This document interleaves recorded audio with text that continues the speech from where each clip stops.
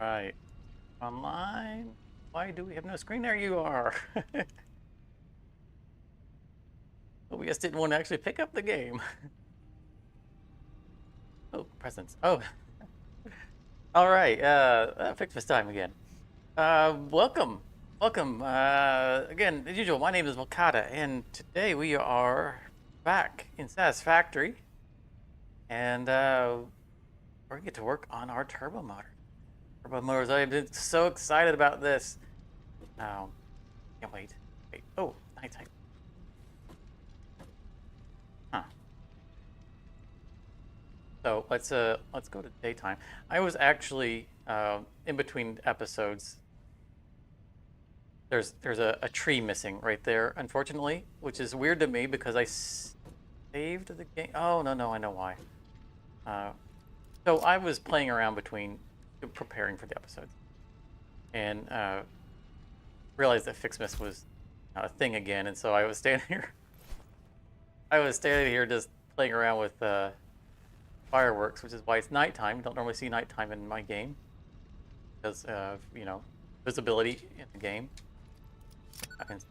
But I just wanted to play around with the fireworks that we had from last year that we never actually played around with because now we can make more of them.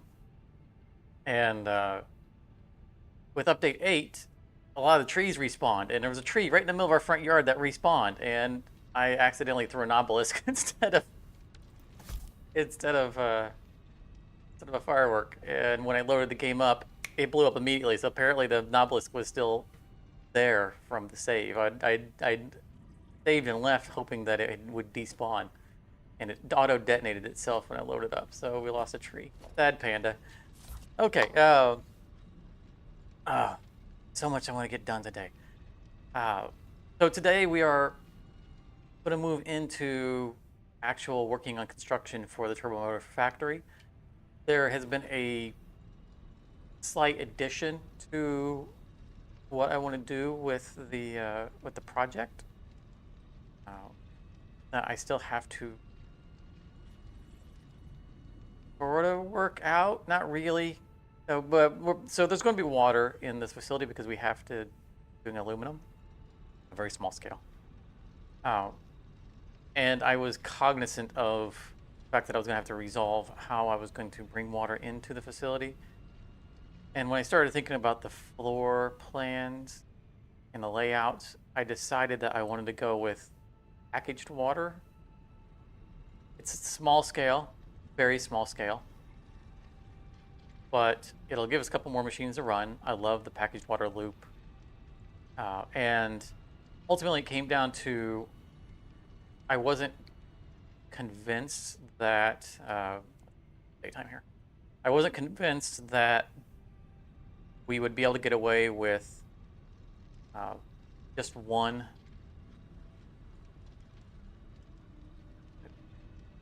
For the no. Exactly noon. Be good enough for now. I wasn't convinced that one fluid tanker of water would reliably keep up with our production rate. So that's kind of the breaking point when we talk about using a fluid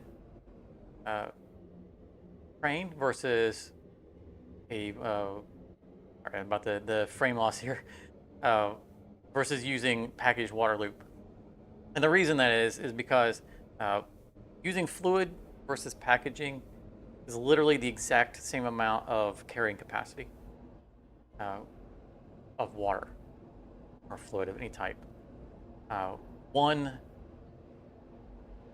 fluid car can carry half as much fluid as a freight car with packaged water. However, when you're using packaged water in a loop, you have to have a second freight car to carry the empty bottles back. So if you're going with packaged water, you're committing to an even number of freight cars. You get the same amount of fluid, literally on the dot, the same amount of fluid back and forth. So it came down to, are we going to get away with just one car? If we are, then we just use fluid only. If we don't want to go beyond one car, then we can do our package loop. And I didn't feel confident that the one car going back and forth was going to be enough fluid. We're not using a whole lot of fluid, but we also don't want it to die. So we're going to commit to 2 cars. And when we committed to 2 cars, that meant we're committing to a new train. So I think we got everything we need. Everything that the train's prepped. The reason is because anyone who was here for, I don't think it was during the live stream. I think it was in my last episode last week. On this, we built the train stations. Tentatively built the train stations for what we're going to do for this project. And the train stations are 3 freight platforms long. And all of the trains that are coming to the station or will be coming to the station already are already committing to two trailers on them. So we could have put a 3rd trailer on the back for the water, but if we're going to do trailers for water, we have to use a new train, which is fine.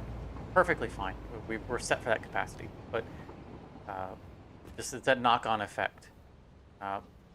So all these saved materials here, this is for the next stage of the space elevator. And the reason we're down here is we need to get together the materials for today's build, because we're going to start building today. Great. Can't wait. By the way, hi everybody. Anyway, I hit the ground running coming into this episode, so into this stream. So I don't know that I actually stopped to say hello to everybody. I hope everybody's having a great day. We need. Oh no, that was actually the right button. So to show you what I'm looking at, we're going to bring up very quickly the spreadsheet to show a little block of information. What I'm doing here. Between the stream and the episodes and whatnot, I've worked out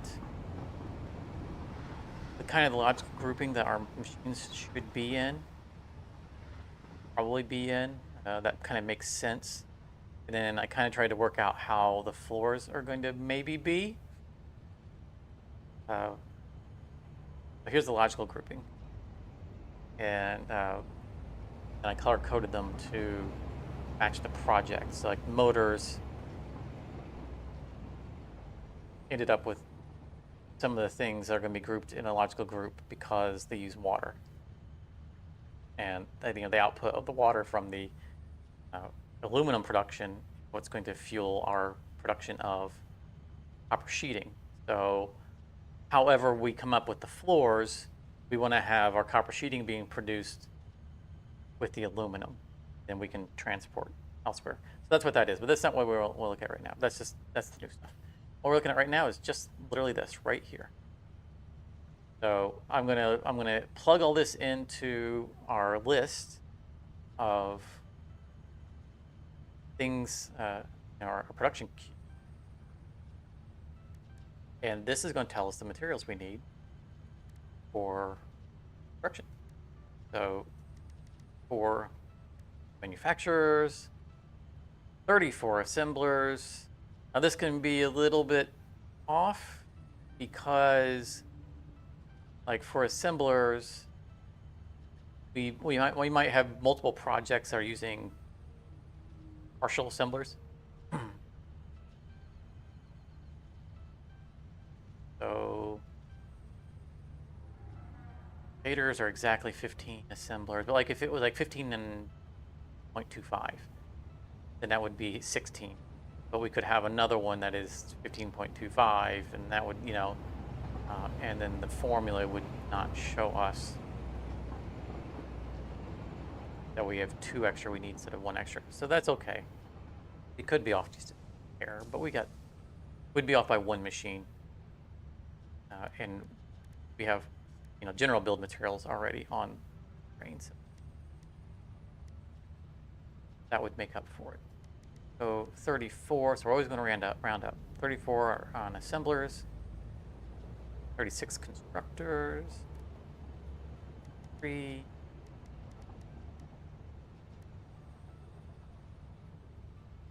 We're going to need 8 refineries. Yeah. Hey there, Charmer. How are you today? Didn't drag you off the high seas, did I?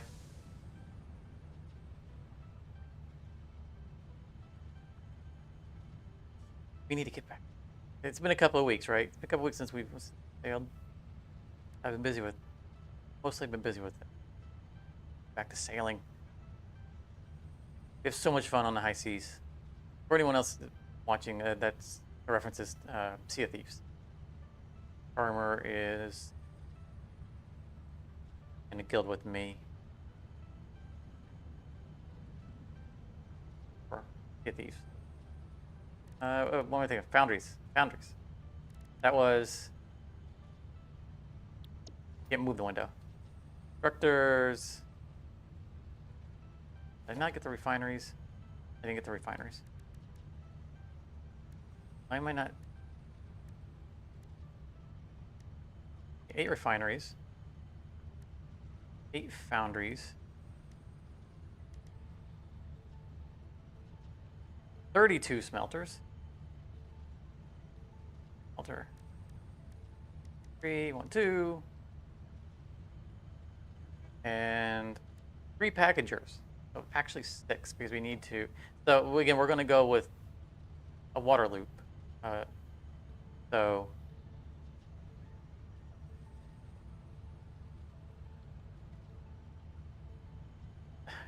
you're probably in a higher resolution. It's the same camera. Should be 1080p. I actually don't. I hope that my camera's in 1080p. The stream is in 1080p.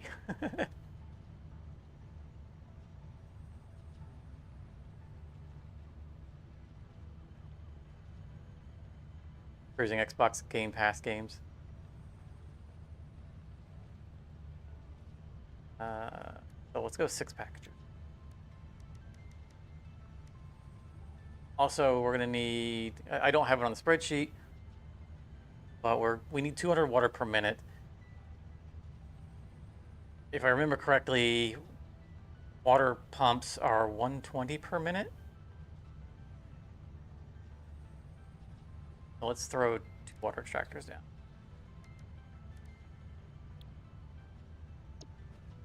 And that's tentatively our material requirements. That we're going to need to set aside and put on the train to take with us job site. I should have put a door out the back of it.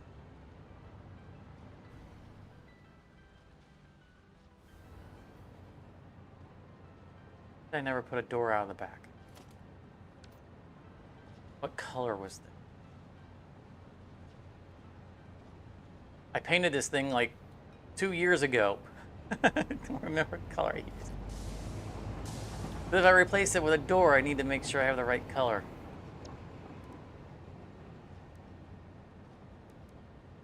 Pink.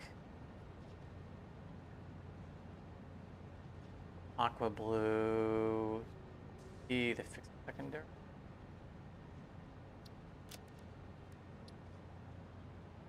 No. That looks. I always save the color I'm using. I don't ever do one-off colors.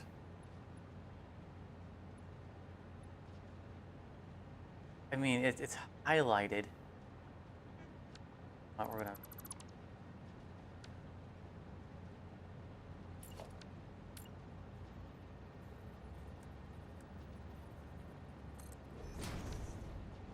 There's a highlight color to it, so it's not green. Click on it. Click away. That is not it. Oh boy.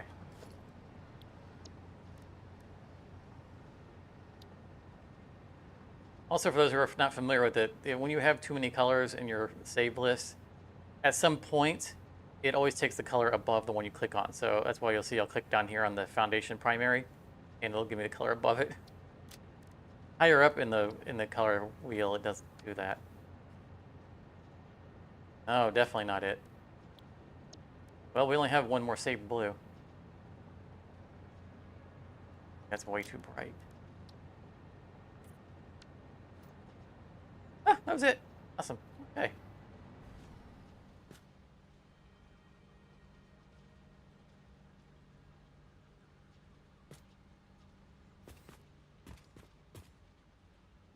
Well, if I seem higher def, then I'm just large and in charge, right? I'm alive. I'm live and live in color.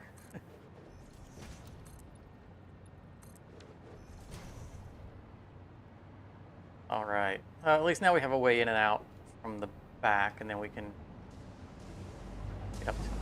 I just wanted to see, first of all, if we had stuff already in here, and it looks like we do. Goodness, we have a lot of stuff.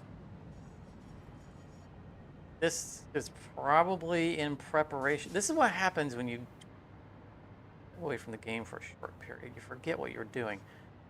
I'm guessing this was all for the next step of the space elevator.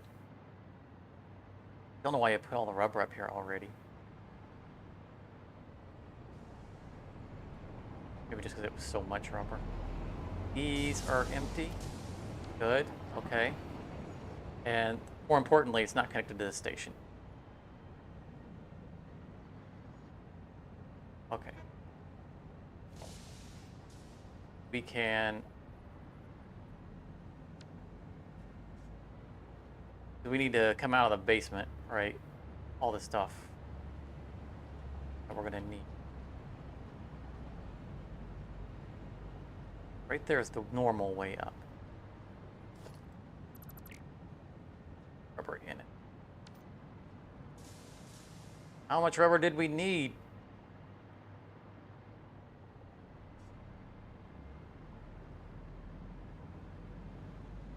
Rubber on the line. There is. What is this kind of sleuthing? What's going on here? Oh, that's infinite. Coming from the source.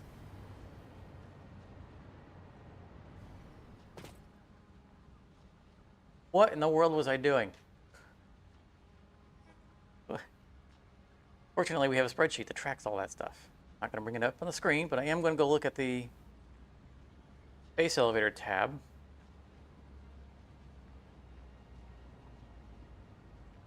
So assuming that the next project we were going to do is the magnetic field generator, which happens to be the last thing that my cursor was on, that takes 40,000 rubber. So that's probably what we were doing, was putting away a ton of rubber in preparation for that. Batteries, steel beams. Well, this is going to be easy. And it makes some sense because about the last episode, I sort of went to the space elevator area to collect the completed material for our next. I knew we were supposed to be done with the next item and prepared all the stuff we have set aside to go to the space elevator to start the next item. You know, it's all down there. It's all waiting to go. And I went to the manufacturing area, and I had forgotten to make a connection. And so the last step of manufacturing had never started. It's running now.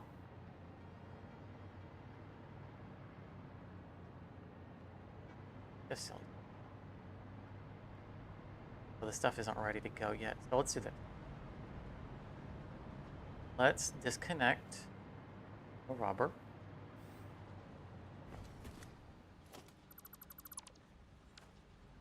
Let's drain the line.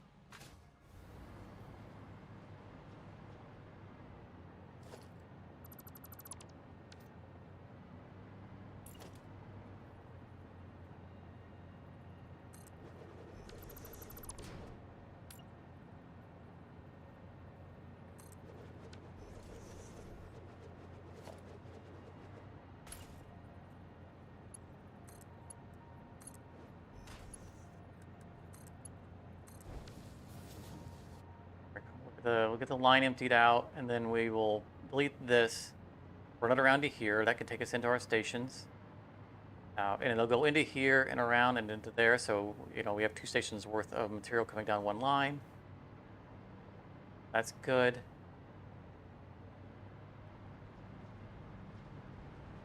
While that's draining, we can start putting together the material.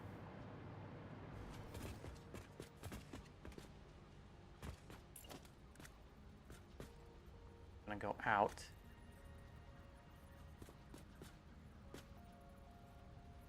Of course, we like to use exact numbers. Oh, let's see here. 80 motors. Might have that in our inventory. Oh, we have exactly 80 motors in our inventory. No, that's how many we have. We need 100. See me. Motors.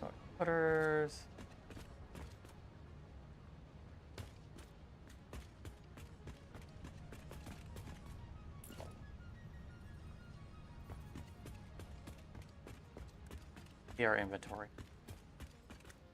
The things that we don't need a whole lot of, like motors,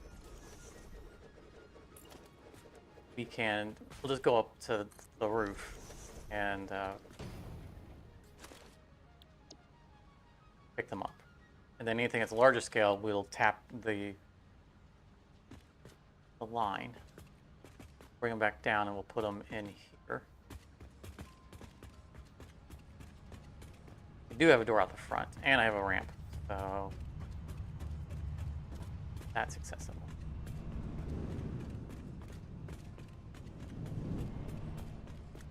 Motors are down here. It means motors are upstairs. But we do need rotors. 136.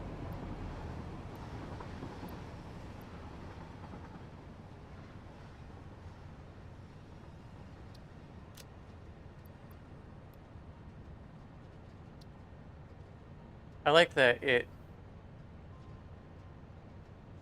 looks like it reordered itself to the bottom, so because it knows it's full of what we need, and so it hid it, which is excellent. Nice little detail. Plate. Might not need to do any of this on my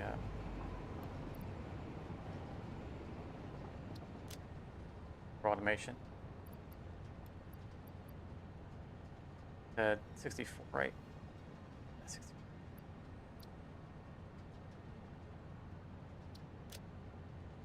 This project has turned out to be more efficient than I expected when I started it, from a material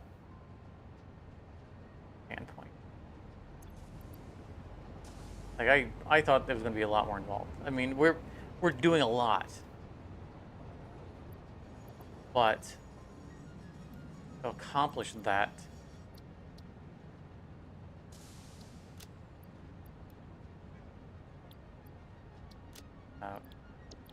I expected it to take more machinery. Fine. When we did the Tower of Power, for example, my goodness. I mean, the amount of machines it took to accomplish that. Crazy. And here we're making turbo motors almost entirely from scratch. We're literally going to be bringing in the raw resources and melting them inside the building. But our recipes are efficient. And not going to take nearly as much as I thought it would.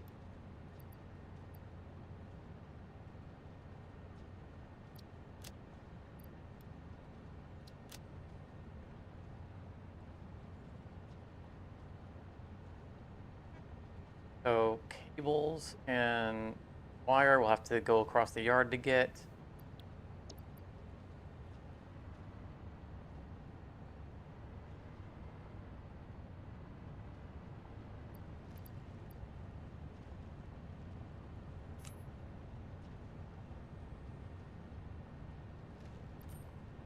40 out of this.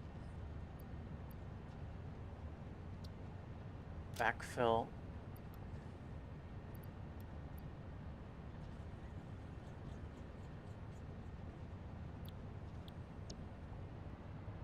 Rods. We have to get those from the yard too. That's another thing that's not coming up to here.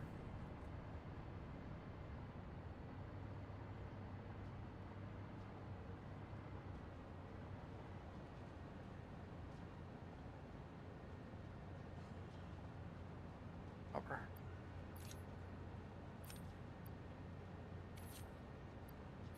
Oh.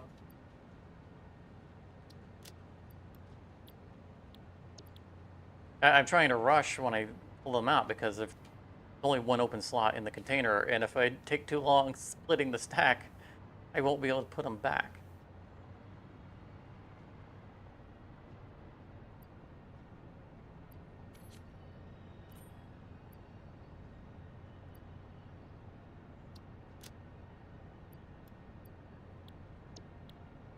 Sheeting we'll have to get from over there too. Wow. Concrete I'm not going to worry about because I have concrete. We have everything. We have, no, we carry concrete on us, on the ship, on the, big farmer got me talking about Sea of Thieves, and now I'm thinking ship.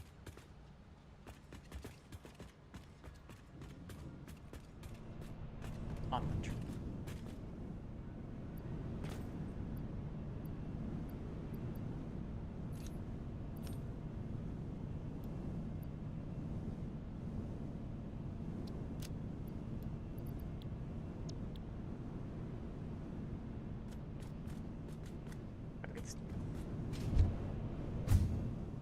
Oh, plastic?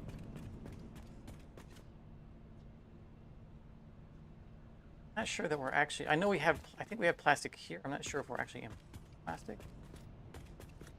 I know that every time I need plastic, I'm always unsure whether or not I actually set up plastic transfer.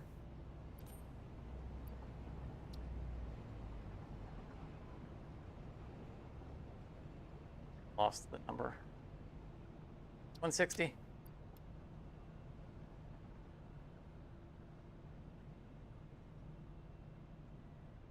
I'll be in 120.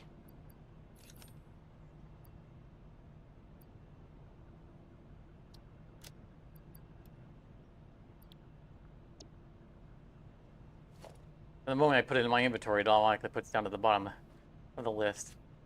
All right, let's see if we have plastic here.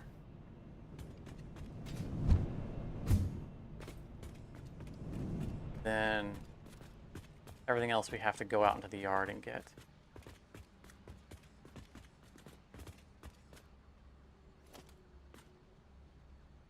I don't think that we have permanent fake plastic. That seems...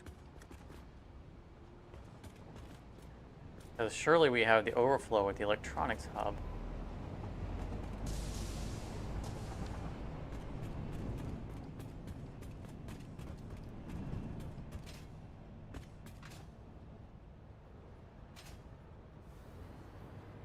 We mark all of our inputs.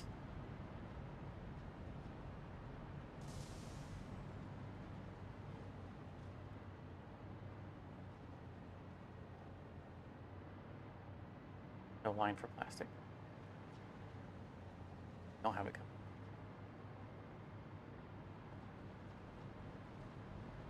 I could have swore we brought like a load in just so that we'd have it for use.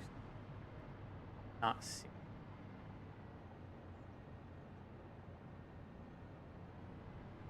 And habitually, like when I'm between episodes and I need to restock plastic on train, go to the electronics hub.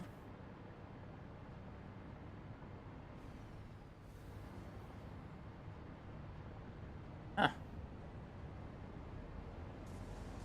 I'm sure there was a reason I decided not to do that.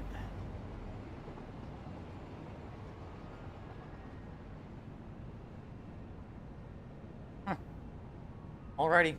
Well then, let's go get everything else. We have inventory space, right?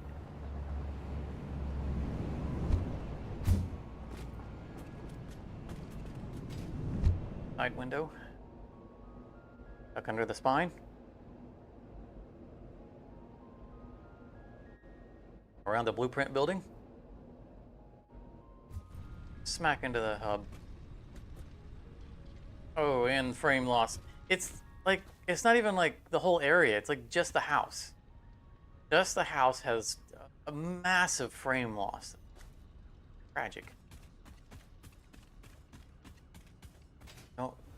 Don't understand why, because there's nothing fancy going on at the house.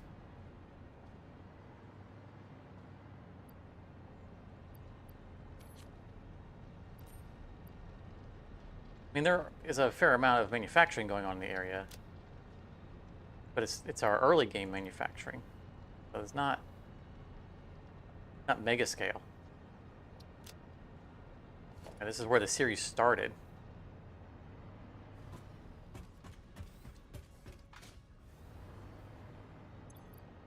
Everything.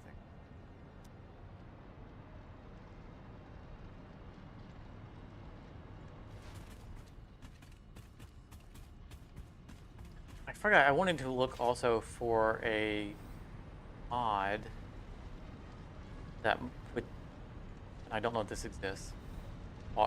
Thinking out loud, I would like to find a mod that disables the Fixmas presents that are falling from the sky without disabling Fixmas. Because, you know, we've completed the Fixmas event last year on this save, so we can't do it again this year. And I've already been over there, hence the playing around with fireworks, and I expanded the storage for fireworks. Machines are running right now. Now that they can run.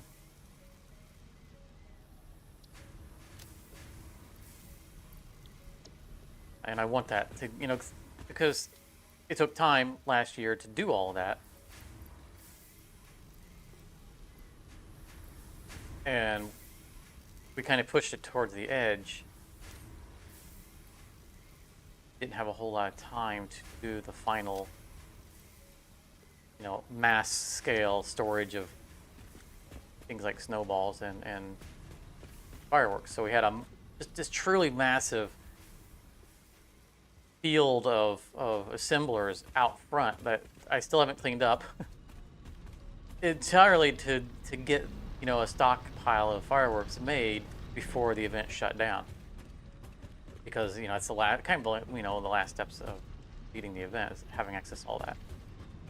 And now this year we have the entire event time for the machines to slow roll making more. So I've already gone there and expanded that storage.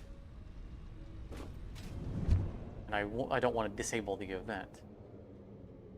Plus, I want to have access to make, you know, like the fancy belts. You can make the belts have patterns on them for Christmas, which is really neat.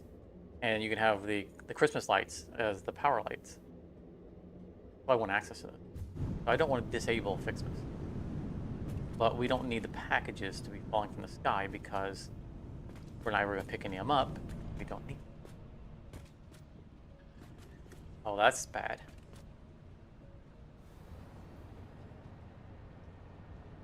That's real bad. That's going to need some troubleshooting. You're using casings faster than they're coming in. Odd, because we have a secondary aluminum casing plant. All right, we're not going to bother with this on stream, but I know that we're making like 200 extra casings per minute than what we actually need to use. So I might need to look at getting another train, bring the other ones here. Might be a timing issue on the train.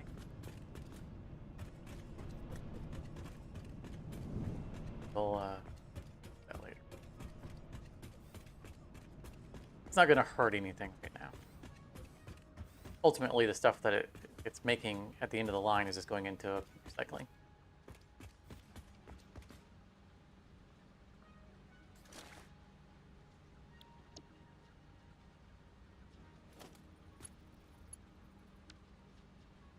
I can't make a belt to it because I don't have the material on me. Or I make the belt. Or that we redirect that belt.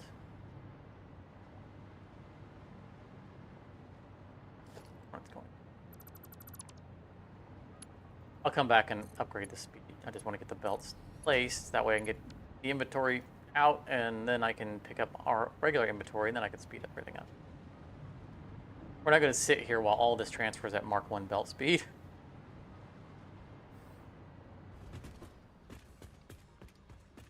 Bit of a masochist.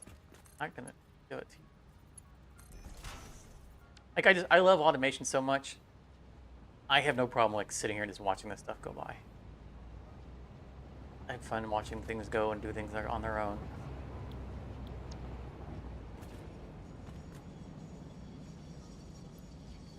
As long as we don't have cable.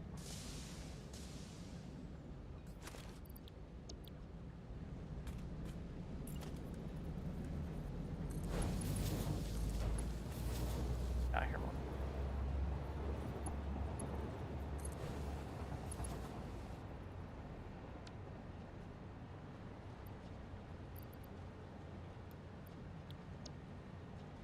That gets me at exactly 1 stack of cables, didn't I?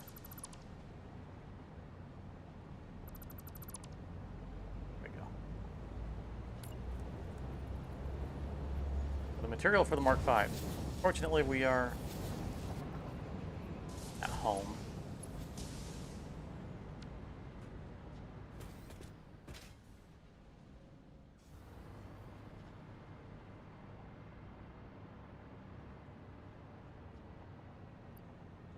This is a limited resource. We no longer have aluminum sheeting coming to home because all of it's been redirected towards the battery plant.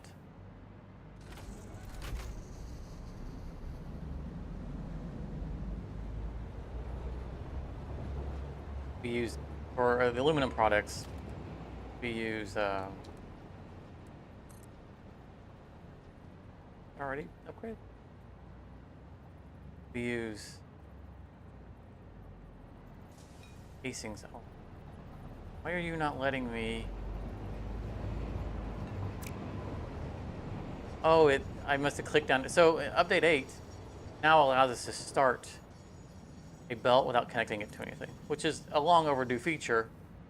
However, if I accidentally click when trying to do something else, then it gets stuck down there, and I didn't realize I was trying to place one. It's my... All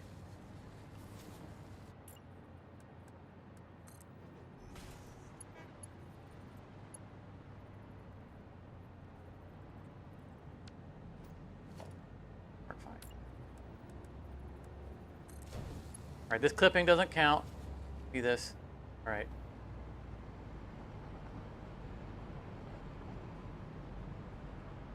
There we go. That should empty stuff out pretty fast.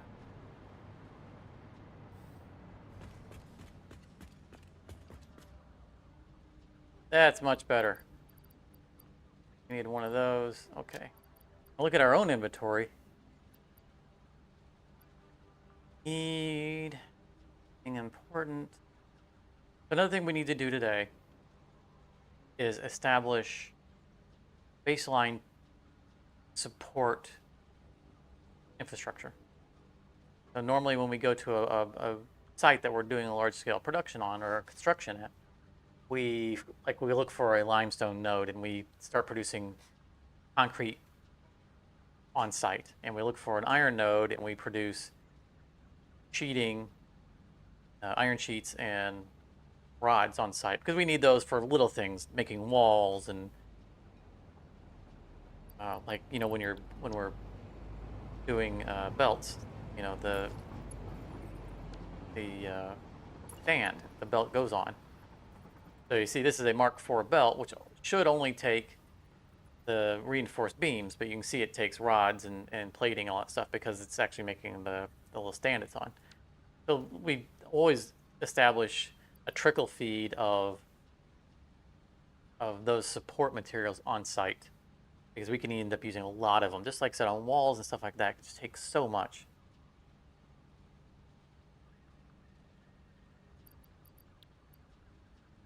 We're probably at some point going to need more silica for windows. Won't need it today. Finished. Not even close.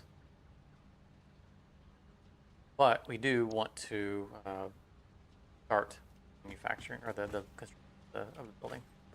So today we're really going to be focused on what is our layout going to be for the floors, what order the floors are going to be in, you know, how big are the buildings going to be. It's part of the layout, right? It's how many constructors are we going to put on the floor, assemblers and whatnot.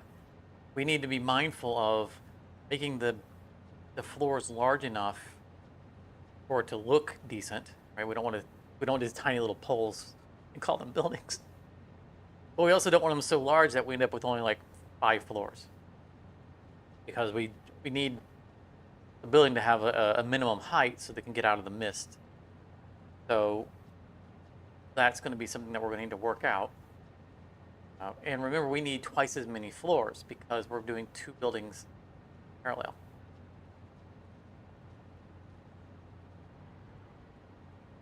So it's going to be, there's going to be more open space than you find. It means we won't be so cramped on running conveyors and whatnot. I think we're going to swing by the electronics hub, pick up plastic we need, and then head to the site. Right. Now we do need to establish where we're going to do water manufacturing for the loop, and probably set those up today. So we'll need to drop down a couple of extractors somewhere. I have an idea. Might not work on it.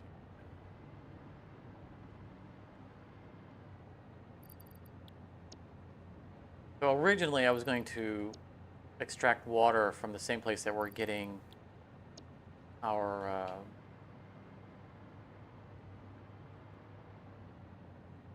so we were going to get our nitrogen gas from, right, literally sitting next to a pond.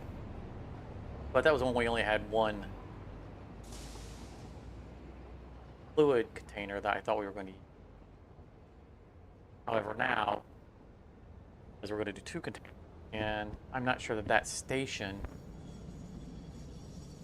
we can't do that because we need a new station to pick up the water, because we need it to be the front 2 train segments. The front 2 train segments at that station are nitrogen gas.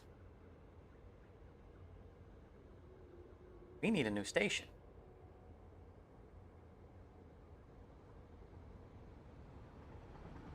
Well, let's start moving.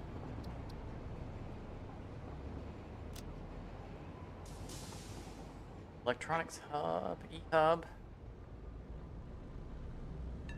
I think mid is our, for alphabetical order, then they would be grouped sub mid.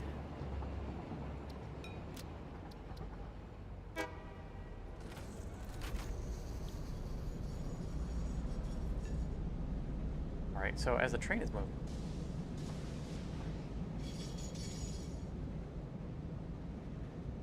our facility is right here. There's our copper and iron, and our coal and caterium. Over here, the batteries. We'll need to have a train to pick up batteries because we're going to be using drones. So there will be a train going to the battery station. This is our work site train station. Temporary, it's going to be taken down.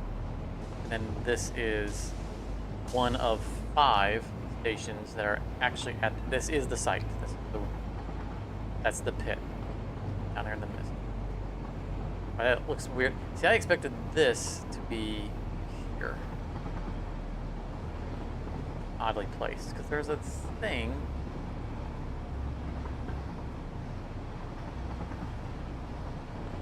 thought that this was the ledge that we were next to. I mean, this is fine. We want to be near the waterfall, so I'm fine with where it's at. It felt like it's out here. Okay. But we have a little lake here that we could use. We don't have a station near it. Originally, that I wanted to just take the water from this lake right here for nitrogen gas. We already have a station there. As I stated just now, we need it to be the front two places. We could stop by and see if maybe I could put another station in front of it. You know, maybe I could drive through and then move around. Right, the location isn't so congested that we couldn't have two trains using the same line. I don't think that we have room out there to put a second station. We can swing by, take a look, see what we can. If not, a little body of water over here. I don't know what the train looks like for putting a station there. And I'm not sure what this water is. I know in that area we have a lot of ramping of the rail line, and we want to come off of a flat rail line. So we could potentially pump it up to battery state. And I mean, we could do it here as well. No, we don't. We definitely don't have room for another station here. That was sardined in.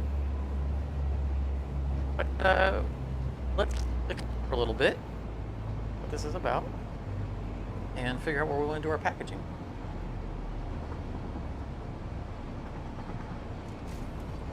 It's only going to be, I think, 2 machines and then like 3 packaging. So, but only 2 extractors, so we don't need it to be a large ocean.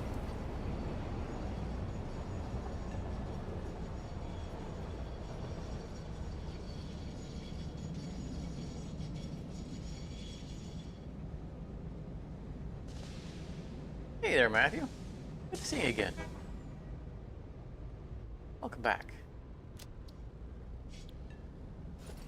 You know, being here gives us another convenience, by the way, something I want to show off. An update 8 benefit. This was the one site that we went crazy with lighting. And we never got to use the lighting because in the Unreal 7 engine, when nighttime would come around, which is something we never have, the frames would just, it would go to a slideshow.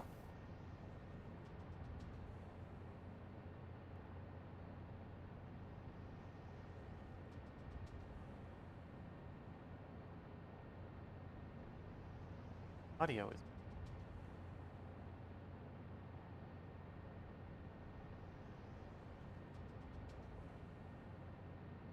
Hopefully that's better. So we're here, and I want to show you guys what it looks like with all the lights turned on. Because I did come by here, and it was a lot less tragic. In fact, this is the first place I came to when I loaded Update 8, because I wanted to see. All the lights are disabled, so they won't turn themselves on automatically. But where all the switches are. This was a prototype for lighting everything, and I realized it was just not feasible. So those are the lights on the rail line, which would be super cool riding the train through all of this. Not cool. And you can see the lights downstairs came on. They were all on that switch as well. This whole area is just floodlights. But there are big lights up here, which are attached to them.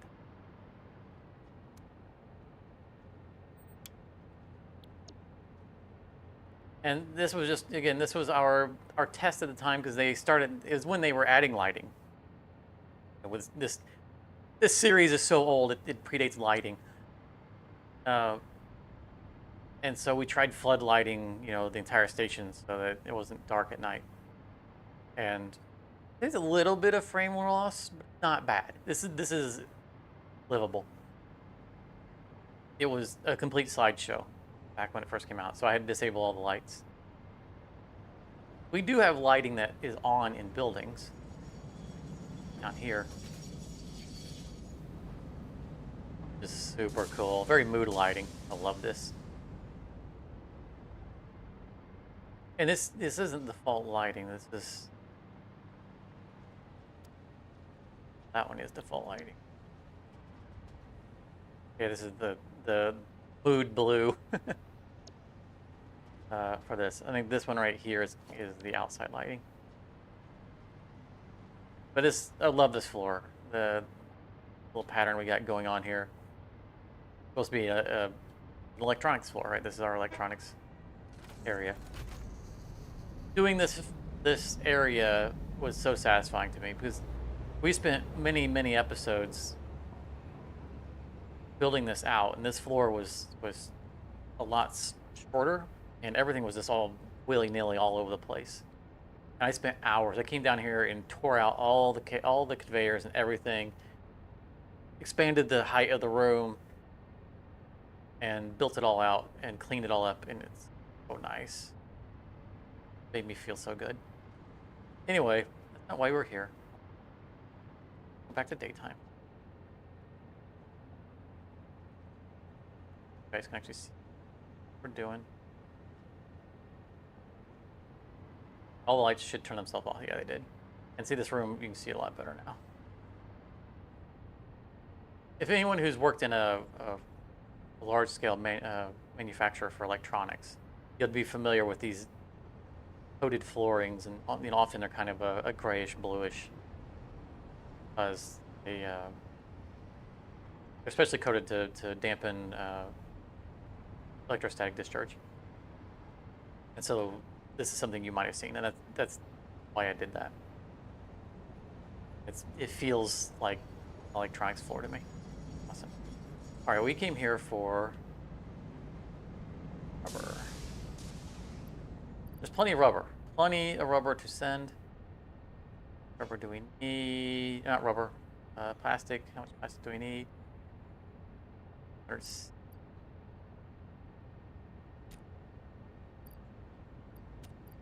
Pop off what we already have.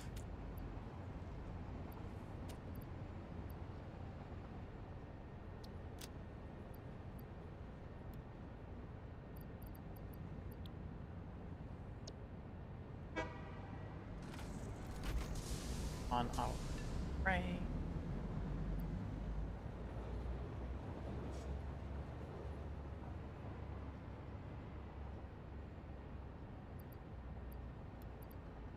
Oh, there we go. That's all the material we need for all the machinery.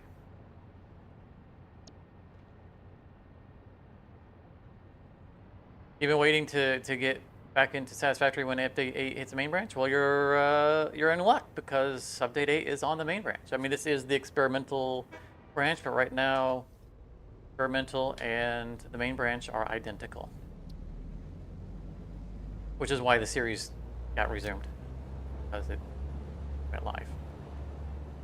It's weird that I then went to the experimental branch, but there's a reason for that. The reason being that my normal branch one is still on update 7. And I need it to stay that way for now because it lost all my settings, and I need to be able to go back to the update 7 version to, as I'm trying to get my settings all ironed out. I just need to take the time to do that. So we're going to go to the nitrogen plant to see if there is a place here that we can stuff a second station in.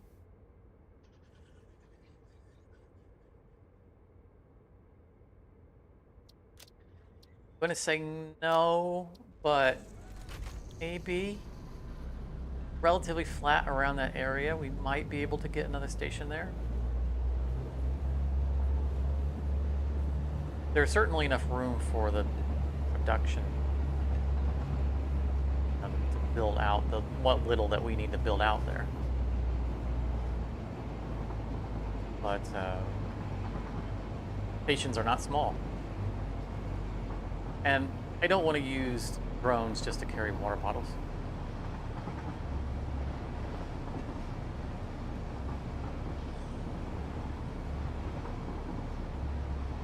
Also because I don't know I don't know what the rate of burn is going to be on the batteries for this project. And I don't want to get us into a situation where we have to build a new battery production facility, because it's a pain to make batteries. I can't bring up the thing while we're driving. I don't want to have to build more batteries. I just don't. I want to use the production facility we have because it's using aluminum, and I don't want to make another aluminum one. All these trees that respawn. Really need to come through and clean some of the stuff out. We don't have any other actual need for batteries. Not an ongoing need, right? They're not used in any recipe that we have any intent of using.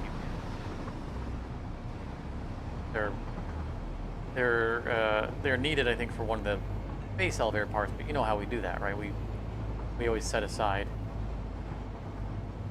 while we're driving by.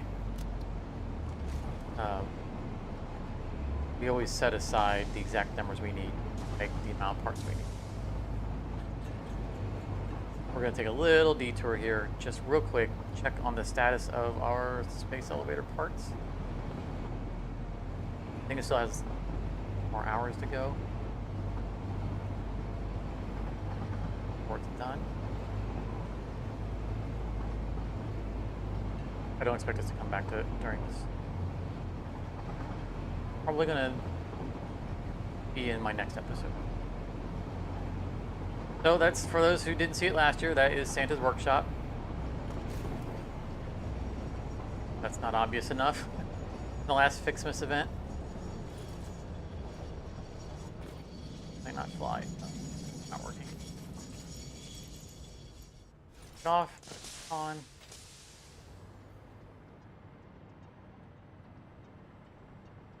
Looks like it's still.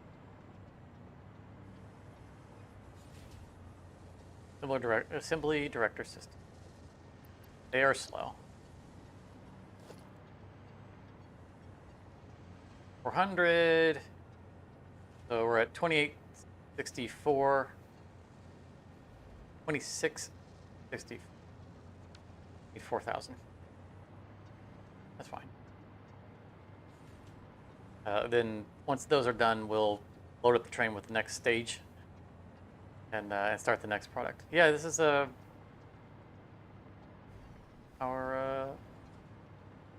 last Fixmas event. Our tree lot,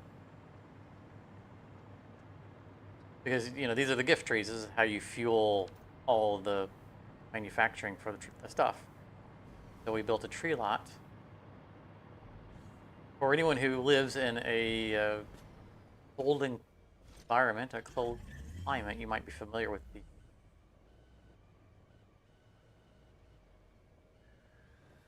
where they have a bunch of trees, and you can just go through the tree lot and pick out your Christmas tree that you're going to take home. That's what this.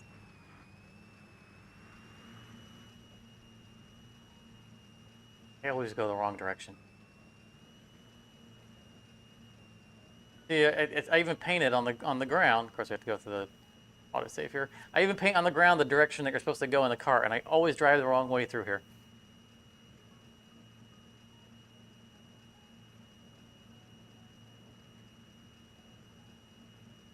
Do I use blueprints much? No. I have. Blueprints are awesome. But I custom build so much stuff that I don't tend to use blueprints.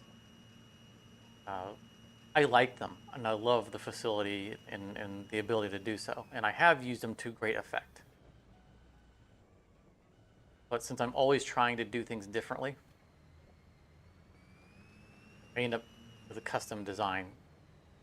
If you approach it from the right way, you can see the snowmen that are. These are the spots where someone's already bought a tree. And it's just rows and rows of this. Of course, the output goes underground so that it can supply the factory. We're not going to spend any time here. Just off because I think it's so awesome. Very proud of this build.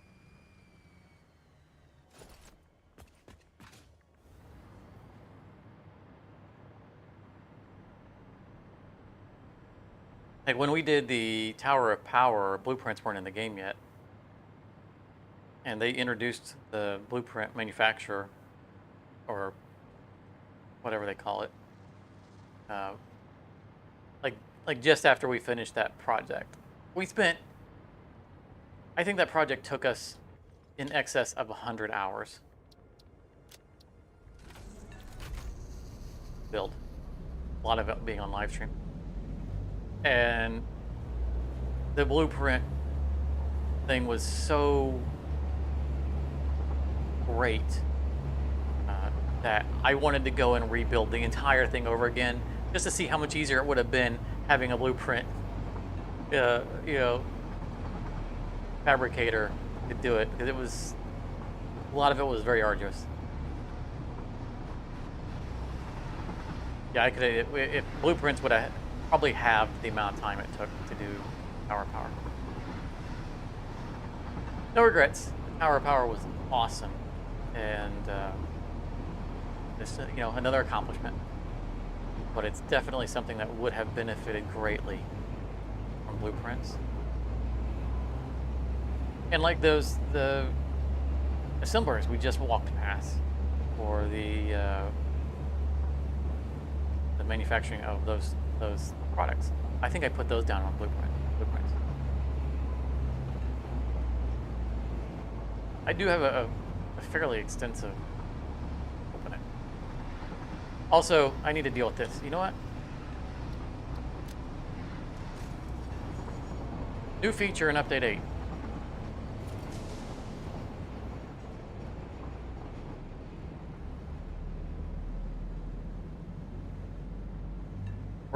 This is gonna be the first time I've ever done this. And it probably won't work well with fireworks. But you know what? Let's use fireworks anyway to augment the celebration of what we're doing.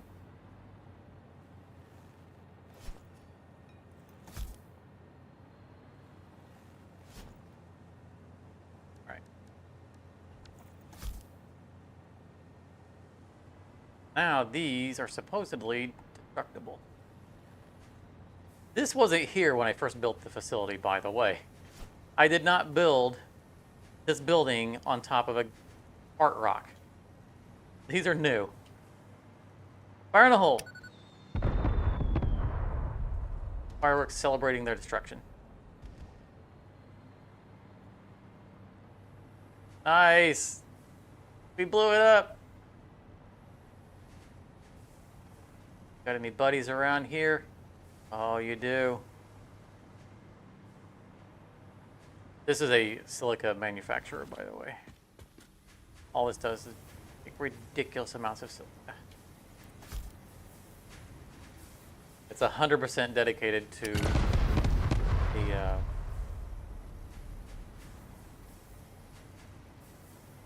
the Illuminati aluminum production plant.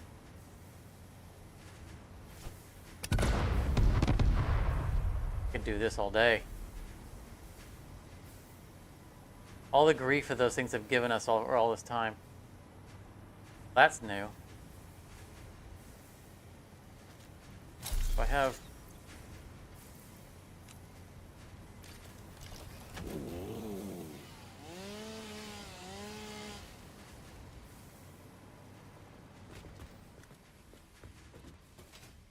more gas.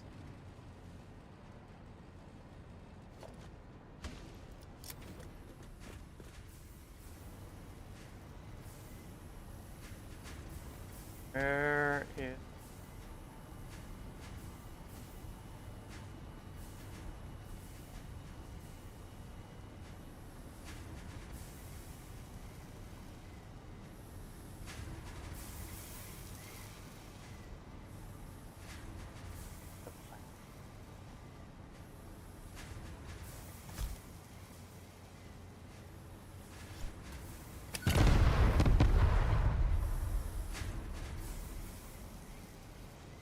Guessing that little knob there is part of it.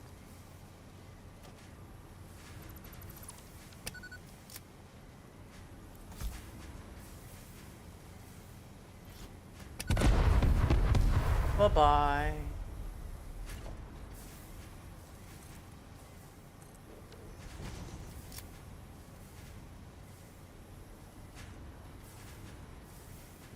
You know, dissipating.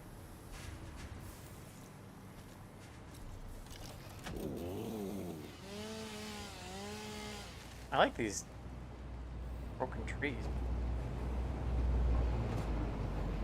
Speaking of in a way, let's get moving because our train is going to block some traffic.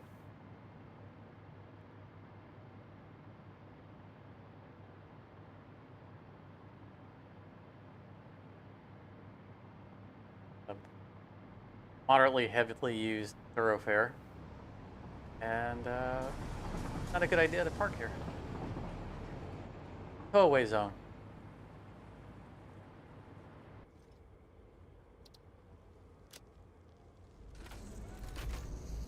In fact, blocking this could have a detrimental effect to basically our entire factory.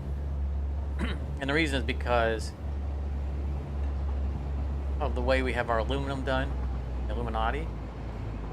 It's something that we don't normally do. It's something I don't really like to do. We just kind of had to situationally.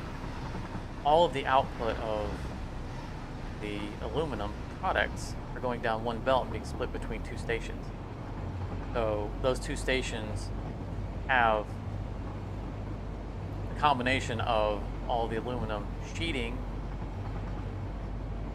Might be just one station, but it's all aluminum sheeting, and all of the aluminum casing are combined. And then the trains separate them out, because the trains are set to only pick up the right time that they need. If we were to back up the production facility, potentially that could get backfilled, and you get lopsided to where, you know, if the train deliveries don't keep going soon enough, you could say you fill up with casings and not get enough of the cheating in there, and then it just never recovers. It's always too full to get all of it, which would cause other things to shut down. All right, so anyway, it's important to make sure that line's always running. More trees that have respawned. I'm gonna have to do an off-screen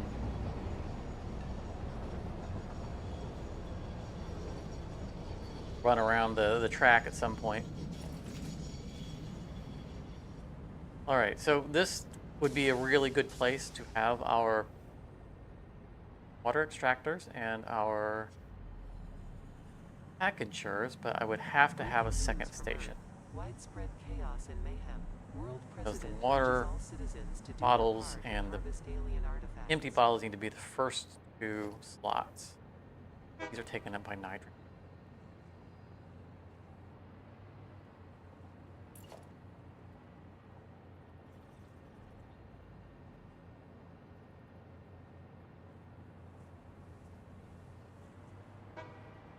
So for 2 stations, we need 6, right? But it's two blocks deep, or 16 meters for one station. One station takes up blocks, and we need room for the actual front of the station. So it would have to be. We'd say at a minimum we would start here. Because we'd straight pass through, and both of them would go through, and then there would be a loop around, rather than this breaking off. Rather than, you know, like say drawing, because we can't draw a line off of that.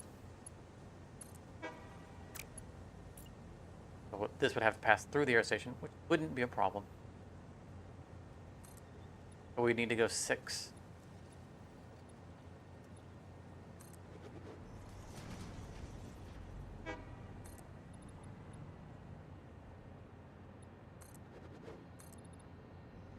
That would define the station. Then we need room to turn around. I think this is.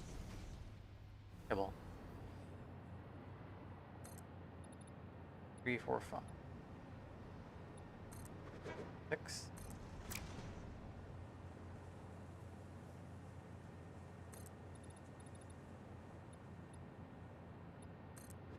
We could do it. We could do this. Oh, trains. Nitrogen train is waiting. This is absolutely viable. It's so viable that I'm making an executive decision. We're gonna do it. But not only we're gonna do it, we're gonna do it right now.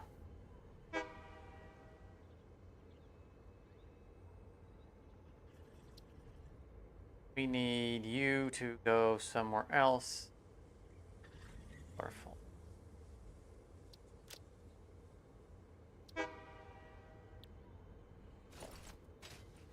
Just to get out of the way of the train. And then boomerang back to us. And we can just start placing the station while we're waiting for it.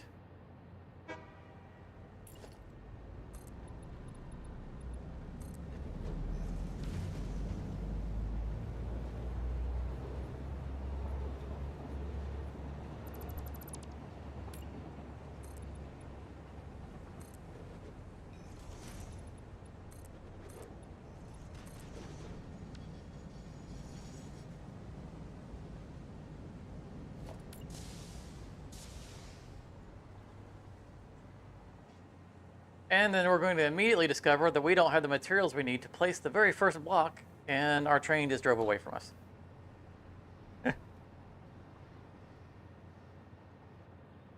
Okay. Hey, okay. There's other stuff we can do while we're waiting on it.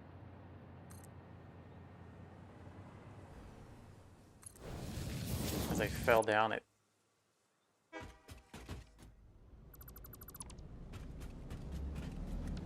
Burned in the...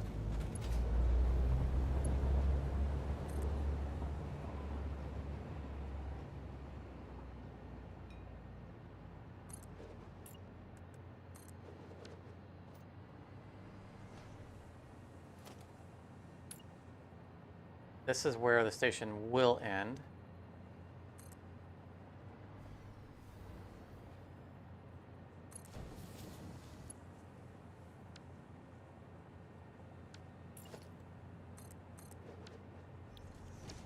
My real type, because we use asphalt for our rail line.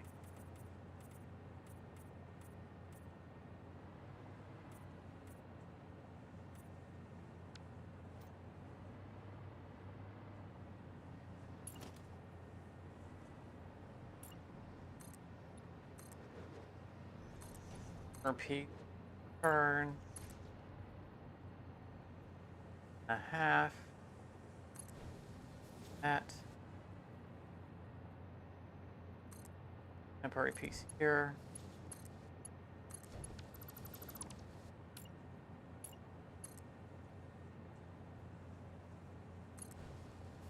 half,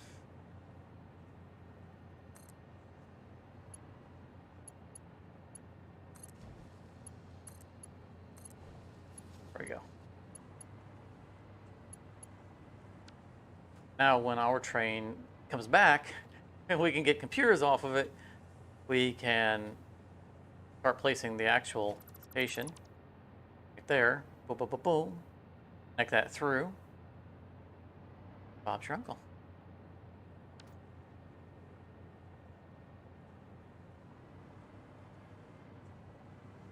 I think that also.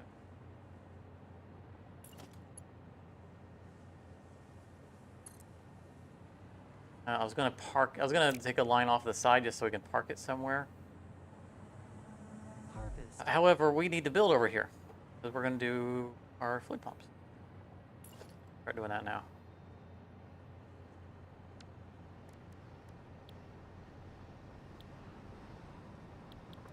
Beth. Plastic. It'll be underwater.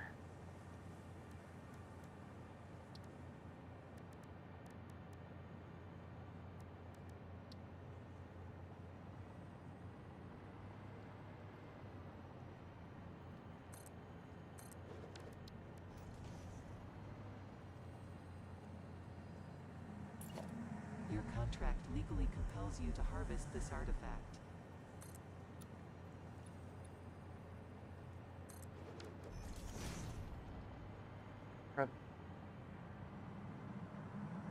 Comply. Bring things. Oh, it's the lady talking to me. I forgot there's a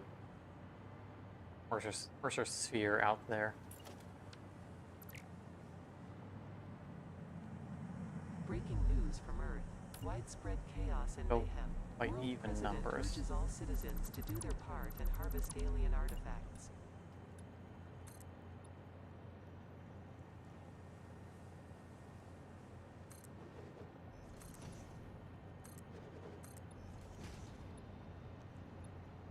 That is. Let's just see if we can get away with placing on top of the. Just for the purposes of getting.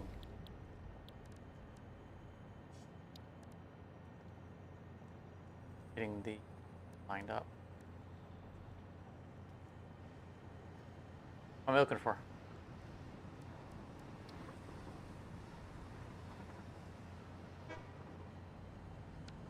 Oh. Picking up multiple Ficsit personnel in the area. No. I need you. Stop.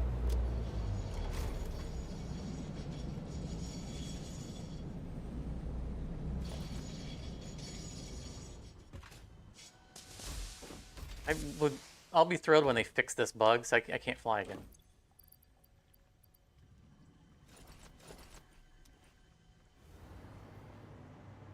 Need computer.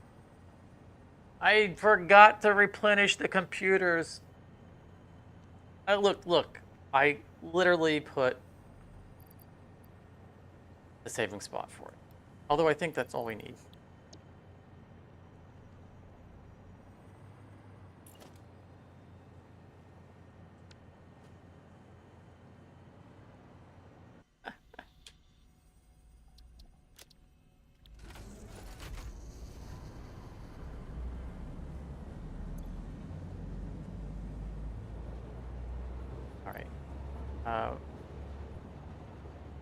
Okay, here, turn off the camera just for a moment.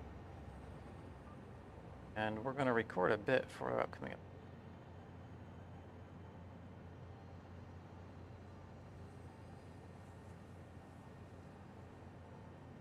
I should make a cut.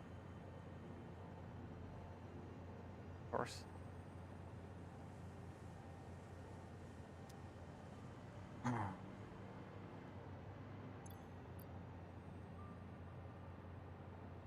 Little note.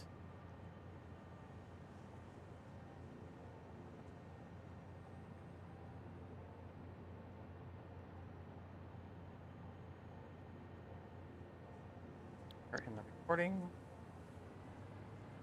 All right, let's record a clip for the next episode.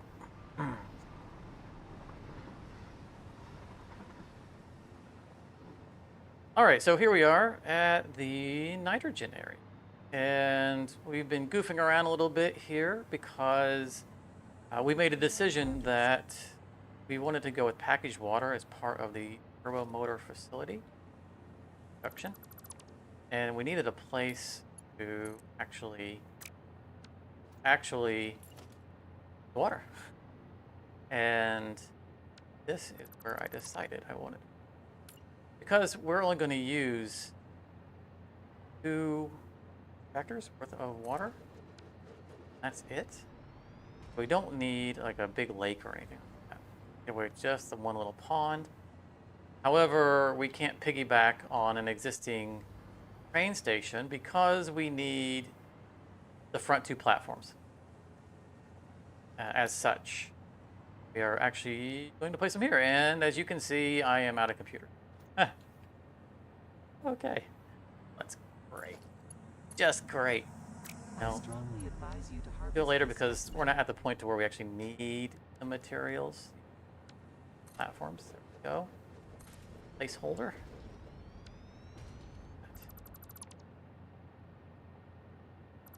For the material type. And this isn't going to hurt anything, right? We're going to have 2 trains coming through here, picking up nitrogen, but they're picking up way more nitrogen than they need. So any kind of congestion through here isn't going to be a problem. I'll deal with those trees later. So if you know, say if we're picking up water here and a nitrogen train comes along and gets stuck waiting behind it, the delay is not going to hurt anything. We're okay with that. But what we're going to do real quick like here is we're going to put 2 extractors out here. Probably a tiny little platform. I think we only need 3 of the packagers. As you can see on the right, we have a list of stuff that we need because this is actually we're doing this on live. We're doing it on the live stream. So if you missed the live stream, then you fell on this.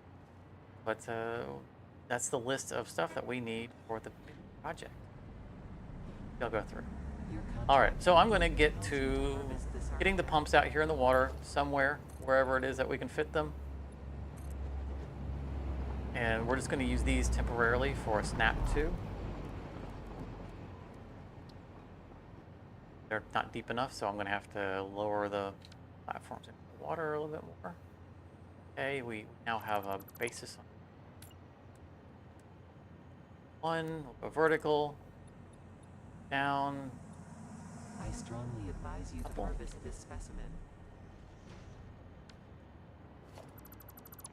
Time to make sure we'll get. Comply. There we go, and we can kind of snap 2. And so I'm going to have to play around with this because the station's really close to this side. So we might need to move it back a little bit. Nope, we won't. Perfect, look at that. Excellent. So I'm going to connect these up, run some pipes out of them, get a couple of packagers, 3 packagers up, and go get some computers so that we could actually build the actual stations here that they'll go through. But now at least this is connected, which will allow the trains to pass through, and that's all we need. And you know, we've got this open spot here. It's just to give it a little bit of breathing room, but also, this is our train coming back, buddy. Also, if something were to change in the future and we needed, you know, one more lot here, we could always delete this little line and put a freight platform here. Station for something else, in addition to what we're already going to use. So, that's it. Yeah, let me get this done, and let's see what's next. All right.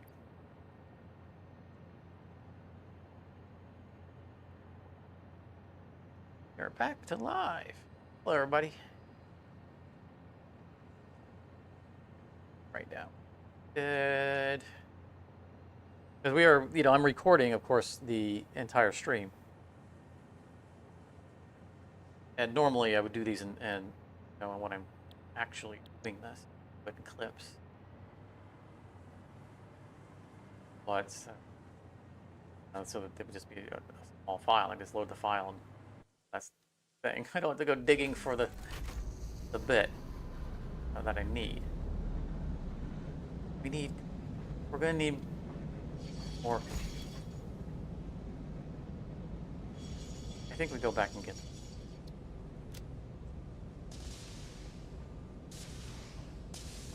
So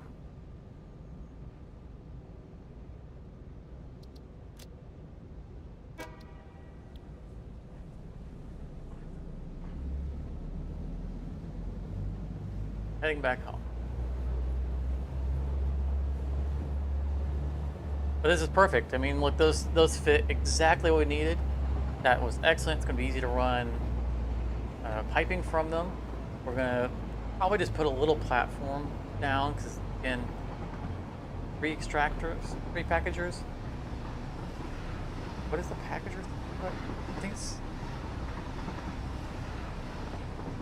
60 or 120. Why do I think that we need 3? I know that 120 is the throughput of the water extractors themselves. Packagers, I thought the packagers were 60 a piece. But I had it in my head that we only needed 3. Over here at...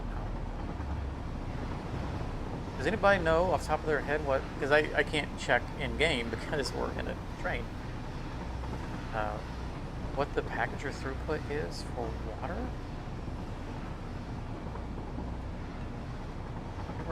Under turbo motor, I put packager 3. Did I add a block? I don't think I did.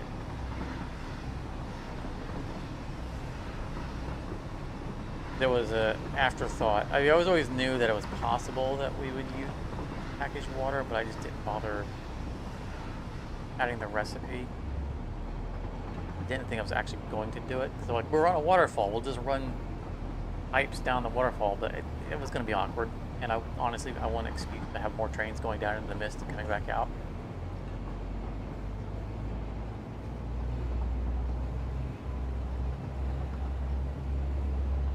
Yeah, I just have 3 down here, but for 200 water per minute, 3 is an awkward number. We would have to have, the machine would have to be like 90 per minute. If 60 per minute, then it's not going to be enough.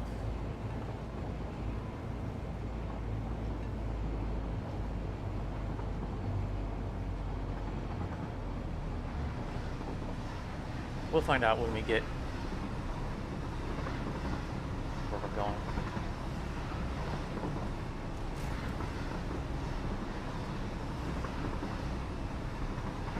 Package water 60 per minute. Okay. That's what I thought. I mean, in my head, that's what it was. Whoa, that was a fast stop. In my head, that's what it was. I wonder why I put 3. Bad math? No, I couldn't have done bad math.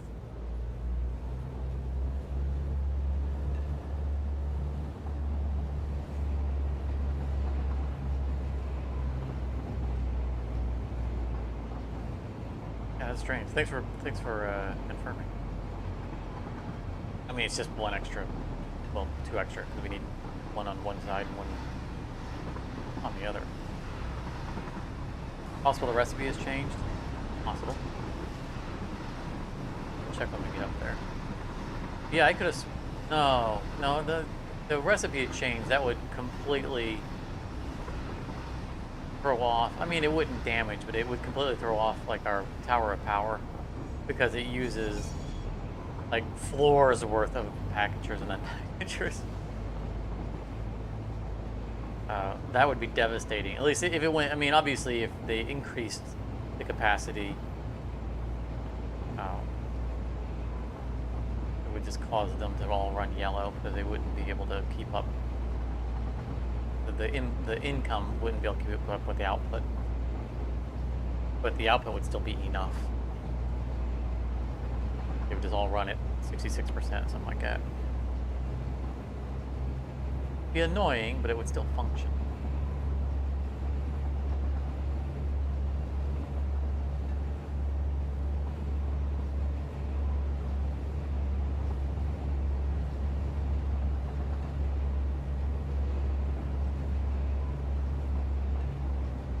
Back at home, back at Lagville. We were seeing frame rate loss around the warehouse, but not as bad as at the house.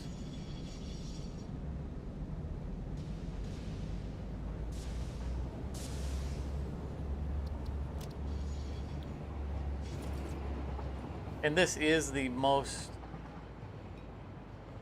conveyor dense area of the entire map because of the warehouse.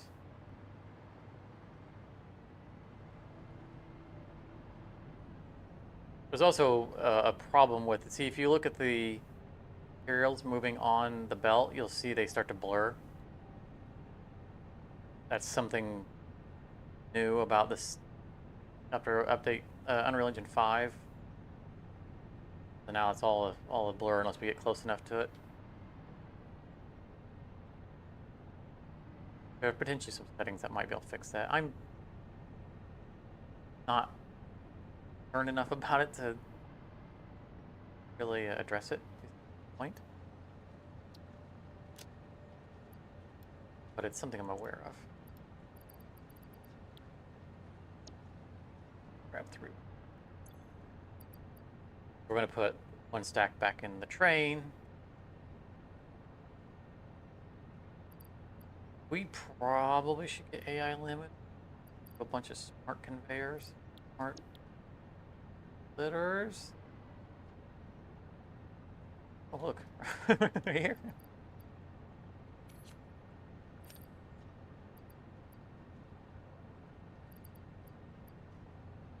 You can see it didn't fill all the way up. It filled partially the way up. And that's because it's what's sitting on the belt right now.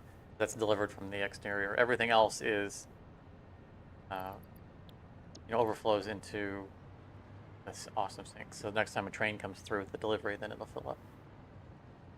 But we're not using them in anything. It's a storage here, so.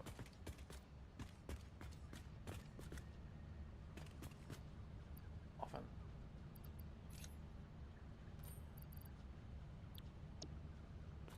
Rotors as well, which are below us. We're on pipes.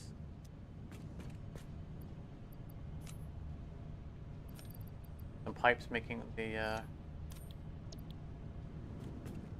little bit of rail line that we just did.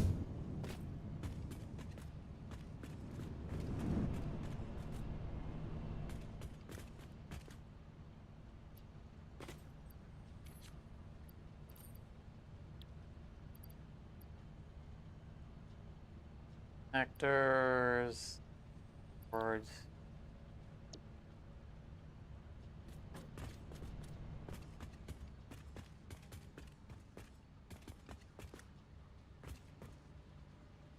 Oh, silica.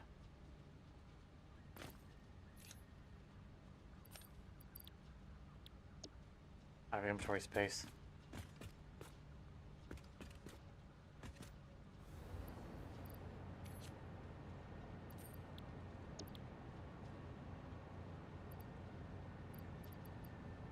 Oh, that's not ideally. I have empty space down here.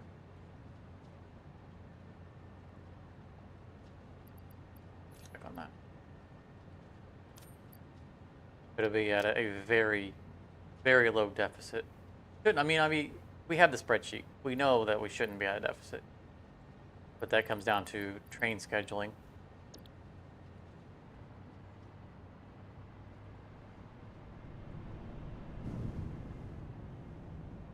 And I want to go by the house. Lagville, no, I'm not going to. I want to empty inventory, but I'm not going to drag you guys through that frame loss. So we'll just put away this stuff. I'll do that between.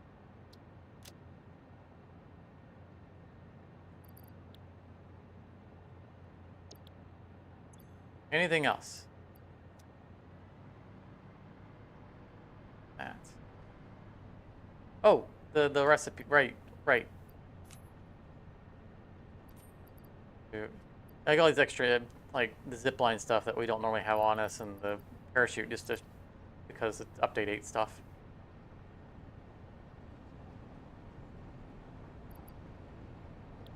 Of our inventory is being up. Oh, I really need extra tunnels. Do I have a storage of them?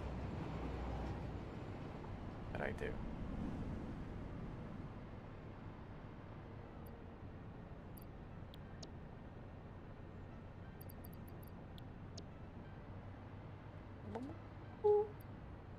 There we go, there's some.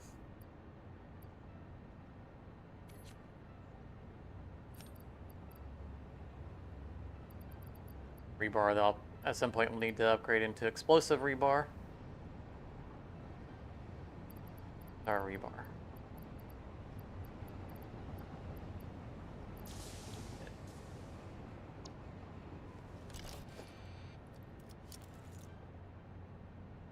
You're out of rebar. That would have been a bad thing to discover in the field.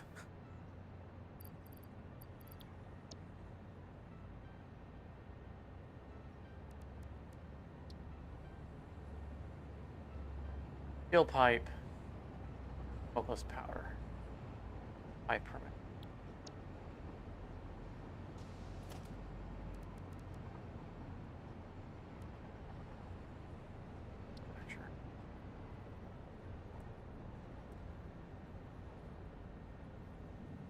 Well, we're not gonna be fighting anything. I'll do this between. But I need to make a.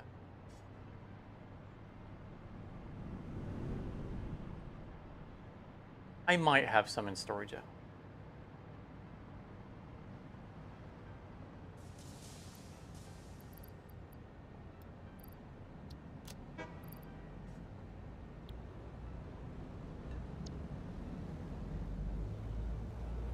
Oh, still forgot to check.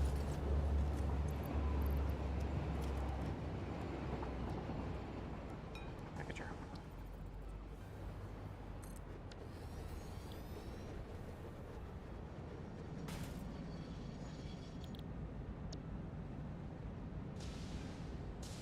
$120 per minute. That's packaged, but it should be the unpackaged.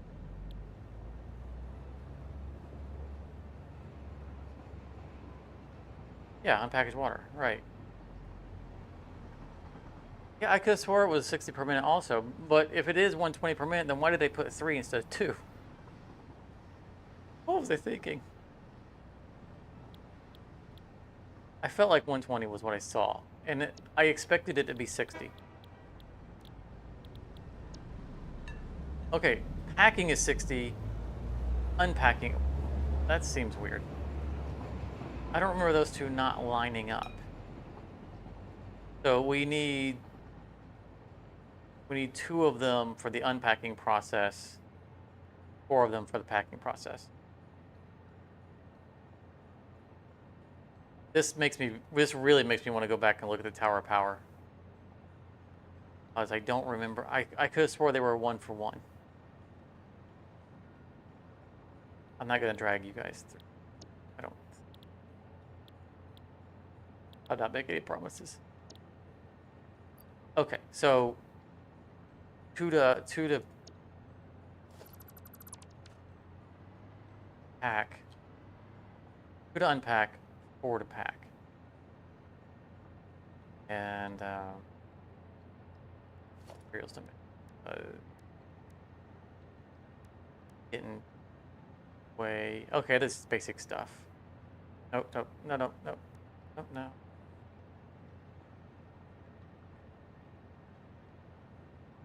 How am I looking over? I just made them. Okay. Did I earmark 6 of them?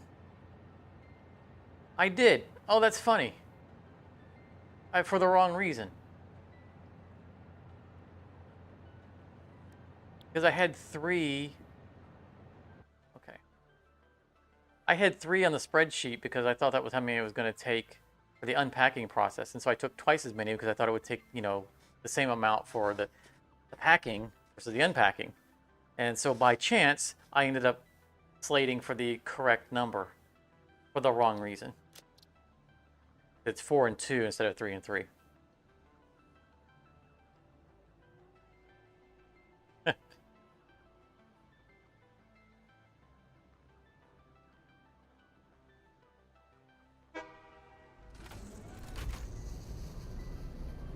do want to check out the Tower of Power to see if we did a lot for the 120s. I would assume that we did. I don't think... I mean, I feel like that would have been in the patch notes.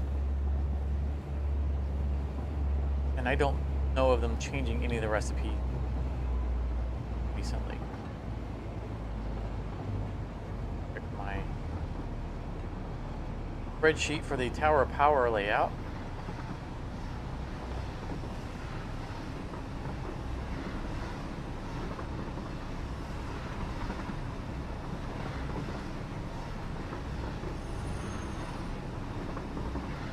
Oh, okay.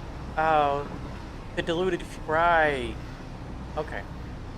So we don't unpack water at the diluted fuel plant. We pack it, we don't unpack it. Because we package water, then the packaged water goes into the machine.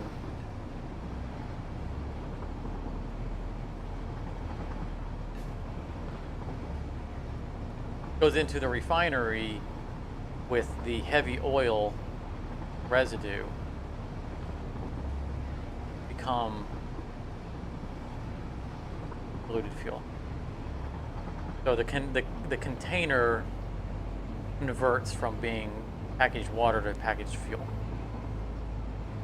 So we never run through unpacking process of the water, so that was never a factor.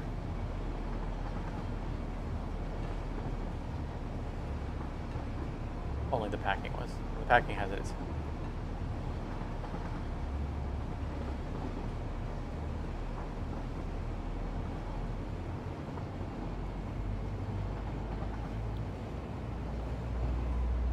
That's the great thing about being organized with a spreadsheet throughout the life of a save file. You can always look back at stuff.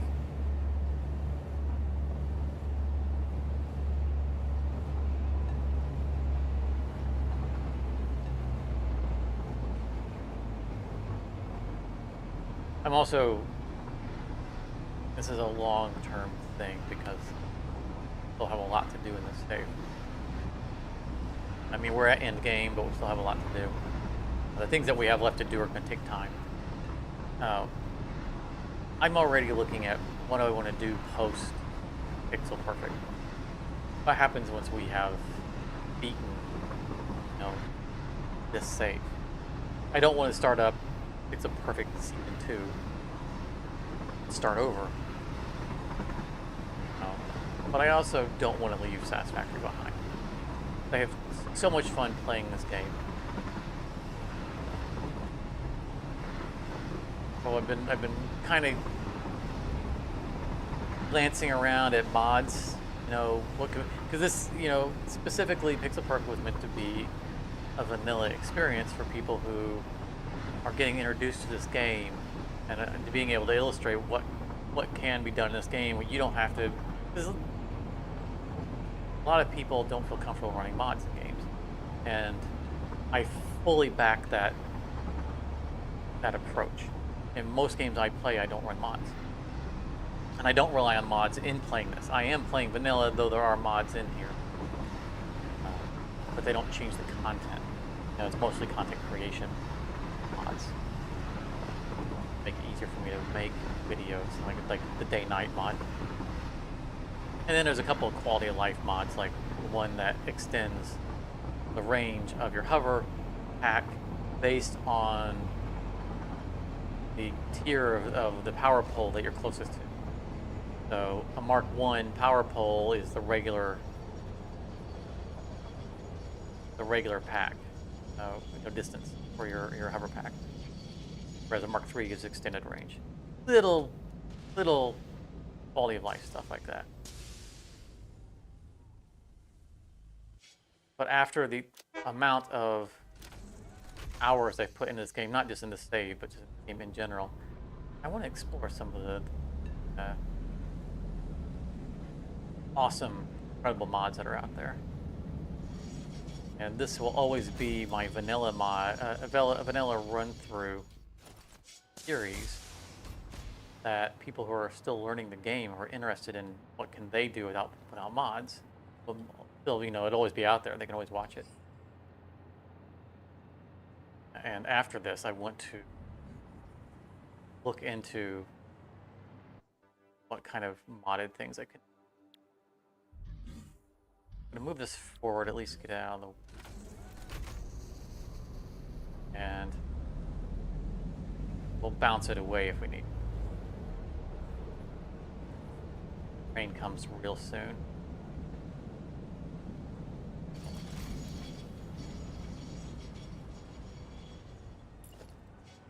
But I saw there's a mod out there called Satisfactory Plus. Apparently, it's basically a whole new game.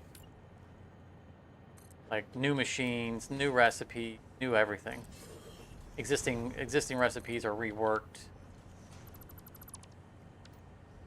They have farming, which I couldn't figure out why you needed farming. I think it was just so that you can raise doggos, which I really don't care to do. But just stuff. And I'm interested in stuffs like that are out there. So like I would look at that as a possibility. Maybe do a series off of something like that. I also am aware of a mod. Let's stick with the plastic.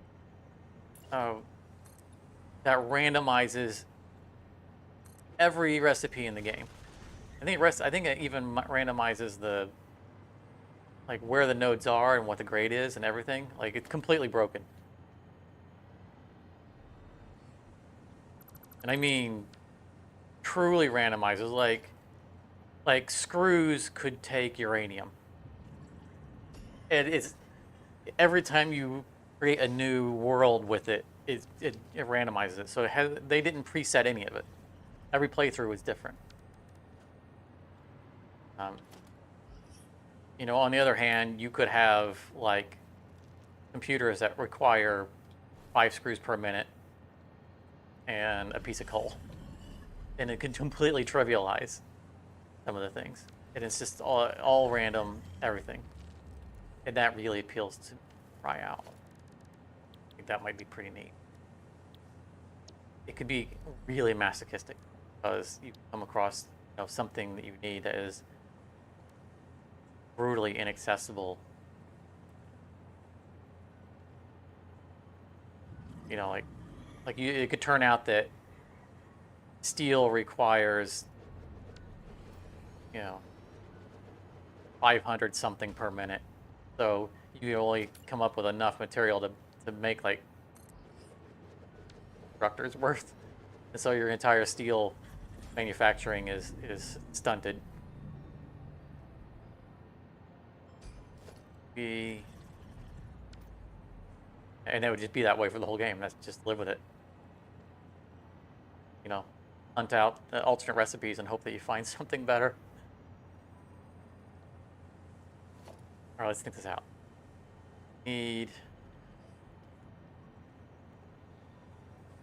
First of all, we only need 200 water per minute.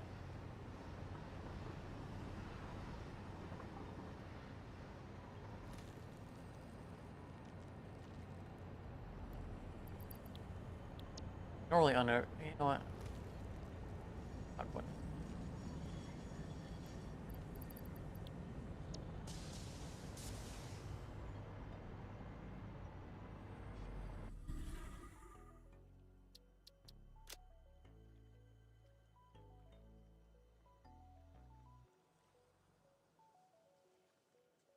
$31 is the new water station.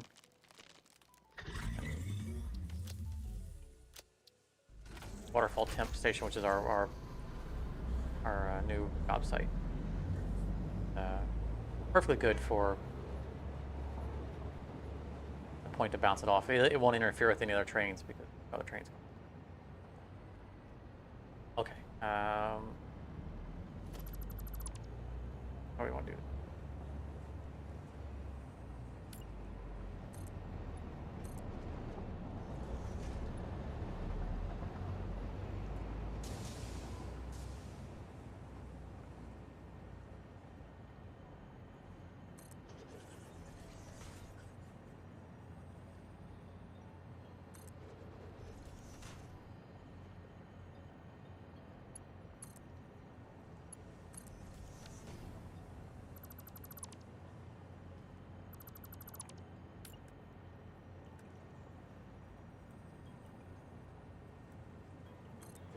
Far out.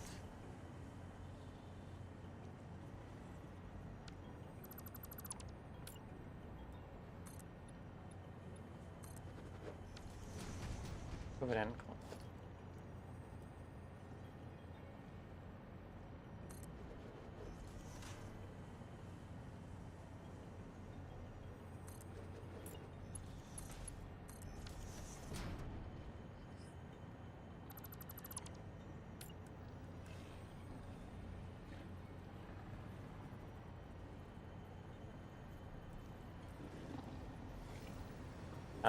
Now that we're so close, we probably need to raise them up.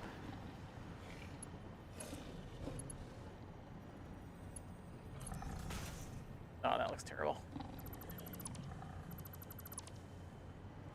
I'm not coming down there, guys. You can just roar and growl all you like.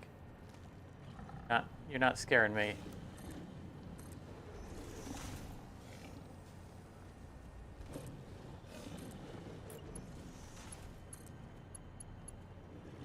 I say that, but you know I'm going to go out of power range and I'm going to fall into their clutches.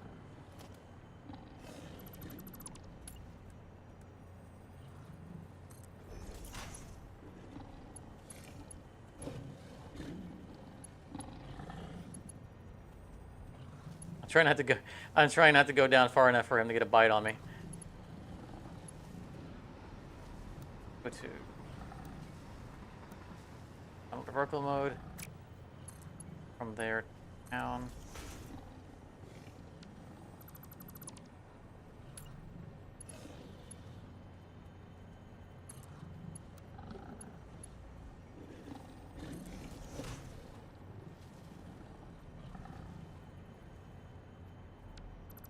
Don't like it.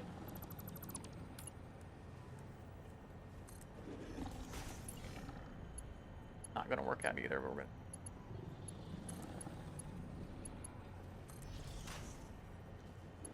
A little bit better.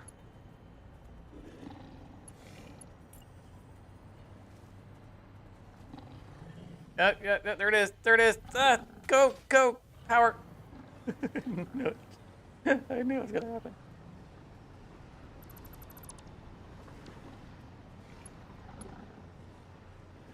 All right, let's build this power line.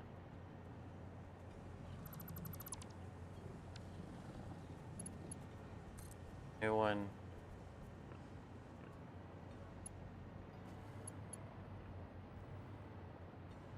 Don't want the train clipping through it if we're gonna.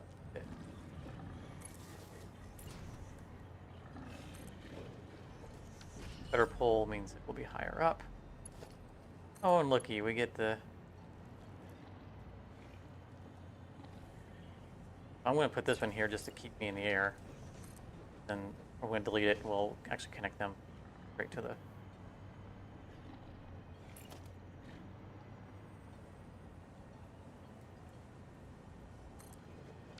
Now, if we don't want this, actually. Interact with it, I believe.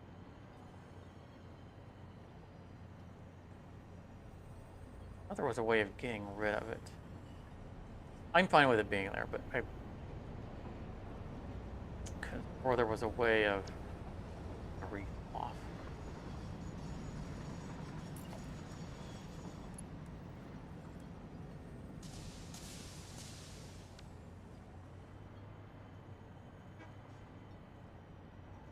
Okay.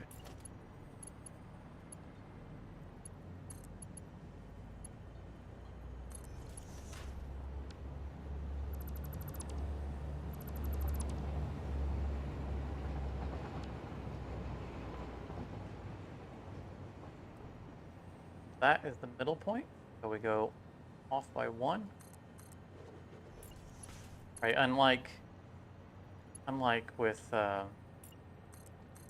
bears, where if we're doing a 90 return, we go off by 2. We're dealing with junctions type by 1.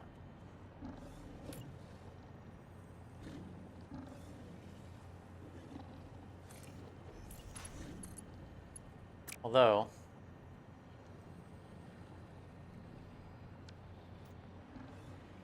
this is the halfway point between the two of them, but I probably should go on this line so that we can balance those. It doesn't have to be exactly halfway for these meeting.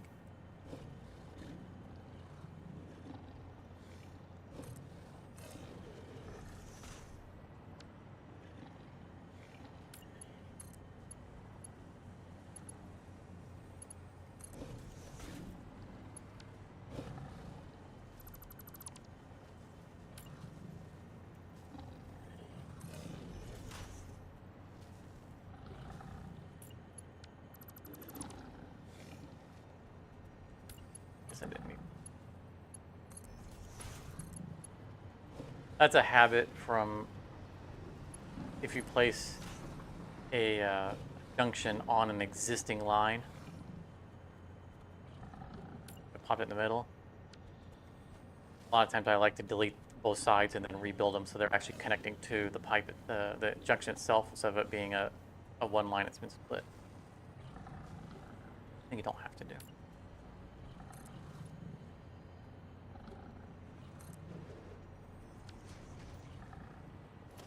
Being me. Let's see. Input is going to be that side.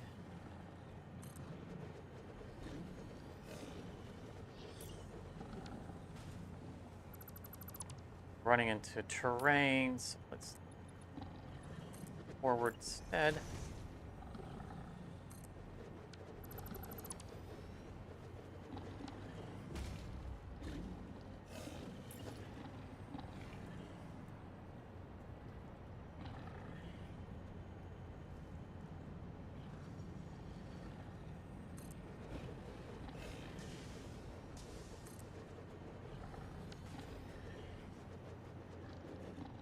Excellent.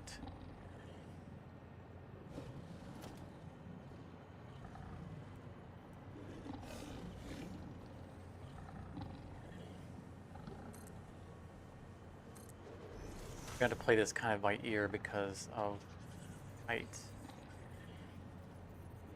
See, the input is a little bit higher than this, way lower than this. Probably not going to work in our favor.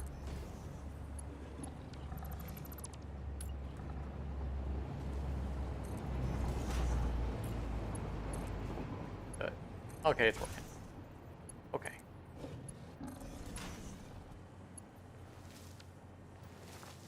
No, that's about right. Oh, they are so unhappy with me.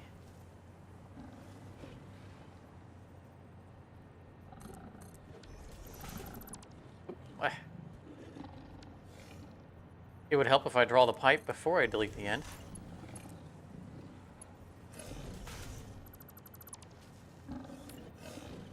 I'm working too many steps ahead.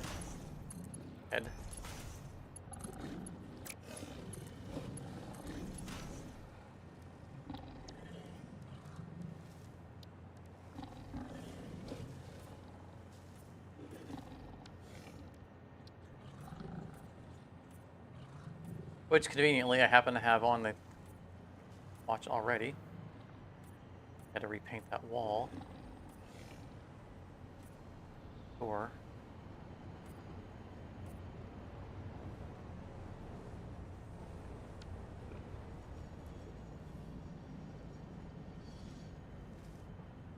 So another feature of update 8 is the ability to filter. So I can, there I hit filter, so now it'll only delete foundations. So like I'm cursoring over all this other stuff, not highlighting them. Awesome, but automatically highlight the stuff I need. Auto save, somewhere we're safe.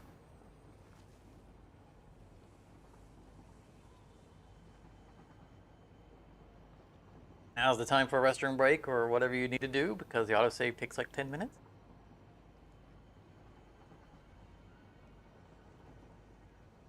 So anyway, I would be, now that I have time not to think about it, I would be interested in doing something modded at some point.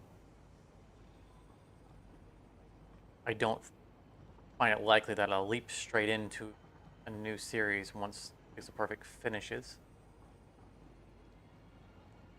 I might want to do something else on the channel, but well, you know, we'll see at the time. Way off in the future.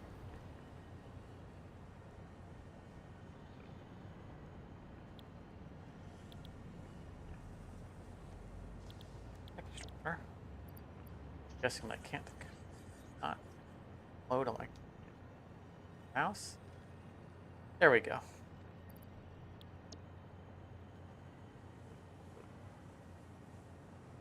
special mode for Satisfactory on my mouse. Assigns copy and paste to buttons. 180 between the three of them, and then 20 here.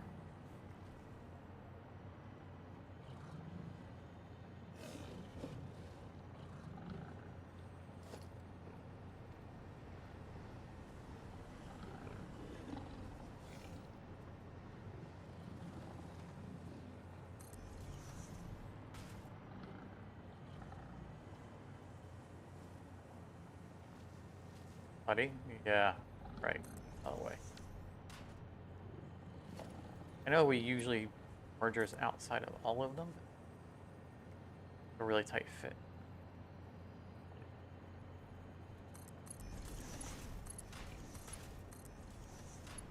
It's still pixel perfect. Don't have to have mergers ever. If I was doing a whole row of them, I would do it. For consistent. It's only 2 machines connecting. That's my excuse. We don't need a building for this. It's gonna fall out of the sky.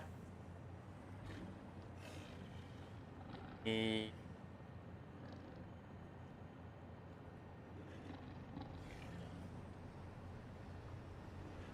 have a little detail that we're overlooking. We need an input, not just an output. We have to bring back bottles.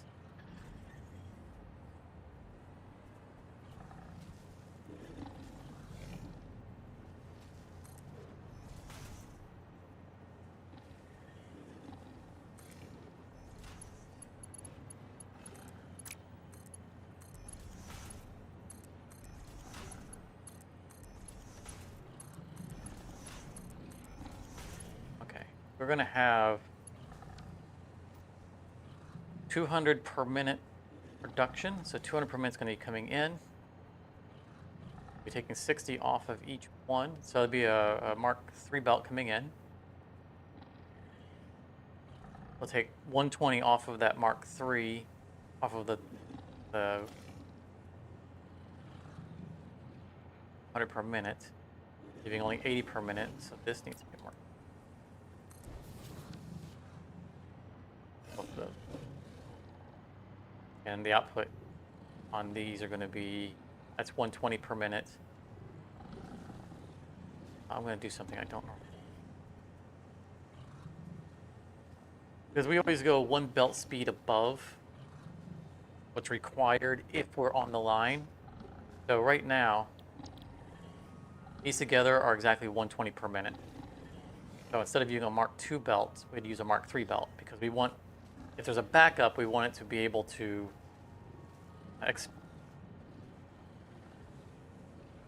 fast enough to get, caught back up. And if it's at the exact speed, it will never get caught up. What I'm going to do is, since we have an underclock here, I'm going to partially unclock this one, partially unclock the other side, and that way neither belt's doing 120 per minute. So this would be normally 60. We've taken 40 off of it. Let's only take 20 off of it. So we'll go 40 per minute.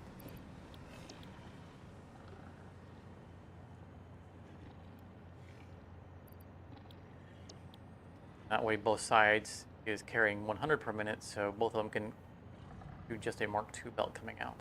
And then they'll merge onto a Mark III going up.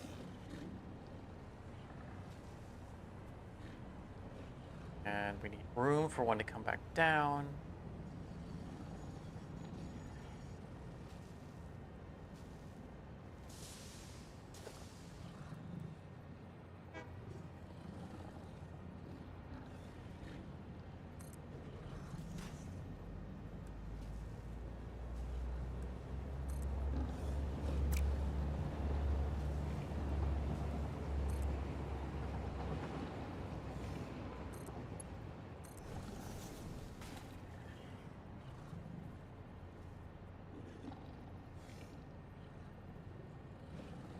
That and have it this to merge We're going high, we can't.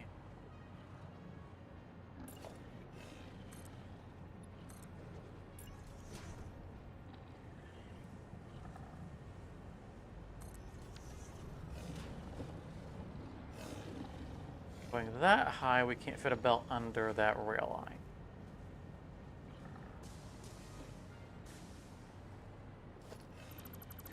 So we'll just run them in parallel.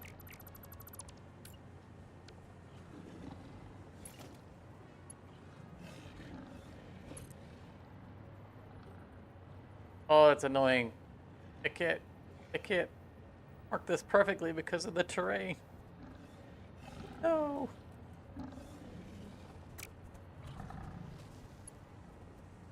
Oh. Stop it. Even if I delete that, the hole's still.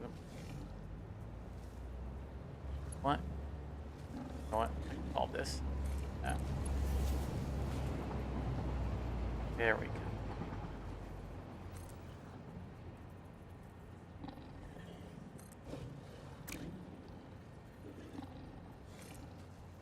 It's going to take some getting used to this new, being able to place it without there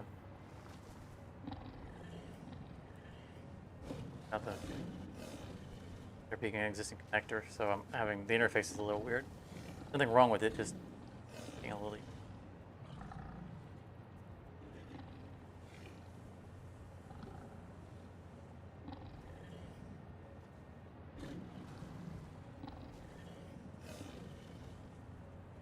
We're gonna have to eyeball this one. I'm not happy about it.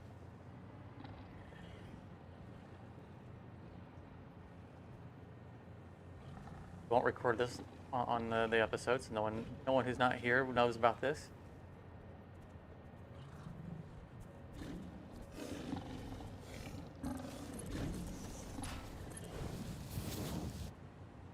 Oh, it's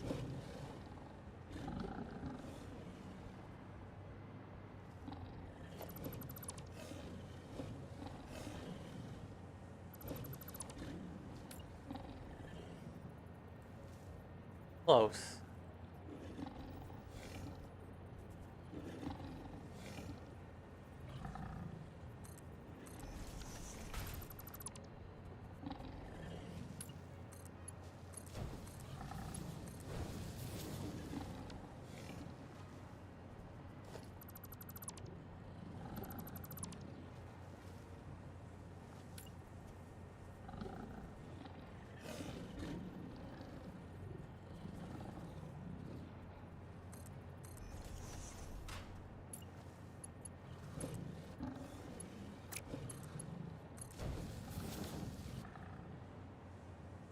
That looks pretty good.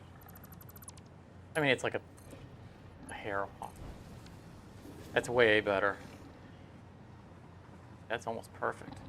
Might actually be perfect. With that. Okay, we can now make sure there isn't a train getting ready to run across this.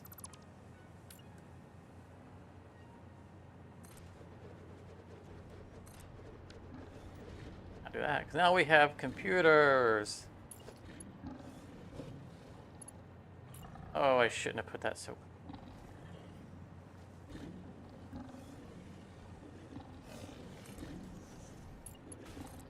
Why did I?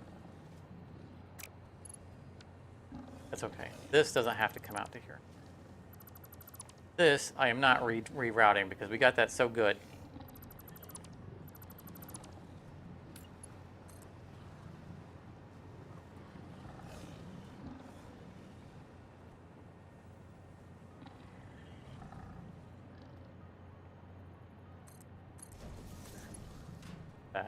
That's good.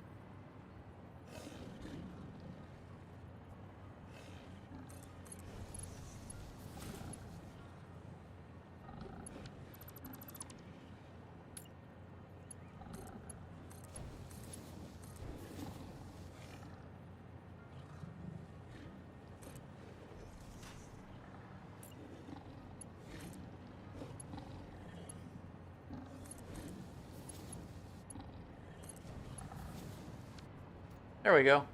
Looking good. So this will be the input of the empty bottles. Be the output of the filled bottles. These actually Mark II because we intentionally. What do I have? We intentionally locked them so they would be 120 per minute. Or 100 per minute. Get away with it, Mark II. So we have Mark III coming out of there. Okay. Excellent. Excellent. So this facility, we just got to connect the stations, but this facility's done.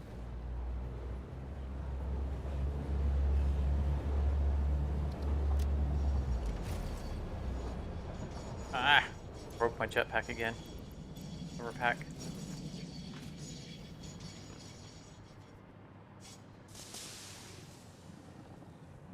Now we just need to connect.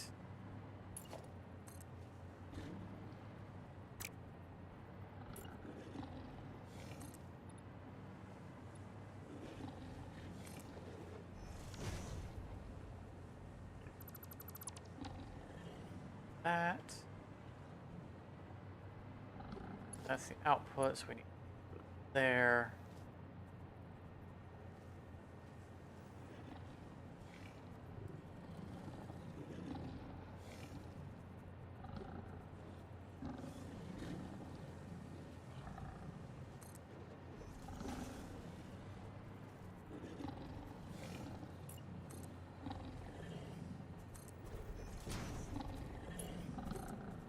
Ooh.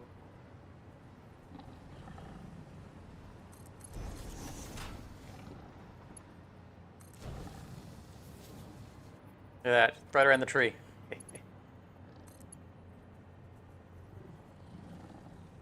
Oh, it's output. Darn it. I'll be off by a little bit. I just celebrated missing the tree, and now this is going to run it right through the tree.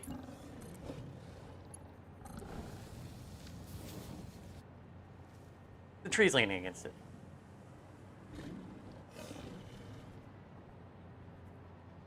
Don't.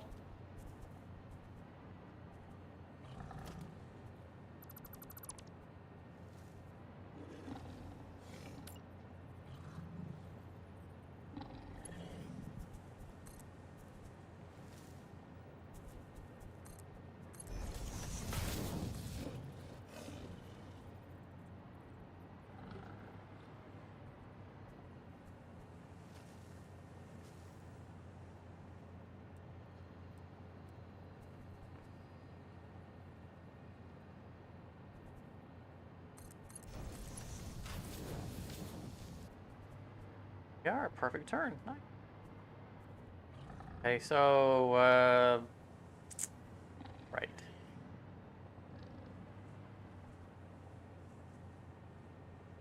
I don't want.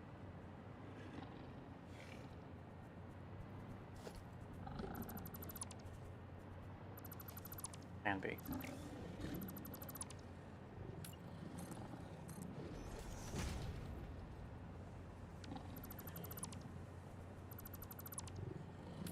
Work around.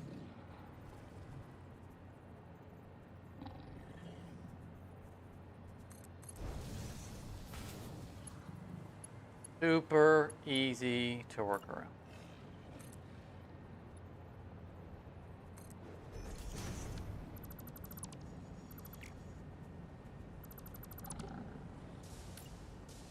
Welcome to the OCD.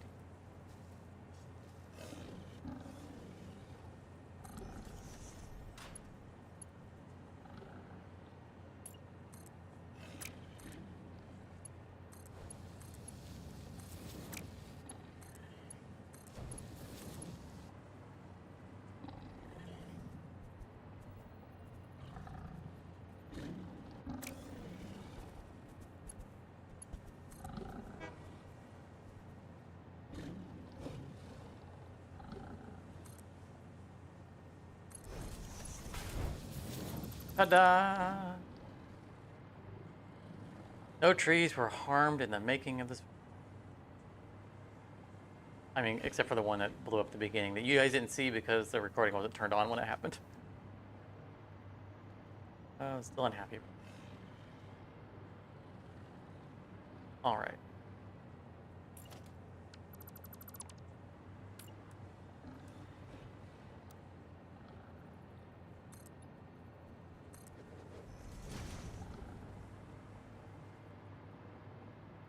Around real quick.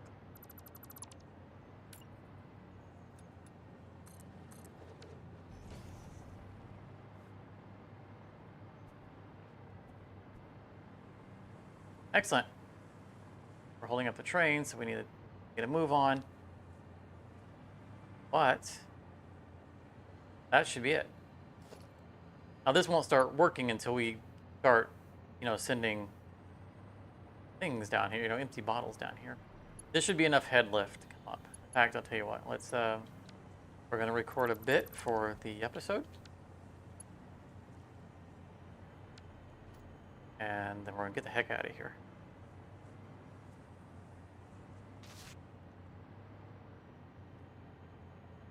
That's brand.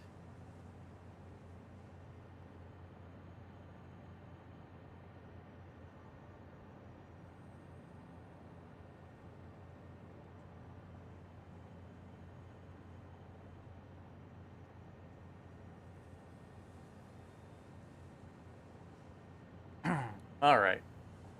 Recording clip number 2 for episode 59.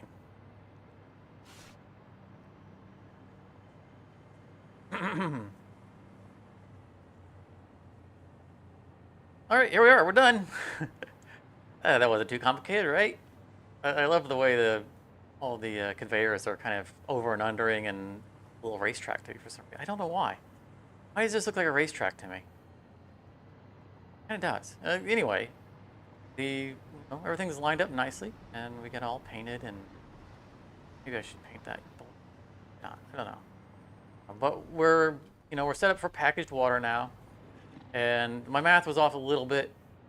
It was on but off, so it's 60 per minute here for the packing, 120 per minute for the unpacking. So there'll only be 2 at the turbo facility, but 4 here.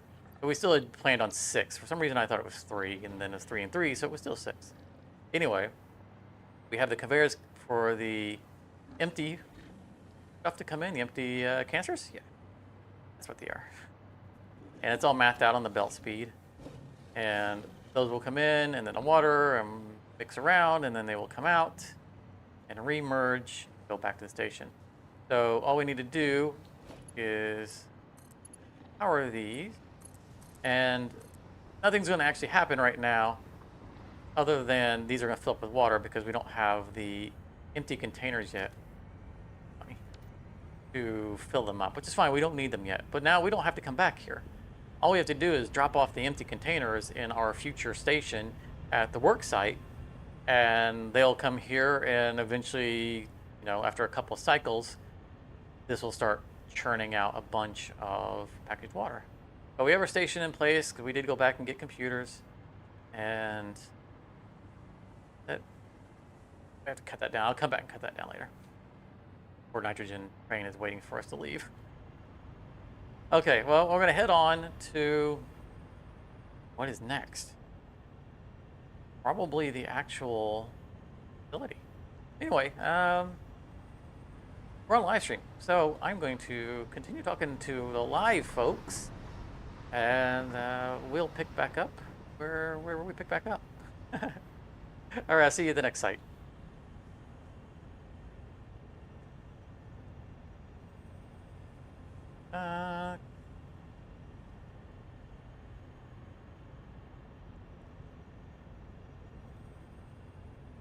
Nice and easy to edit.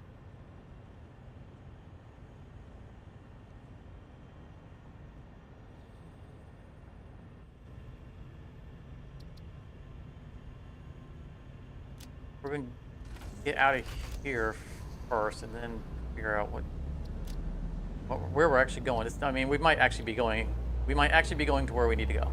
In fact, I think we do, because we now have established our our water annex. Station's done. Tractors are done. Packages are done. The only thing we didn't do was rename the station.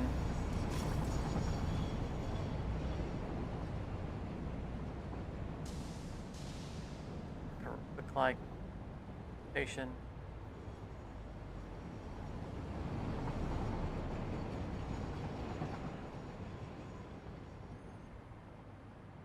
It always feels like it's faster to run than to hover pack, but they are the same speed.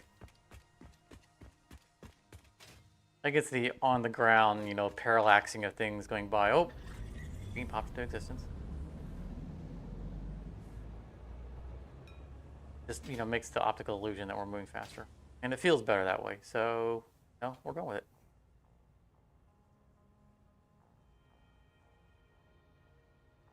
We did turbo motor, then that. I think that was the we were doing. Oh, opposite way around.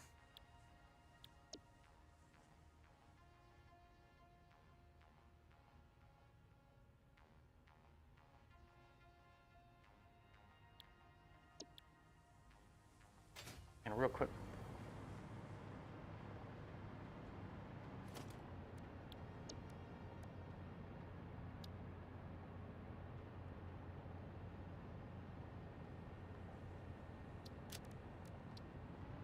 This is going to be the water.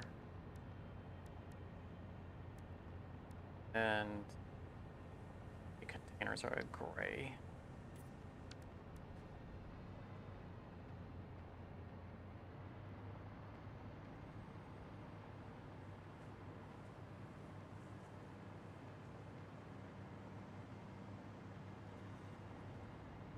Nice to color theme stuff. Oh no, we don't have room for more of these without taking up a spot.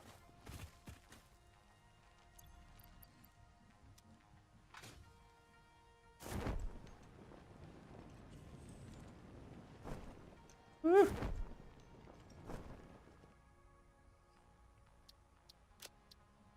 Flashbacks from my my GTA shorts. You know, I did a short for GTA Live or GTA Online way back. That was Planes, Trains, and Automobiles, where I was playing the part of a action hero. If you haven't seen it, I mean, it's the short, so it's under 60 seconds. But I jump out of an airplane, parachute, and land on a moving train that I already have a car on one of the flatbeds. So I parachute and land on the train like I'm an action hero getting away. Take off my parachute, run to the back of the train, jump in my car, drive off the car, off of the train, and drive away in my car. It's great. I loved it. Actually, I had who plays GTA Online to help me with it, because the train, if there's not a player close enough to the train becomes, I guess, non-corporeal. So, you know, I'd have to get my car on the train. You know, which is a moving thing in the game because you're online. It's on a server, and then I would have to get my airplane and fly it up and then over the train and then position my up with it and line up with it. And it took several attempts to figure out where I had to be in relation to the train for the speed of the train, make the parachute. But I did it several times solo, and the train would become non-corporeal when I got too high up in the air on the airplane. So my car would fall through the train and just be left behind on the tracks. I'd land on the train and the car would be miles back on the track. So I had to get a friend to log in and sit in my car to keep the train present so that it wouldn't drop in my car. Fortunately, I think I did it in like 2 takes after he was online because I had done it so many times before then. Trying to figure out where, what the timings and all that stuff was. It took a long time to set up. 60-second clip that took me like 8 hours. It's totally worth it. Awesome. All right. So this is our freight car with our job site stuff.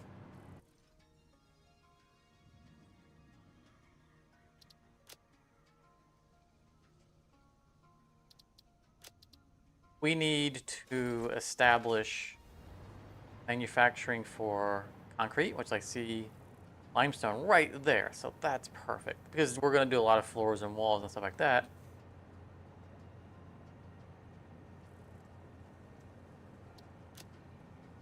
And we're going to want to tap some iron. I know there's a bunch of iron nodes, terrible impure iron nodes, but that's okay. Man, they are all impure. This is supposed to be a starting area. This is the grasslands.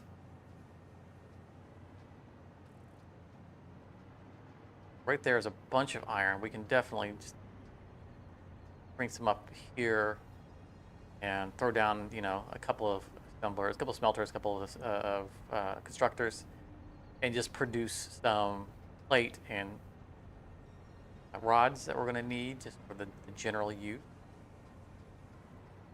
That will be super simple. The other question is, do we want to? I don't think so. Before on the big project, we set up a filter array for all of the materials that we were going to need, but I don't think we need small scale. Just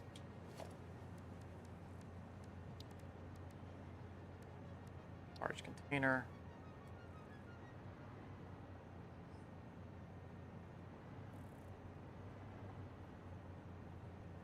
We're going to want 3 containers. Right here by the exit. Let's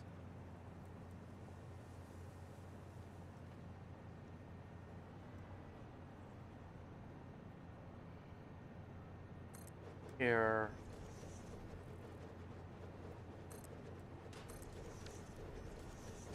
This will be the material that we're now unloading.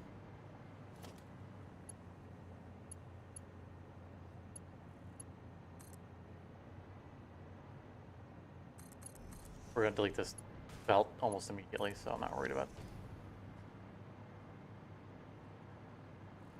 it. I go all cockeyed. We're going to go establish a miner or 2 because impure.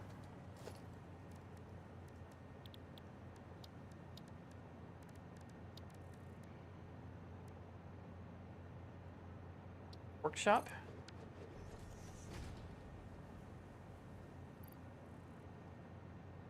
Look at her spreadsheet. Impure Mark II. 60 per minute. Yeah, let's do 2. I mean, after the initial production, it's not going to matter because we're never going to pick up more than a few stacks. I just on a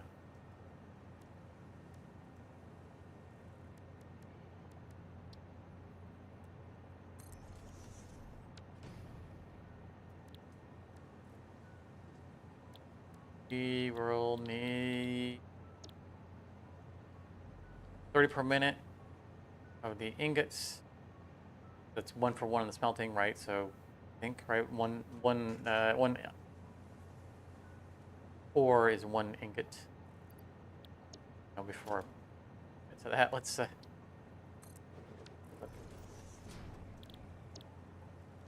yeah, it's 1 for 1.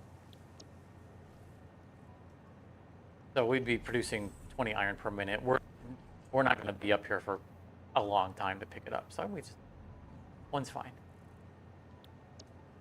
And we can do the direct. I know screws are the direct. So rods are all we need.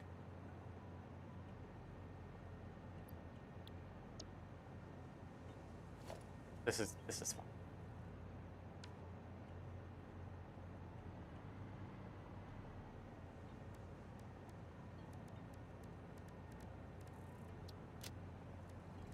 Or right past him. 4 portable miners.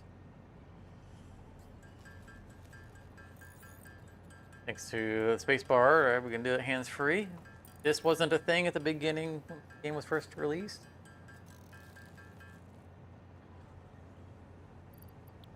They had to sit there with their finger on the button for like 20 minutes making stuff. Fortunately, I don't handcraft stuff anymore. My philosophy of crafting progress benefited greatly from that. Power.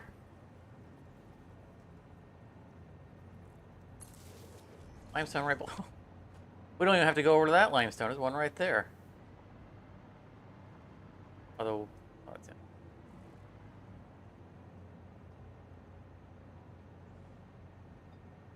That was normal. Okay, we'll take the normal one.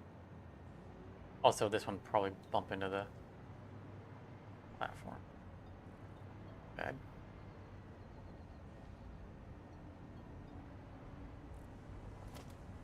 Draw power out to iron nodes. Go that way, or do we want to go that way? Let's go that way because we're going to do a miner right there anyway.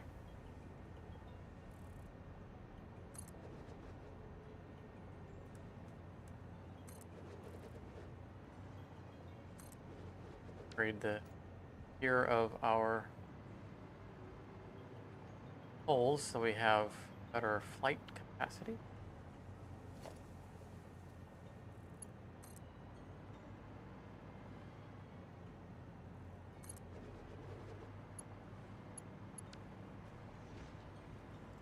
Having him stuff already taken off. Fall out of the sky. We're gonna be harassed. Oh.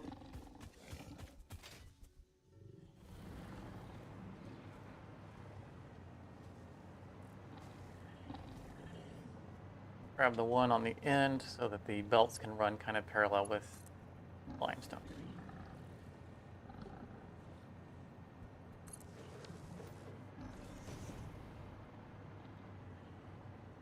Not enough space.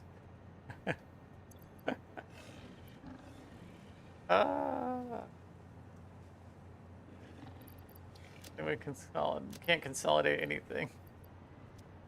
Wait. Don't do it. Oh. Tordo.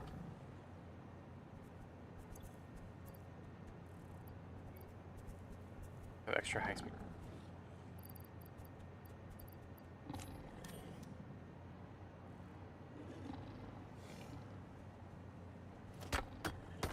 I love the extended, interaction range that the Hyper Pack gives you. That's a vanilla thing. Not related to extended flight range mod.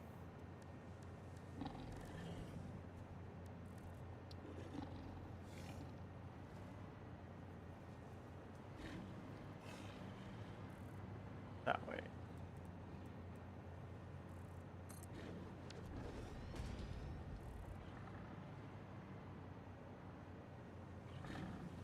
And it's going to be 60 per minute, so we'll need a Mark 1 belt. Sir. All temporary, so we're not going to be too fussy about the path of tape.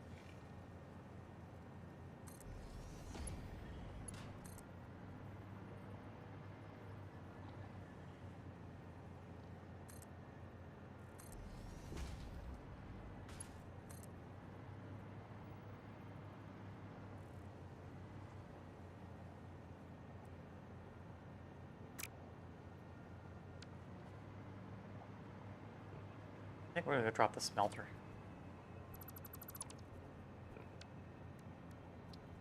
Save us space on the platform.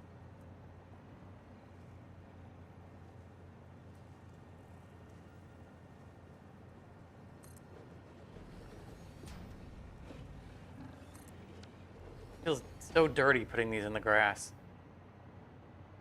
Being naughty. Being a bad boy.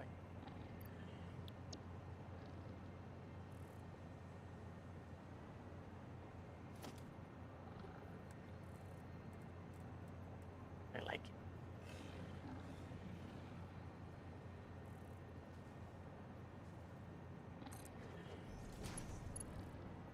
I am not going to take that conversation further than I've already started. Okay.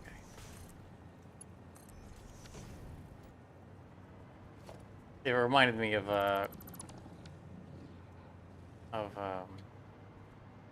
Buffy the Vampire Slayer. Not because of Buffy. Anyone who's seen the entire series might remember in fact, I think it was the season finale.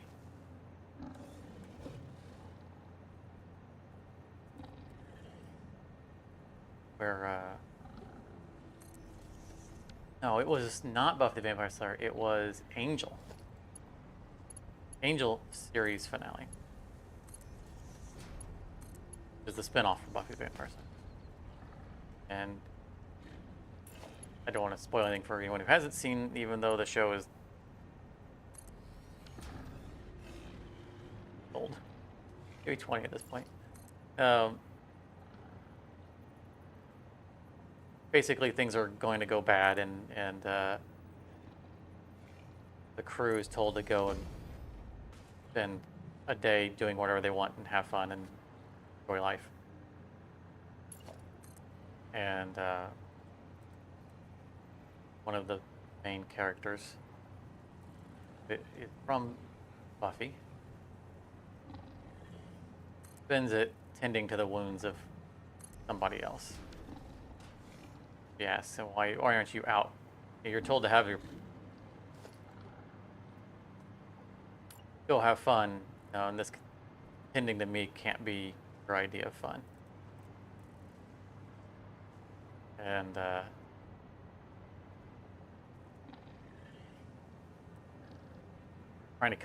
trying to come to an understanding of what she's asking. Basically, he says something like, "Why am I not out with Mistress Spanks a lot?" Look at what he calls her.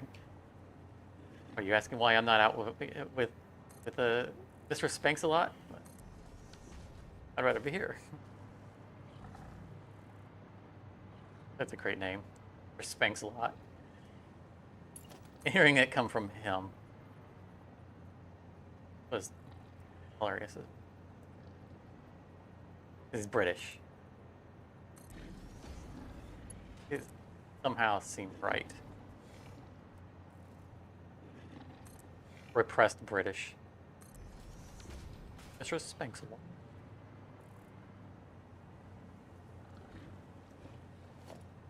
I envisioned this taking us.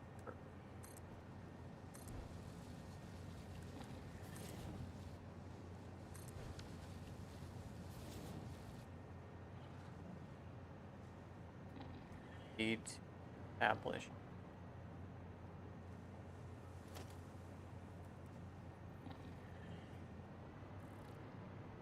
time list.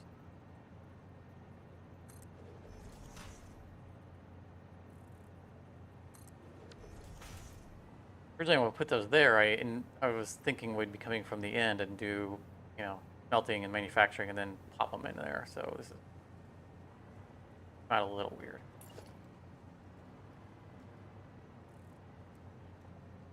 Not better if this belt was out of the way.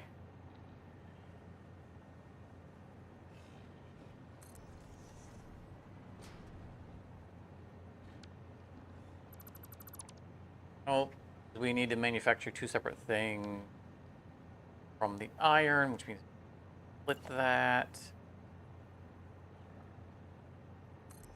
This one will be fine.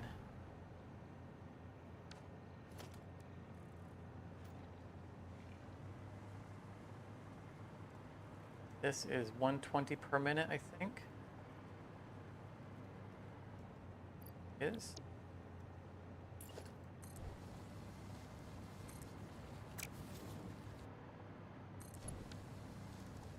Missed it.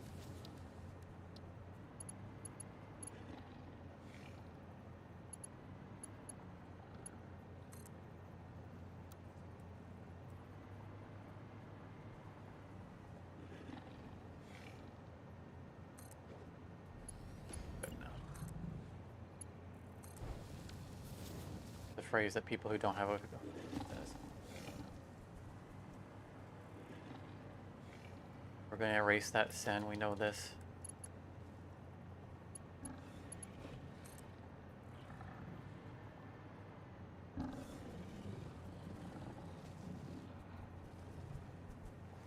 If I weren't live on camera, I would take time to reposition that. I don't want to drag you guys along. You know what?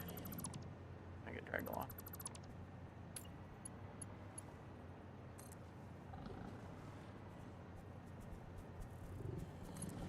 Time I spent explaining it. That's one step down from now that I have something to judge the height from. I don't expect it to line up perfectly, but I do expect it to line up better than a same height.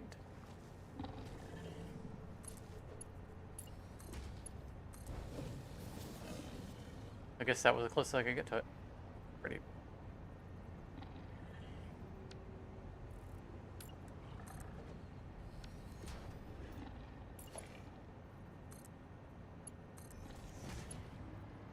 I probably should have brought this up somewhere else.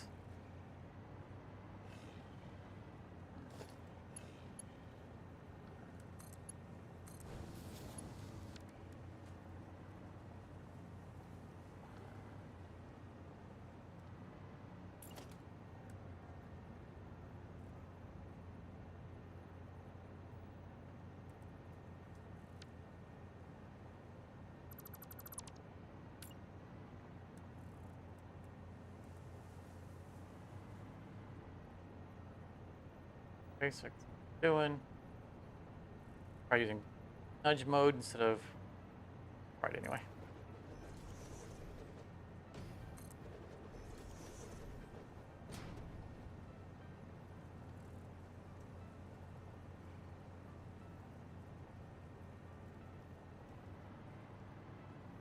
I might actually find another key to assign to nudge mode so that I can use it more convenient because it's such an awesome thing. Yes. Oh, it's so cool. I make it a primary button on my grid of buttons. Like weird.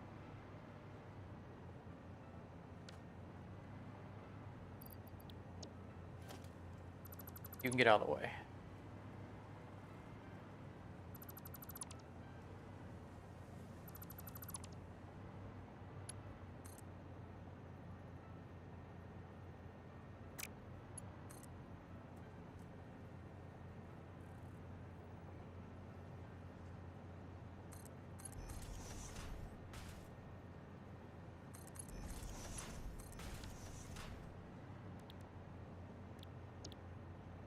We don't care about the math on this. I mean, we should because we're producing 120. You know what?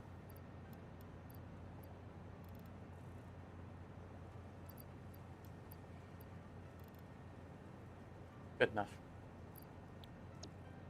It's gonna be deleted. We don't, we don't use overclocking our regular machine. Temporary machines.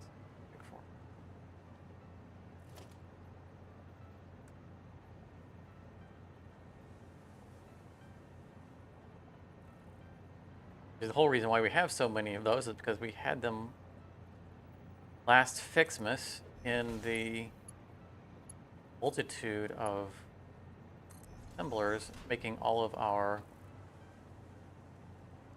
fireworks, trying to get them done in time for the end of the season.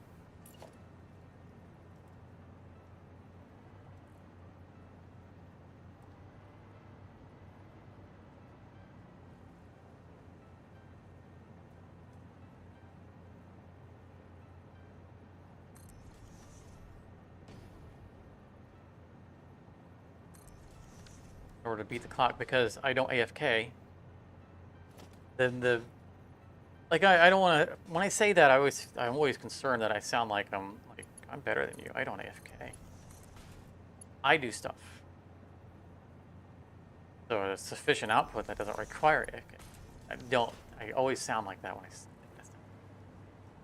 that. It's important to me that for two reasons I don't AFK in this series. One, because again, I always try to teach series, and I want to. You know, I've interacted with plenty of people on Discord who feel like they have to AFK, get enough material to do whatever it is that they're trying to do. And it's my goal to illustrate that you don't, because there are so many things to do in this game that take so long that you can just move on and do something else. You can find something else to do. Always something else to do. So I'm trying to illustrate that if you feel like you have to AFK, don't. Because there are things, if you want to AFK, that's fine. Don't feel like you need. That primary reason why I don't. Secondary reason, because in fact I don't need to, is because I want the time on the save file to be accurate for how long it took for us to do all this stuff. Like the age of this save is accurate to how much work we've actually done. So we know how long, how much of my life I've wasted doing it. They go up to the same height.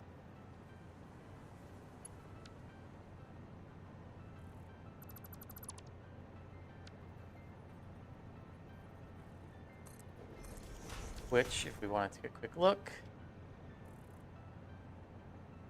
escape, pros,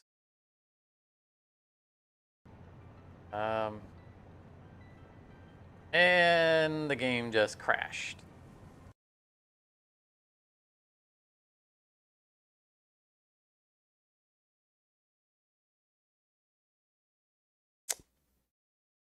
When was the last time it auto-saved?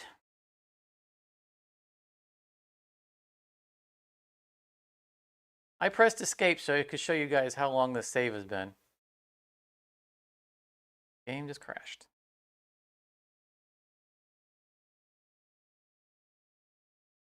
System doesn't recognize that the game's closed yet, so.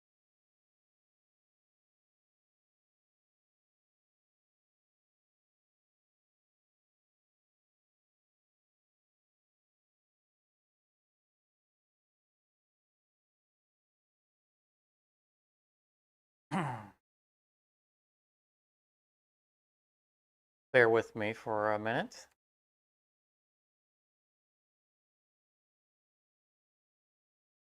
The last time I remember it saving, we were working on the water facility.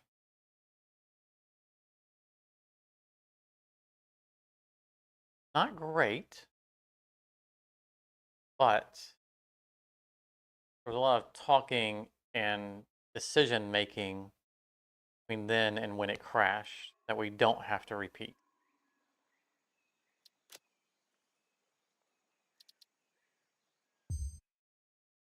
Like dropping down those two miners is just, you know, now we've decided where the miners are, it's just bump bump and redraw the lines. Big deal.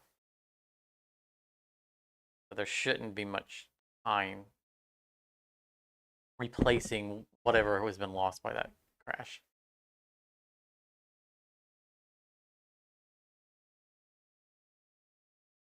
I don't remember the last time the game crashed on me.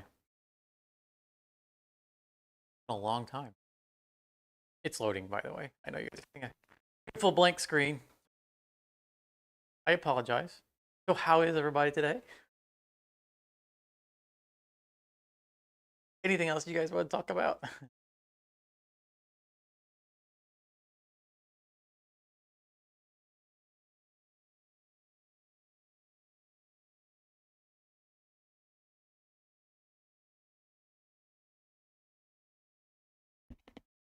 Any other upcoming projects? I've still been playing Mechabellum, but I haven't made any Mechabellum episodes for a while because it just, I don't feel like I have anything meaningful to add to the zeitgeist of existing Mechabellum content creators.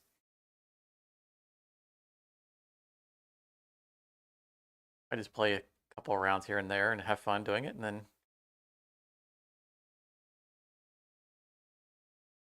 want to do other things.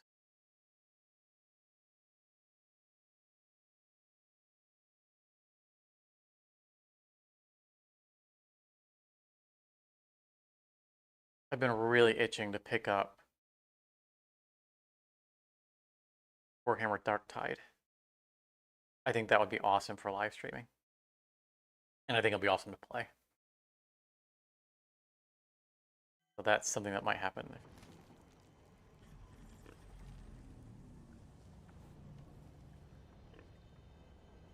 All right. Yep. Oh, before the belts were run. No. Oh, they had to do it. They knew I worked so hard at getting that belt perfect. Oh, no.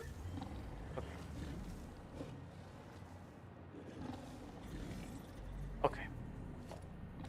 We may not spend the time placing all. Do it off.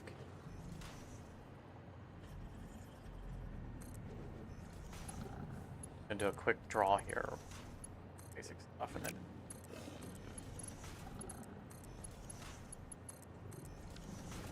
Make sure this is locked properly. It's not even signed. Oh my goodness.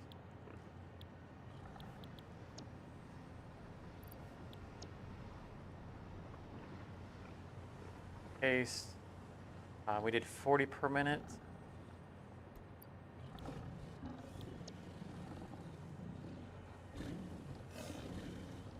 Per minute. Part 2, we've already done the math.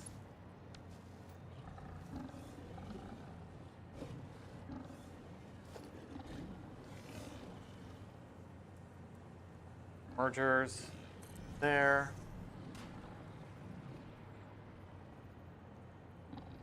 There.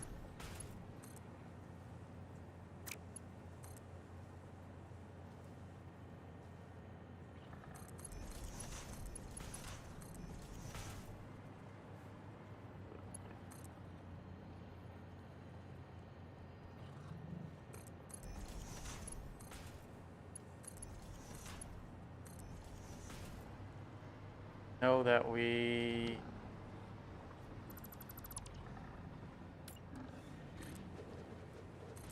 want to connect here in a straight line, so that's super easy. And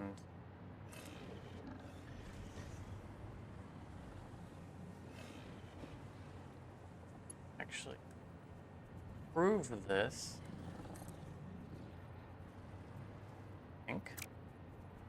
By pre-drawing this from the other side. That way it doesn't have a little dido in it.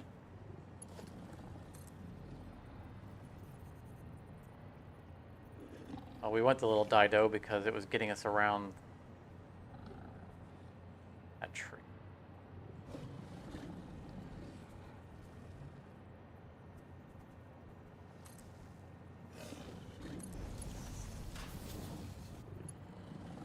I'm good with that to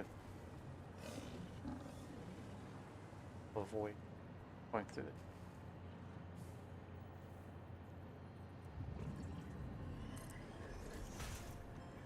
That.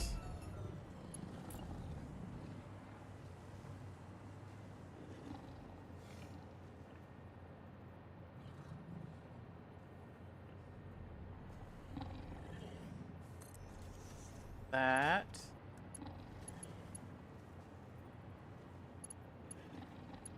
That without clip. Not. Oh, oh, oh. Super. Get out of the way, buddy.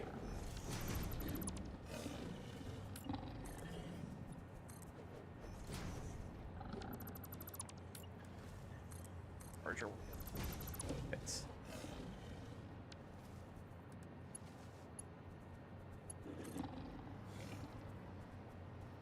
And then realize that that's not where we needed it.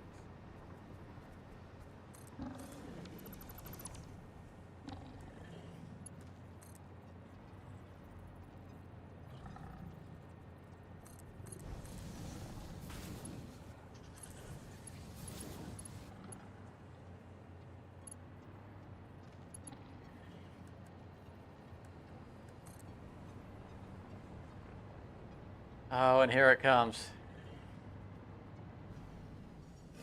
Whoop.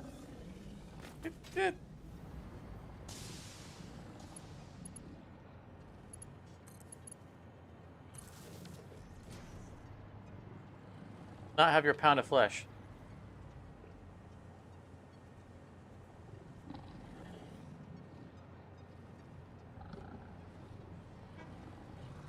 Felt like we put it. Oh yeah, yeah. This.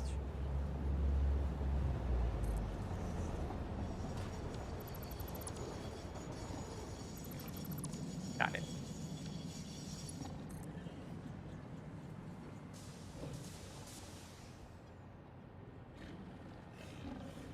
That's lined up.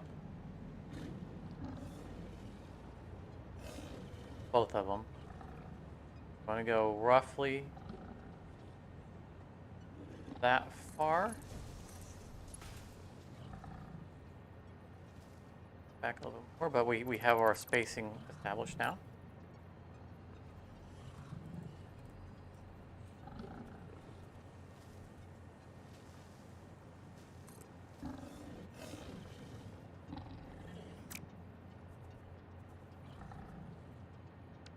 That definitely.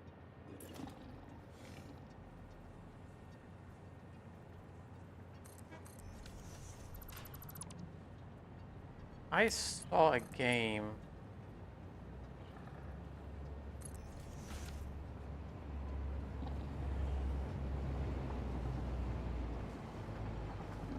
That might actually be right. From this angle, it looks right. Oh, new bean. I will shoot you in the butt. Well, I don't have any rebar, but I'll find a way.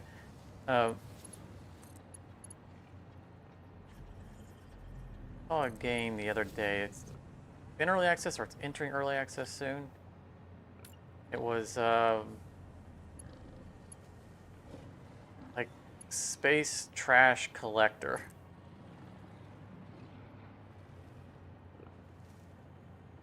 And it looked like it was made for my channel. Looks like it was basically a hard space shipbreaker crossed with Satisfactory. I was like, huh. That's a no-brainer. So I'm gonna keep a close eye on it. As I think good game play and play on this channel. Be right up my alley.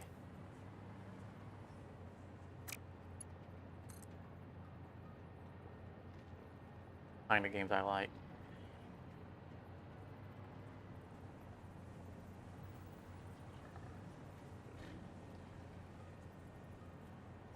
This is the straight line.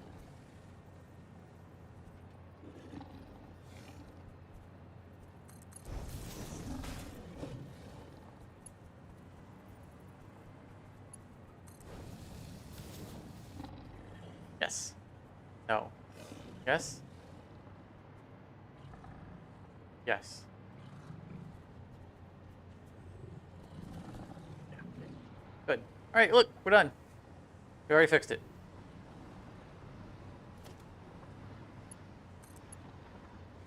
I just realized that when we left this area before, the area wasn't ready. We didn't put power to these.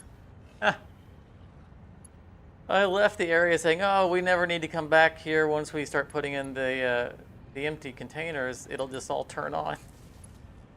I would have sent all those empty containers, you know, expecting the loop to eventually bring back water bottles. And it would have, you know, I would expect it to take, you know, 2 or 3 trips. So I've been sitting around, well, where's the water bottles? Where are they here yet? That's the crash was trying to tell me. That's what.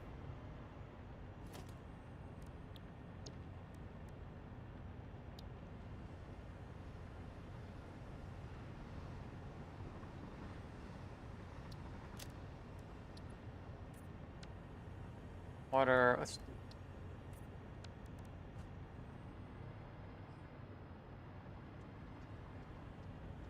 Now all we need is our train, because this time we didn't stop it.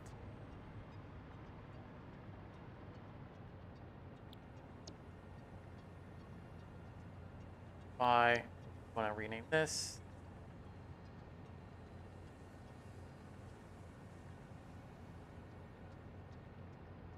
Oh, hold on. To put the bracket on it.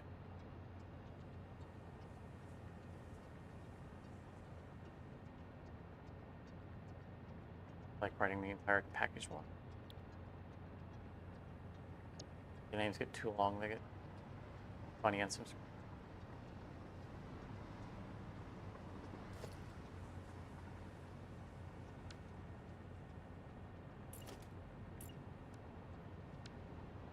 We're not gonna wait for our train.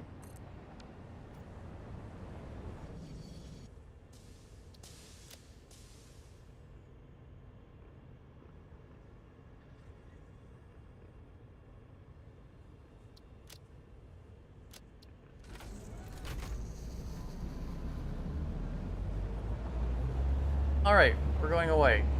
Oh, there's our train. Stop, stop, stop. Where's the button? You know what? Forget it. It'll catch up with us. Oh, no, no, no. Station's not done yet.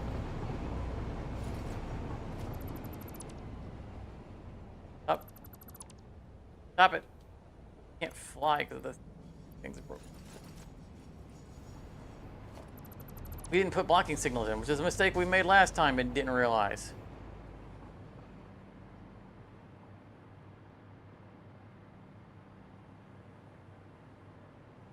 We need to block off the new station. Totally didn't do it last time. Walked away from it. I love this tree. The train passing on is so cool. Ran a ravine.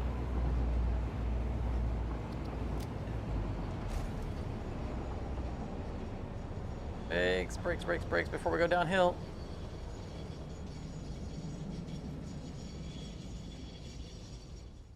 It's real hard, basically impossible to stop this train once it starts going downhill.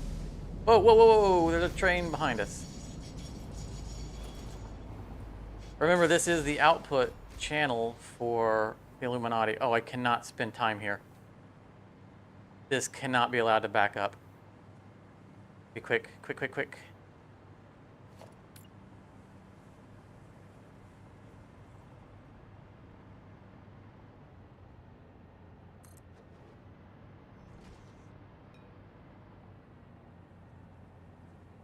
Come on, target.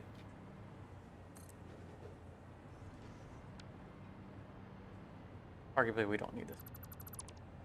That was fine.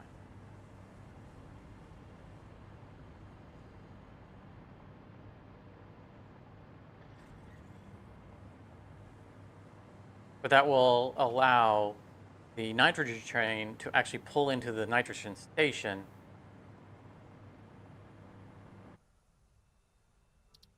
Actually, it was worse than that because we didn't have a blocking signal on the exit of the new station, which meant it would take up this entire segment. So when it was docking, at water, it would have held up the entire Illuminati because the Illuminati couldn't exit. This broke up its presence to the exit lane. So that was even more crucially important.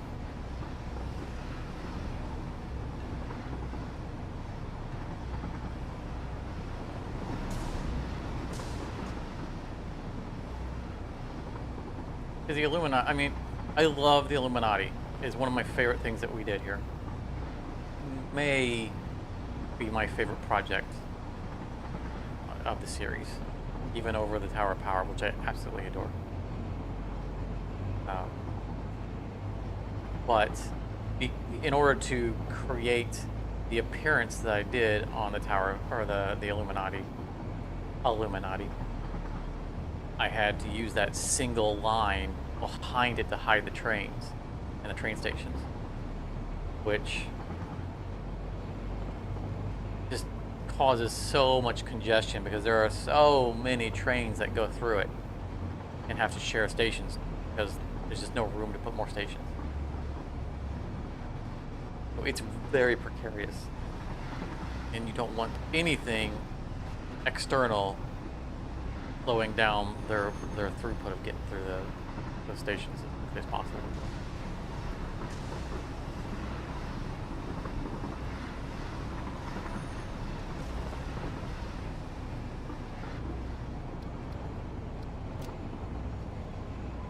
That out.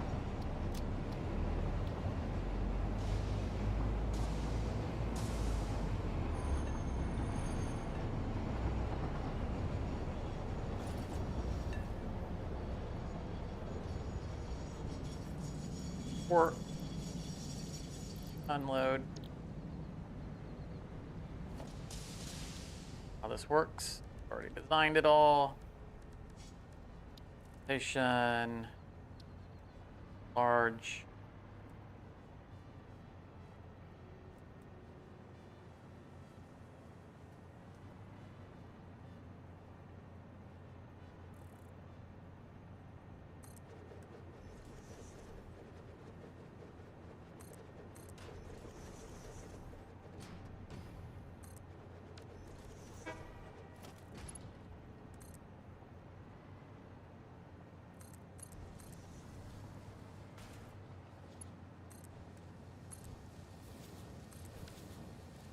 Okay, that will take care of that.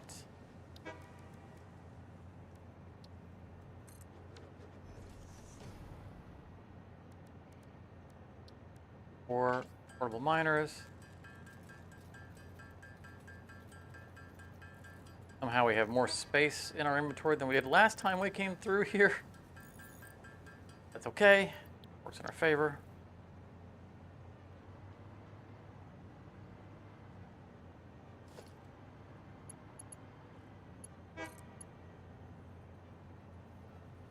One of the things was I picked up packages ahead of when we did the recording for that bit of reviewing water facility.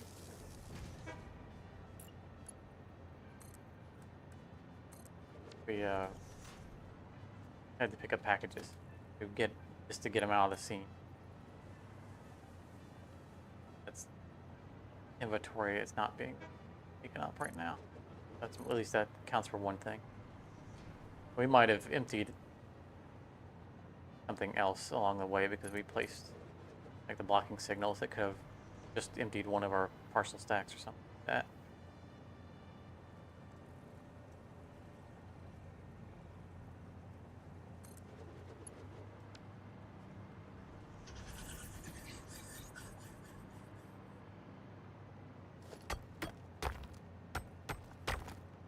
Or again.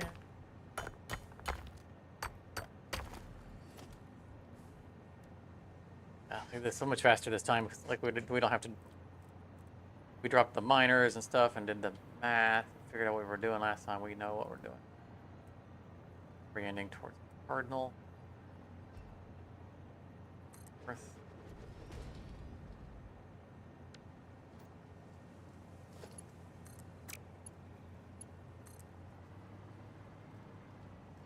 Oh, right.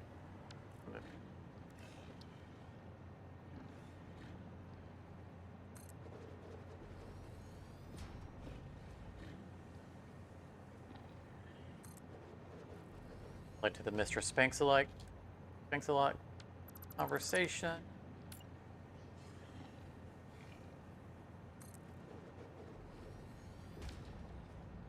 I'm going to put these on platforms this time.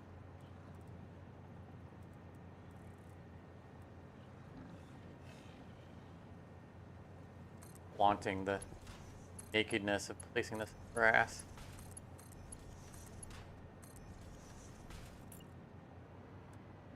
Really?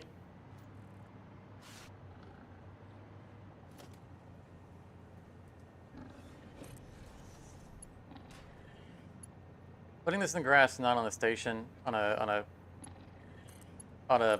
platform or foundation, that serves an actual purpose because it will annoy me so much that it's sitting in the grass that I will be more likely to clean it up once we're done here.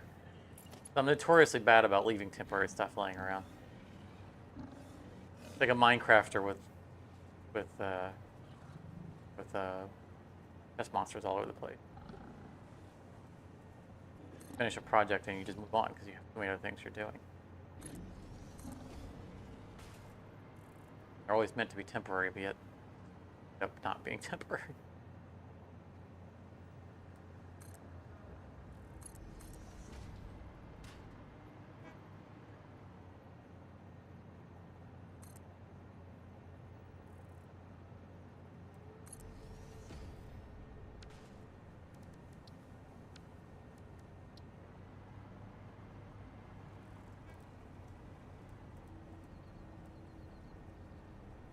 Cardinal.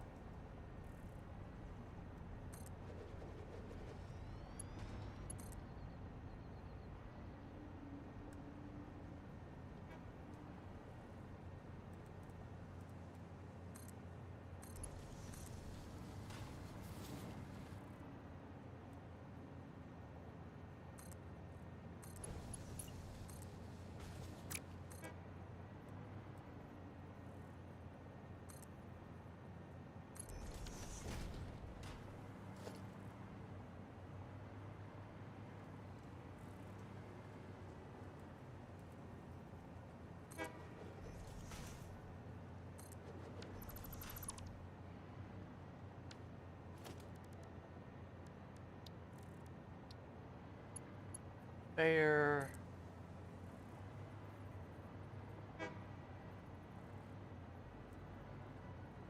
Eyeball this.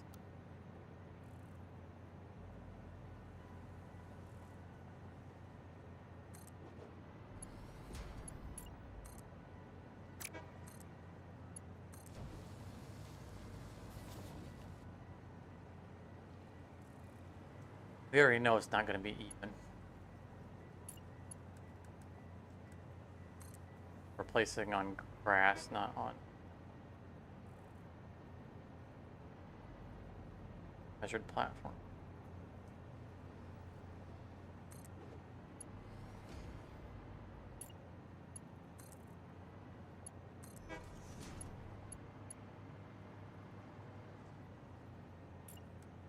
Did I not realize that it was going to take less time to build all that, and therefore, even though I used faster belts, it still wouldn't be enough?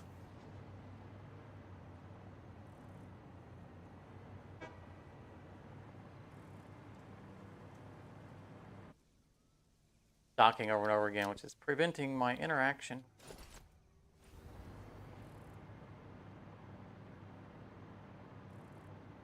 And potentially has been interrupting the export.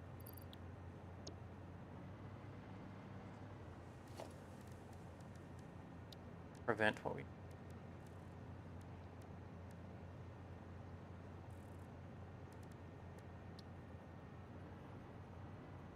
After this, we're going to press escape again and see if we can see how much time we're at. World.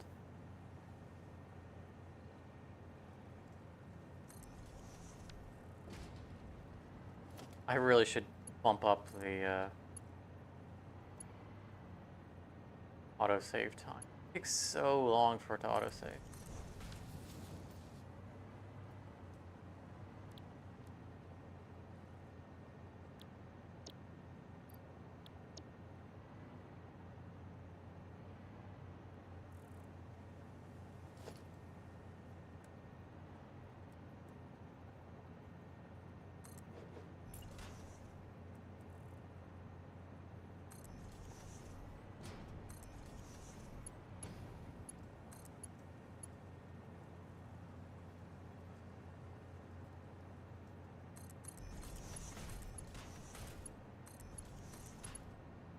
Oh, good grief. Really gonna do me like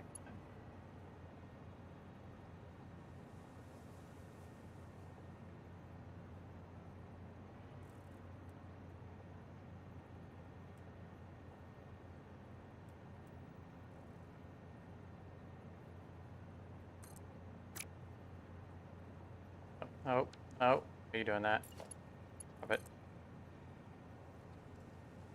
Stop jumping all over the place.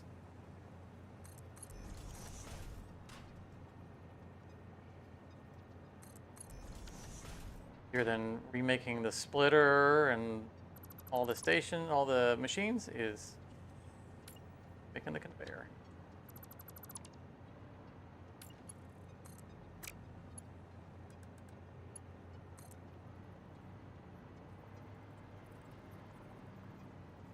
This went up one tick. This is better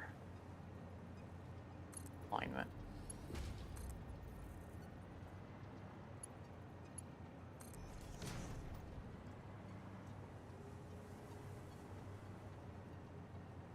It's still off, but it's off by less.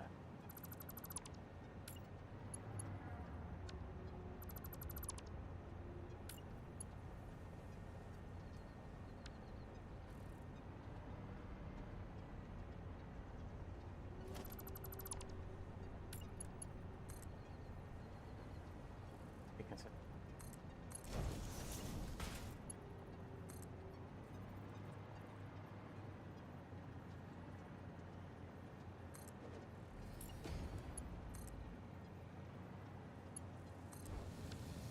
All right.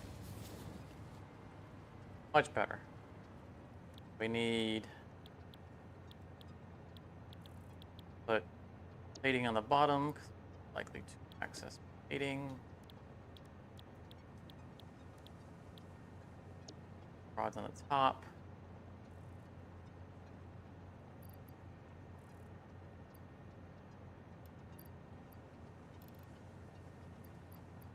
We have 60 per minute coming in. We're going to need more plating than we are going to need rods, but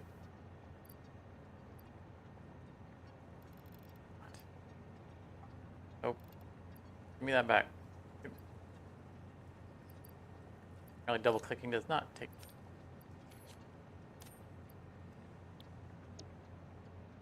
45 per minute here.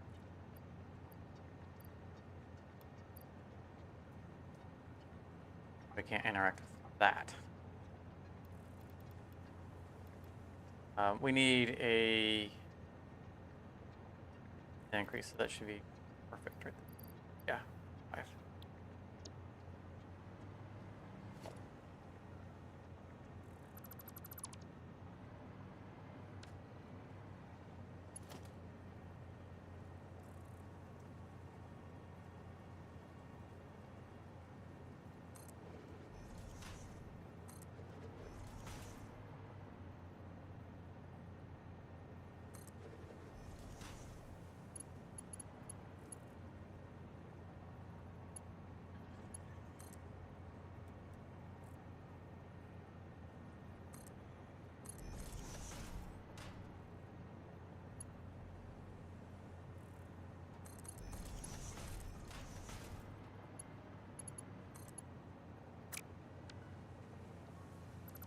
That was from the leftover belt we just deleted.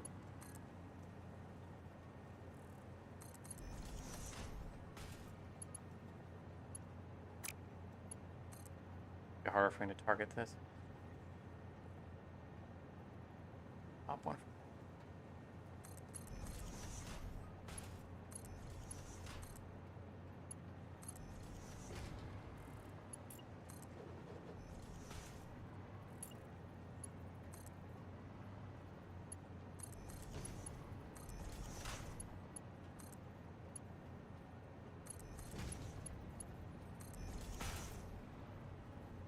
I know that's not a perfect turn, but it'd be a pain because this can't make that dip fast enough. And this is temporary, so we're gonna treat it as such.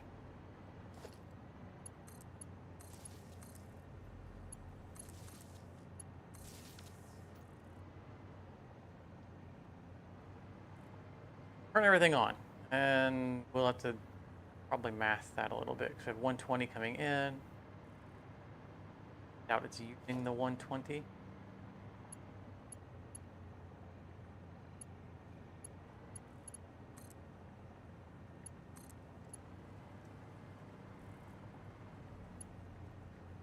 I really like watching miners start up for the first time. A great animation. It's kind of, you know, like one of those things you don't normally get to see because once it happens, it doesn't have to do it ever again. It's your only opportunity to see it.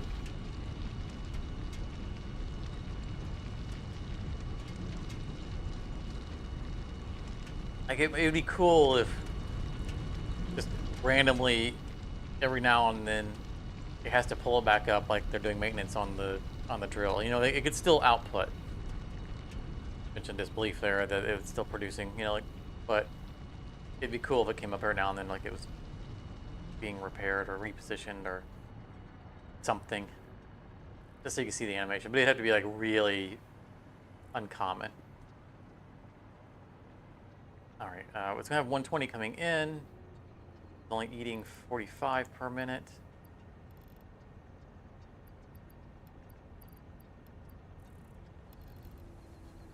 112, fine, perfectly fine. Okay, we are good. You know, assuming it doesn't crash, we're gonna check the time again on our. Like, I'm afraid to hit the escape button now. Like literally, if it crashes again, I don't think we redo this on stream. But I can't save without hitting the escape, other than waiting for the autosave. Okay, we're just gonna press our luck and let it go. All right. What we need to do next. Now we've established everything. We have water coming in now, or the potential to bring the water in now. We have now established every single resource node we need for the entire project. We do need, I'm not going to do it today, but we do need to pick up the ingredients we need for the pressurized cube. So this is part of the project, which requires the fused modular frames and radio controlled units. So those are being manufactured in the manufacturing.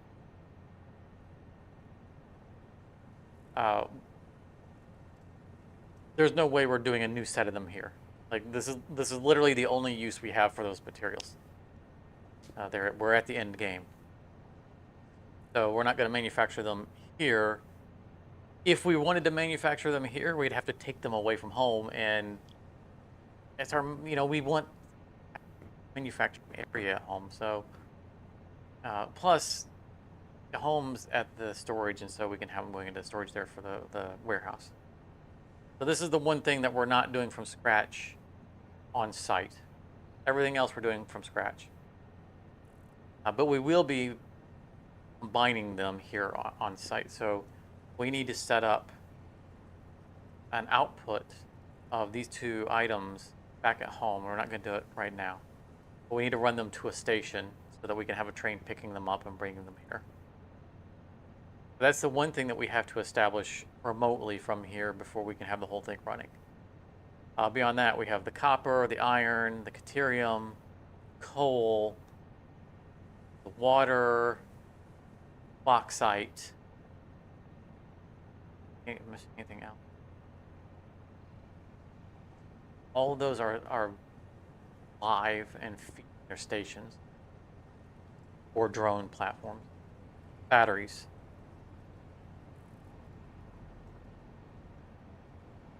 I think the batteries are.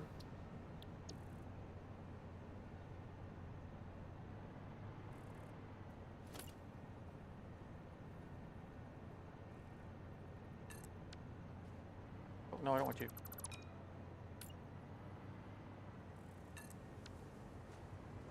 Faster.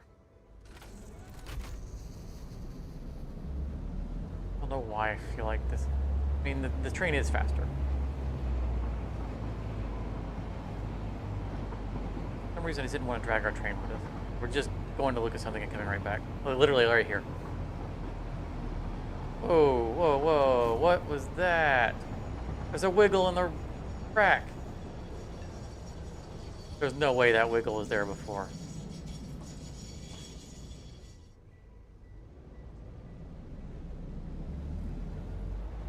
I've been through here a lot of times. Shit.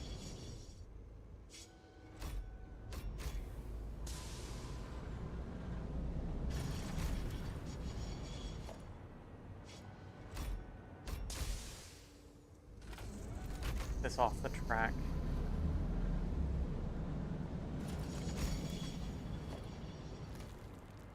That's just a hair off.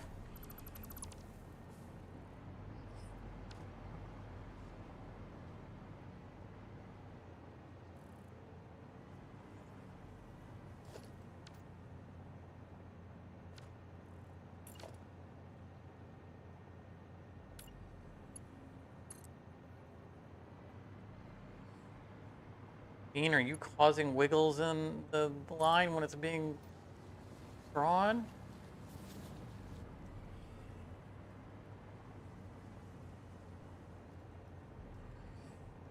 It still looks like it's bending. It is bending. Why is it bent? It's acting like this right here is not flat. Like if it's turned just like a pixel off, it's going to cause the rail line to turn. You know, it's gonna be disoriented when it leaves and it has to correct itself.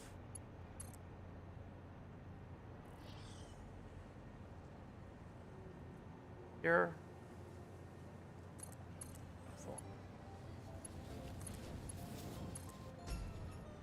That package startled me.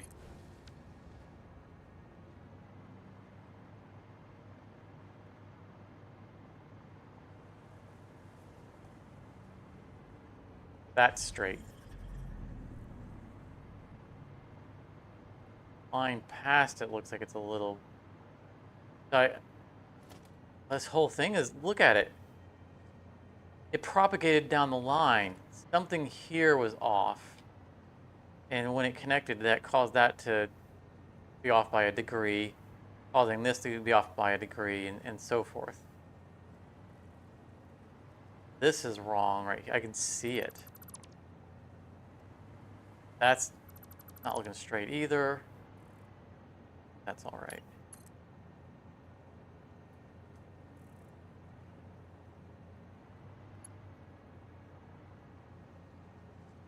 That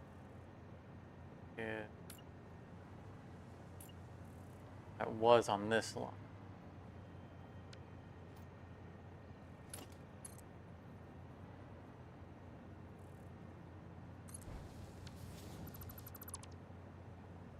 You know that this is all wrong. So if I connect to it, it's going to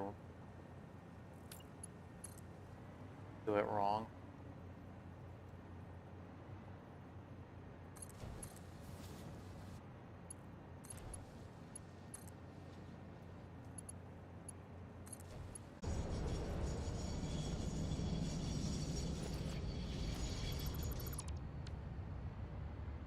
What we need to see is there an output of batteries to something?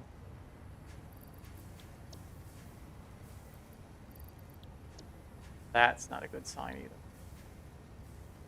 That should be aluminum sheeting. Nope. Oh, it's right there. Okay.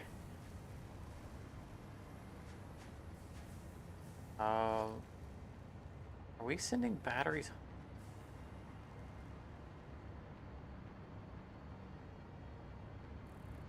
No, we're not sending them. What's that supposed to be?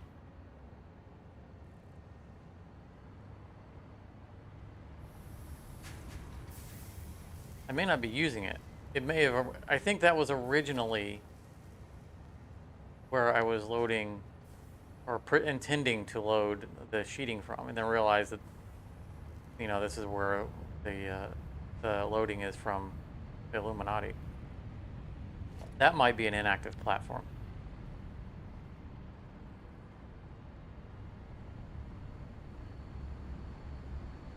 Find out. Going all the way to the roof. Probably not inactive, it's going all the way to the roof.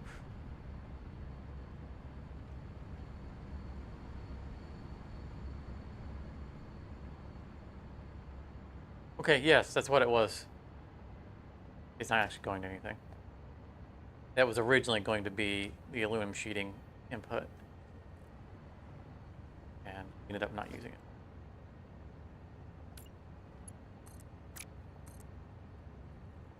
Oh no, it was the original output. See the direction that the belts are going. But we didn't have a use for the batteries yet, and so we just didn't export them anyway.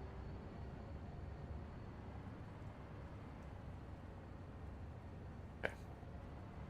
So what we need is an export for the batteries.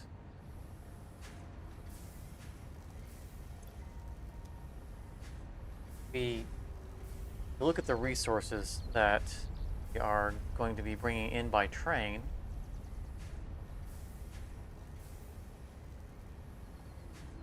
Let's plague everybody with a quick minute of spreadsheet. This is everything is going to come in by transport of some sort. So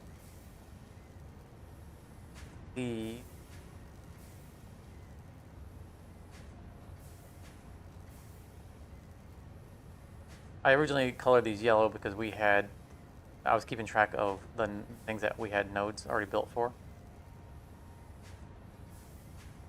But those are a group. They're going to come from the warehouse. Copper and iron are together. So they will be a train unto themselves.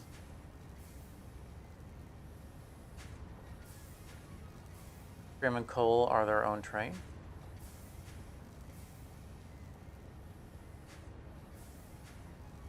Water, nitrogen, and bauxite are all individual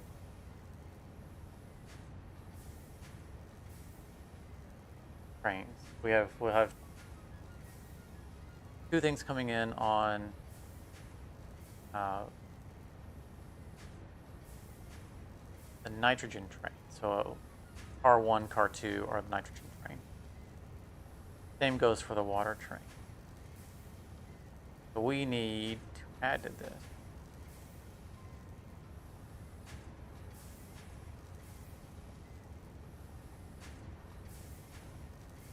Batteries. Bauxite's coming in by air. We could have either one of these stop off and pick up batteries. They're literally coming from the same place. So that's going to leave us with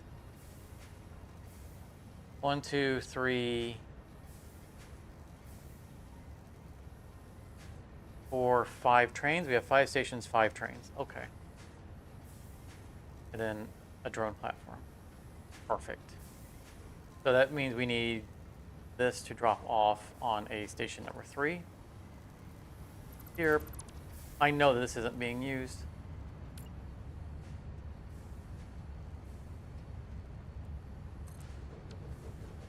Might actually need it. The problem here is that if we already have it's coming down from a roof, we can, now the rooftop belt supports, which admittedly are a pain, but still awesome. Get them lined.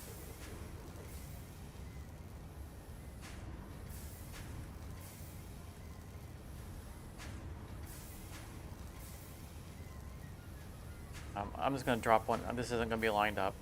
Drop it just so we have one to copy off of.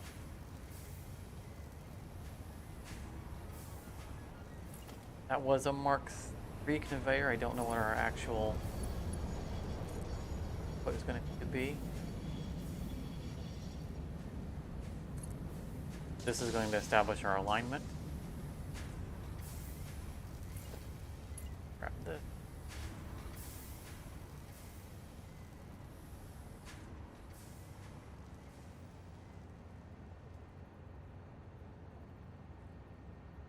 Lock it into place. Yes, we can do this. No, I think so. Boom, boom. So that's lined up.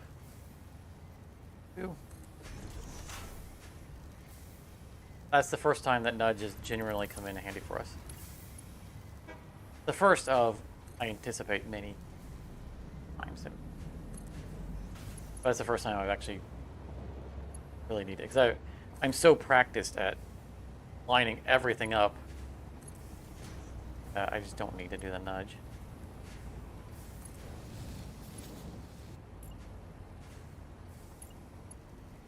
Perfect. Look how easy that made things. Awesome.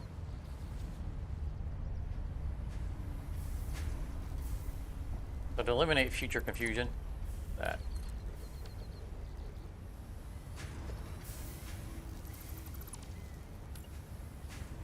Service is no longer required.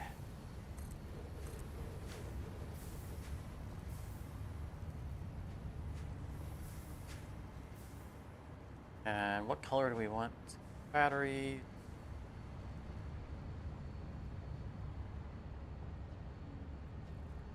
Black and gray, it's kind of generic. Let's go blue and red for the positive and negative terminals.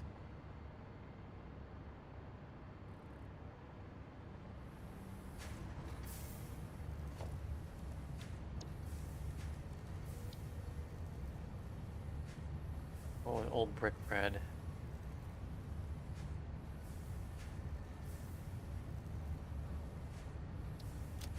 That might be.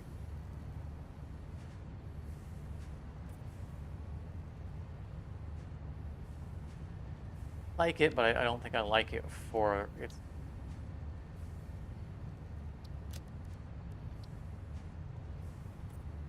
That's better.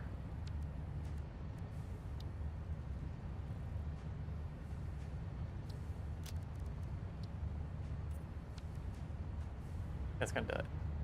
Yeah, work with that. Okay, so we now have battery options.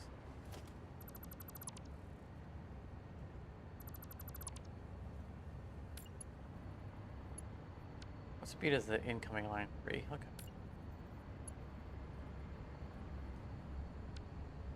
I don't know why the lift is literally the only height that can't line up with these.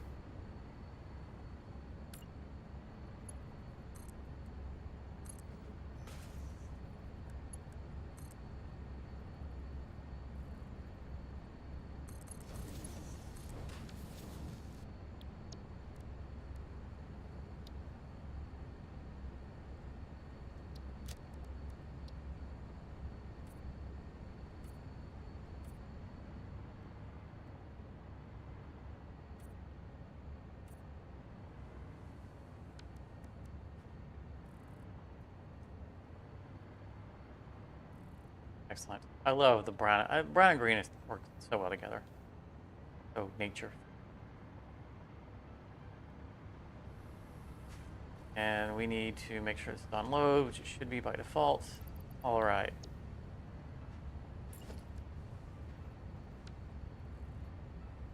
Now we truly have everything.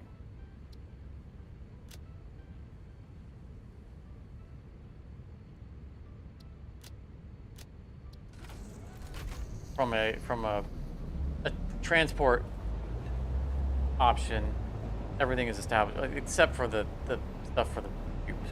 That's just connecting a couple of conveyors back at home.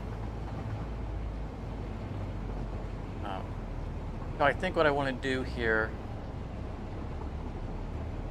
I don't know that we're going to actually get to building. I think the important thing is that we now have established all of the trains, what's going to be on train, what's going to, how big we need the trains to be. I think that we need to actually establish the stations that they're going to use.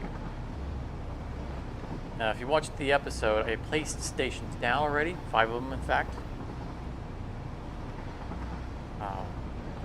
But they're not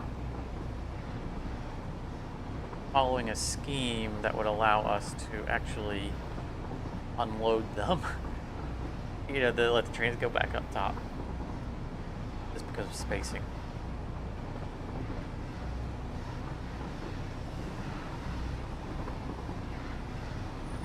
By the way, this render distance is not from my reducing render distance. This is what it means to be down in the fog. I mean, it doesn't look very foggy.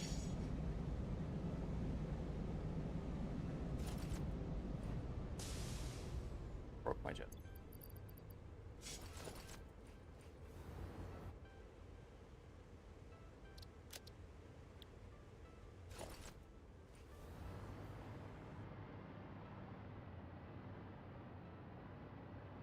Yeah, and I like it.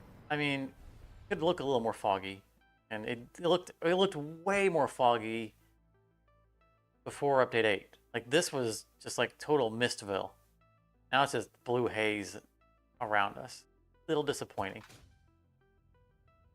But I think it's going to work out better in the long run because, you know, we're going to have a building here, right? And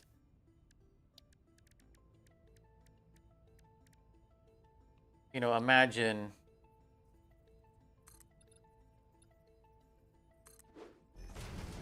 that we're in a building.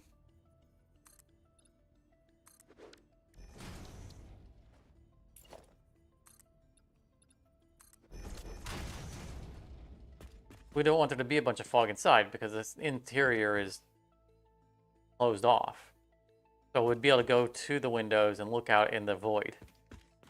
And that's exactly what I want. So I think this is going to, in the long run, be better for the effect. I want to feel like I'm just safely, you know, in a building in the probably most dangerous place you can be. And it feels like you're protected from the environment. And so that would be super cool.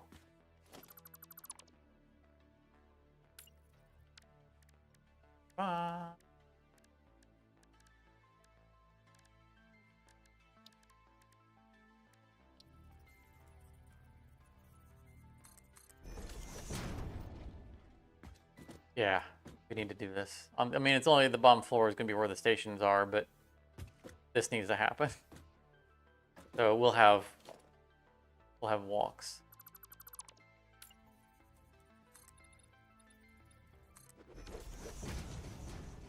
Better glass. And maybe that's one of the things that we can do as we start to plan out the floors above. Because we want the floors to be larger, just so that the building has a little bit of meat to it. So potentially we could have an exterior ring, not exterior as an outside, but you know, no machines allowed on the last row, and have glass all the way up.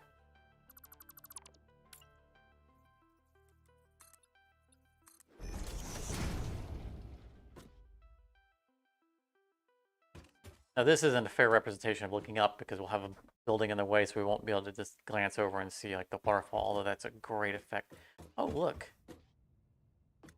The glass is hiding the fog. We can see right through it. That's funny.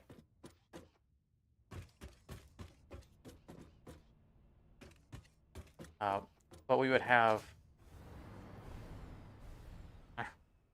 These aren't connected stations, so they're not conducting power. High enough to drift down. All right, there we go. So we'd have multiple floors we can look down and you know, to see some void. We won't see the mist because there's always that weird reflection. But yeah, no, I think this is a good idea. I like this. I like this a lot. Just established it's gonna happen. Be that way.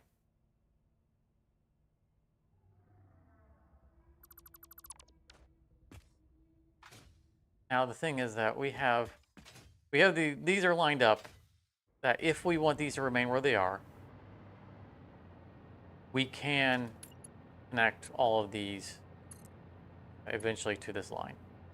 Right now the line's not segmented for the connection, but that can happen. The input line can make it to all 5 stations. However, they can't output because the output line is too close to them.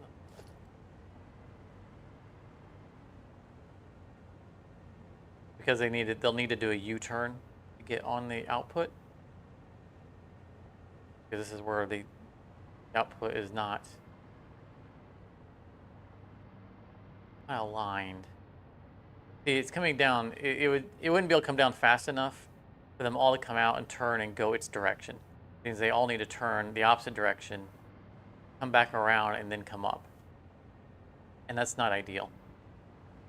We know it needs 6 blocks of distance to do a U-turn. You can see we do not have 6 blocks. So this is something that we need to establish. And by that, we need to determine, is this really where we're going to have these stations?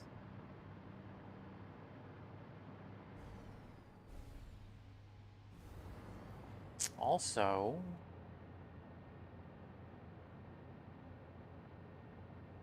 you know, only one station needs 3 deep. Hey, Cohen, welcome back to the stream. Good to see you again.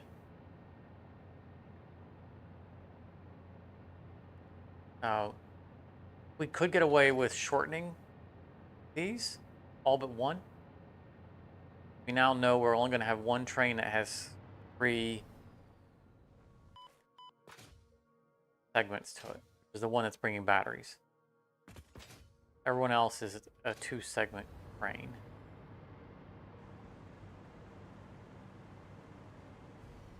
So if we made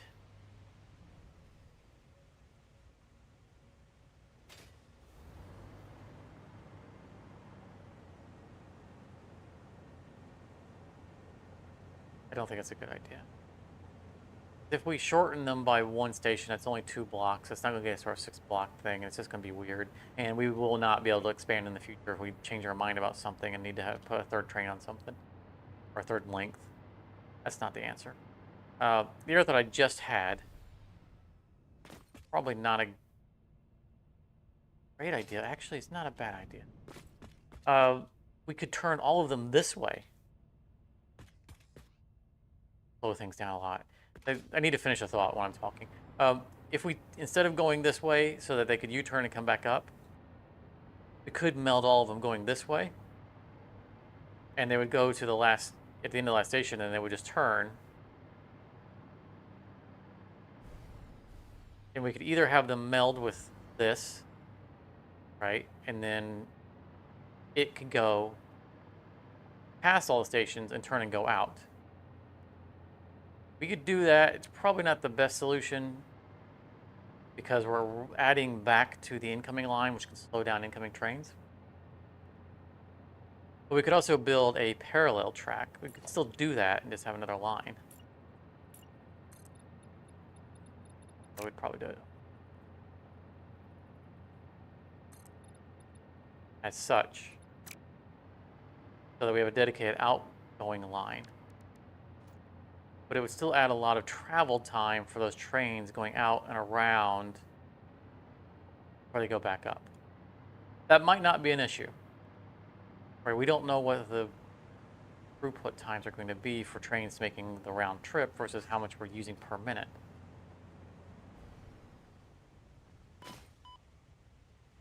So that might not be a bad issue.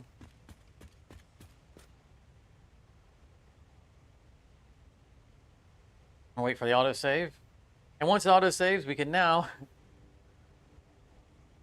safely check and see what the time we have on the save is.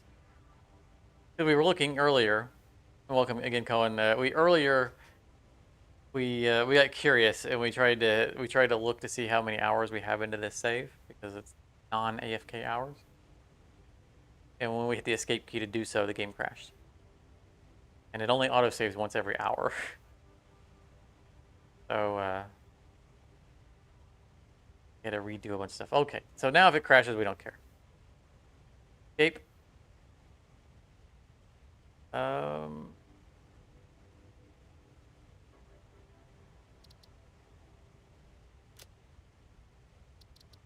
autosave was at 676 hours. Almost 677. So yeah, we have almost 700 hours into this one save.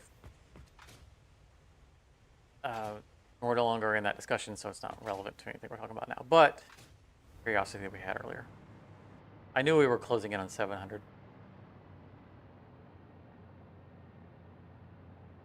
But wrapping around solves most of our problems. So I think we're going to tentatively say, if this is how our stations remain, we can do that for an exit. And if we want to try to work out a different way of doing an exit, we can do it later. We now know at least we have a solution. That is probably acceptable. Also, I am very tired of playing out this gun.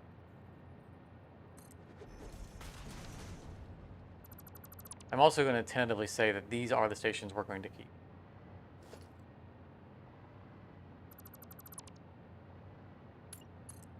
And the reason I say it's tentative is because we haven't established the size of the floors yet. Building dimensions. And we could find that these are too large or too small. We have to expand. If they're too large, it's okay. We can have a wider base. If they're too small, I mean, we can still expand the base without having to deal with the... I think we're probably okay.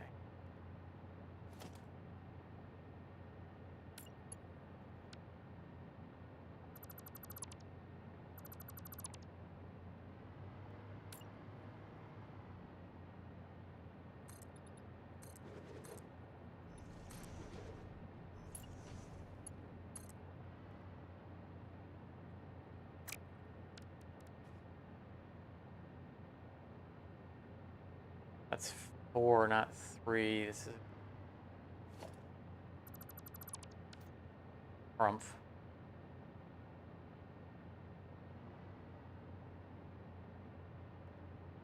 Can't do a 3 because that. So we don't do the tight turn. Maybe okay.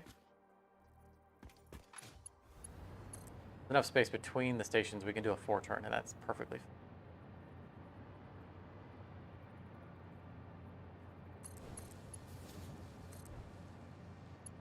One, two. So it's blocks 1, 2, 3, 4, 1, 2.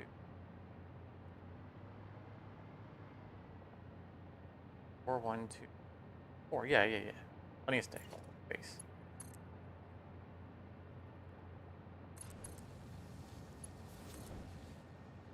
I've gotten so used to looking at those nice tight 3 turns that I just automatically draw them. But these are still perfect turns. You can see when I was doing this on the episode, I didn't even register that it wasn't a 3. I just went whoop, did the 1.5, and then disconnected and just went happily along my way. Completely oblivious of the mistake I'd made.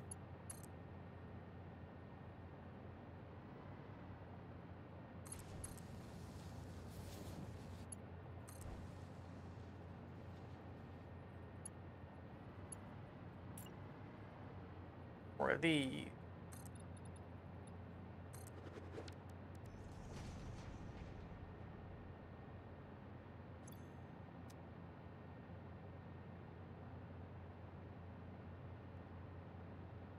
yeah, Matthew, like I said earlier, whenever I say this is a there's no AFK, I feel like I'm sounding elitist.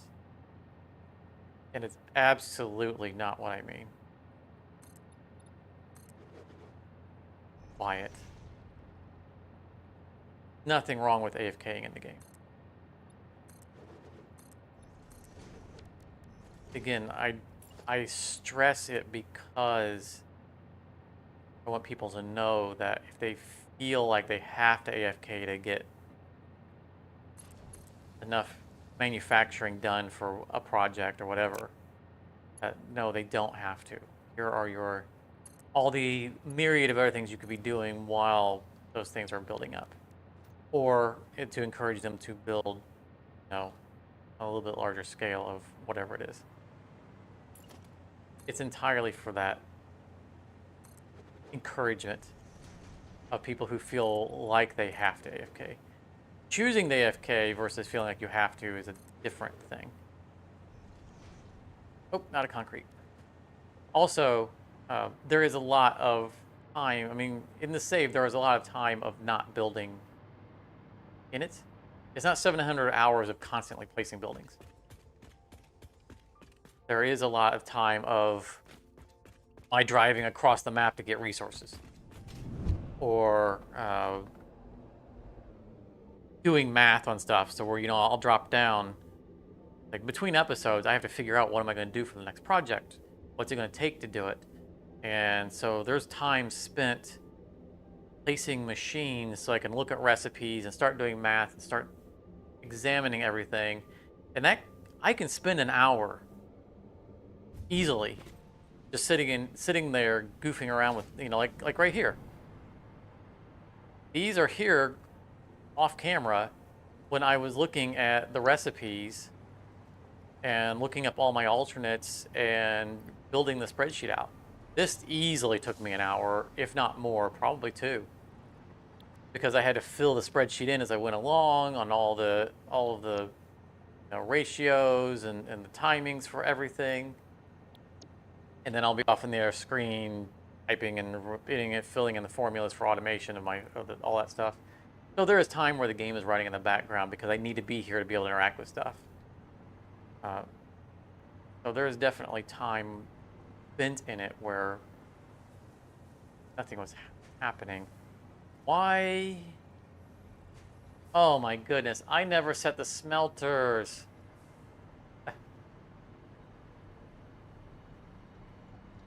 Good thing this is...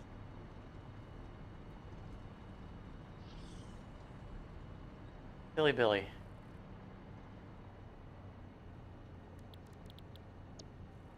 Copy.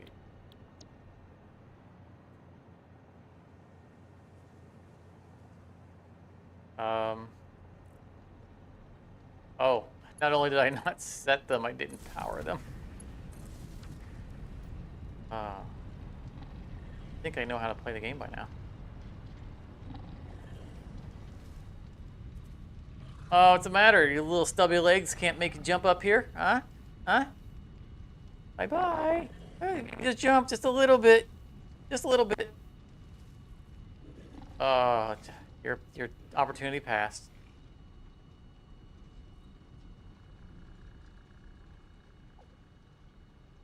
So it's true to say that this is nearly 700 hours of not AFK, but it's not 700 hours of endless building of stuff.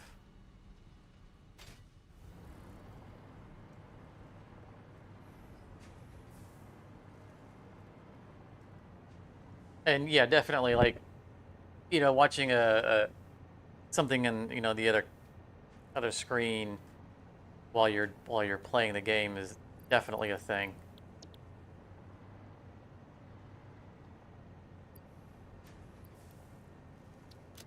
There are some things that you do on large scale that you kind of mindless.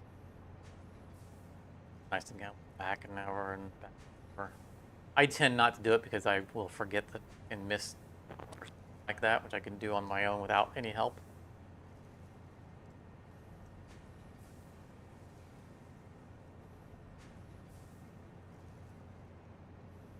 I getting some have AFK to get think tickets. I've spent so few tickets that I've never AFK'd for that, but it's absolutely something you can get for AFK. And it's a reason I could definitely see, if you're trying to get to a milestone or to get a statue, and that's just all you're trying to do, then yeah, AFK for sure would really be your only option. It's terrible that those things haven't been working all this time because I have 9 iron plate in my inventory. This would be the perfect time to actually to take advantage of what was supposed to be manufacturing. Our train's here, so we can get some. Kind of annoying. While we're here,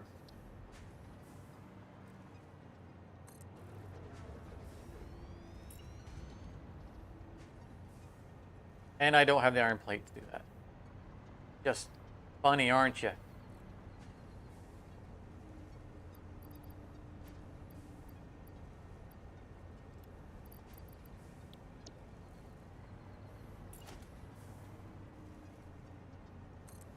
I am not amused.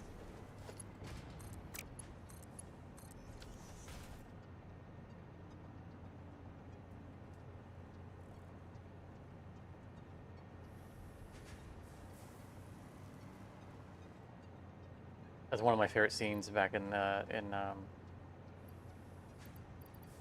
early days of the rebooted or new Doctor Who, the Doctor Who 2005, which apparently they are resetting the season count again for Doctor Who, from what I understand. After the 14th Doctor special series that's going on right now, I think they're starting over as season 1, just in the naming only. Anyway, there was an early episode that was not the best episode, but there with Rose Tyler met Queen Elizabeth or Queen Victoria, and she spends the entire episode trying to get her to say, "I am not amused." A running joke throughout the entire episode. Hilarious. Oh, I'd never replenished rods. At some point, I must have taken up the rod slot, something else on accident.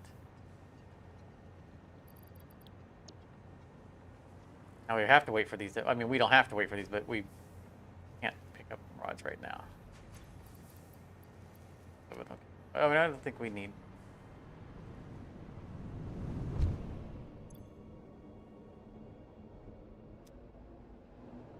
Probably should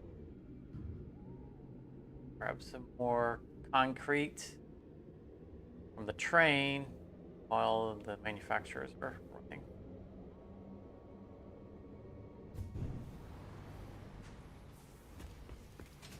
I have not seen any of the specials for Doctor Who that are out. I'm waiting for the whole, because it's only going to be 4 episodes throughout this month. And I'm just going to wait until they're all out. And then I'm going to probably binge watch.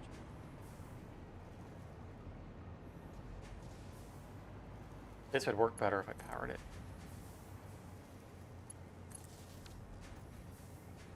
I just realized I probably should check and make sure I powered these too.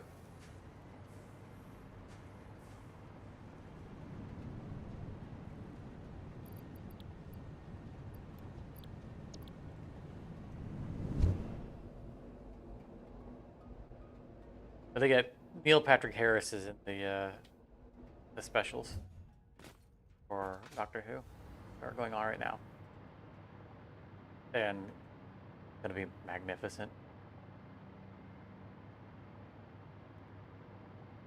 That guy can do no wrong. Such a great entertainer.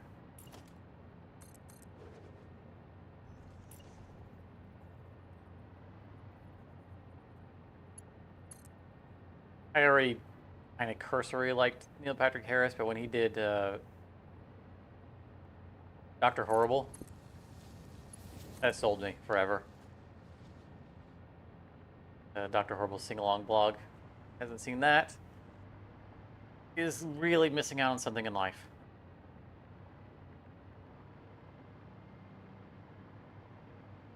Oh, all right, they're all connected. Nice.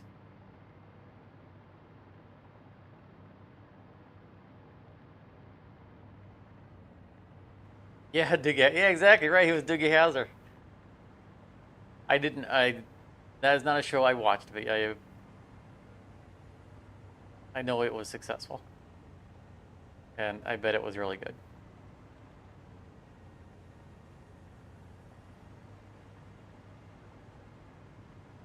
He's awesome. And seeing him in the trailer for the Doctor Who specials was just in the trailers was a treat. And you can tell he's going to have so much fun in that role, playing the bad guy. I think we're going to tentatively go ahead and backwards. And I think I want to record that part of episode. So let's turn off the camera here so I can record.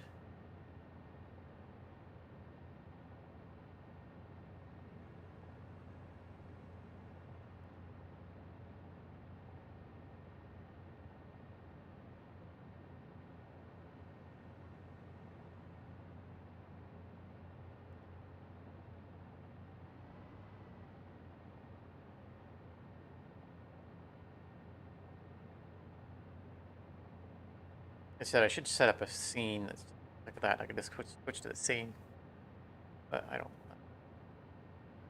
Monkey with the setup on live. Yeah, that's all. For a moment there, it looked like it bent a little. All right. All right. Next clip for episode. All right.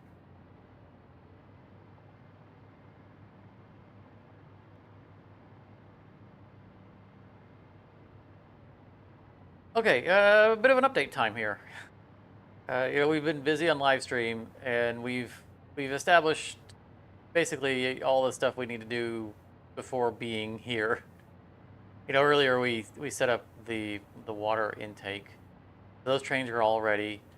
We have set up an on-site manufacturing for basic stuff, concrete and iron plate and iron rods, which anytime you're doing a big project is a great thing to do. Just hit a local limestone node, local iron node, and just make those 3 objects, because you're gonna run out of them. You're doing walls and floors and stuff like that, and they're the little things that will add up.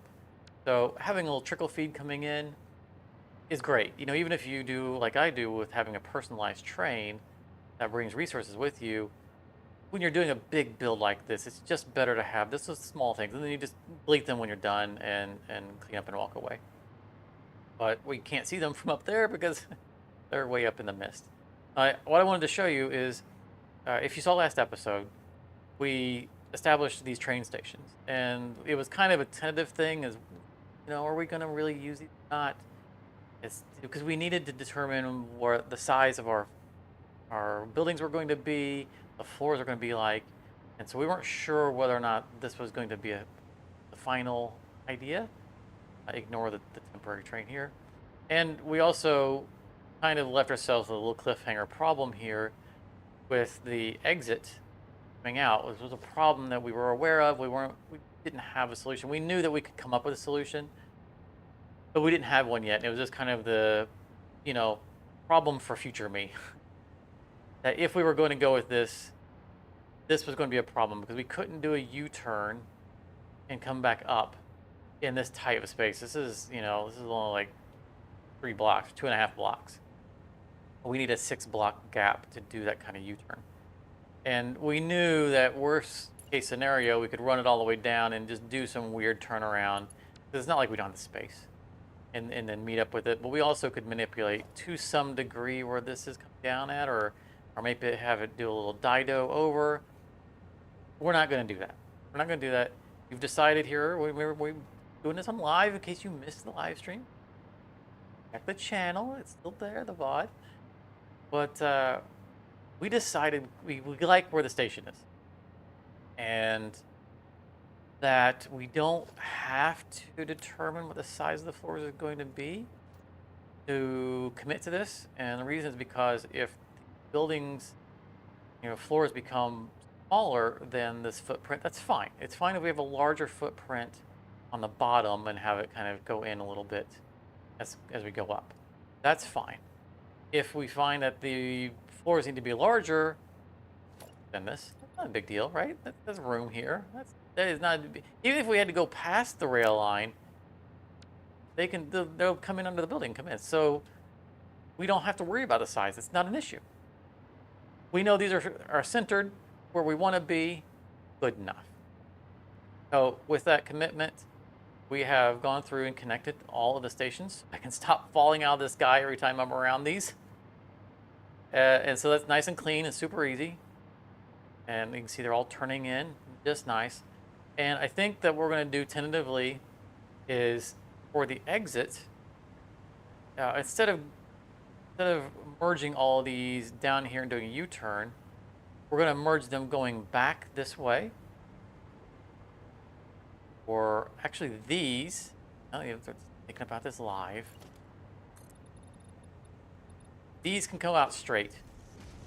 Why I didn't think about it. See, this is why I'm talking it out with you guys, because this makes stuff make sense. So these can go out straight and merge with the line.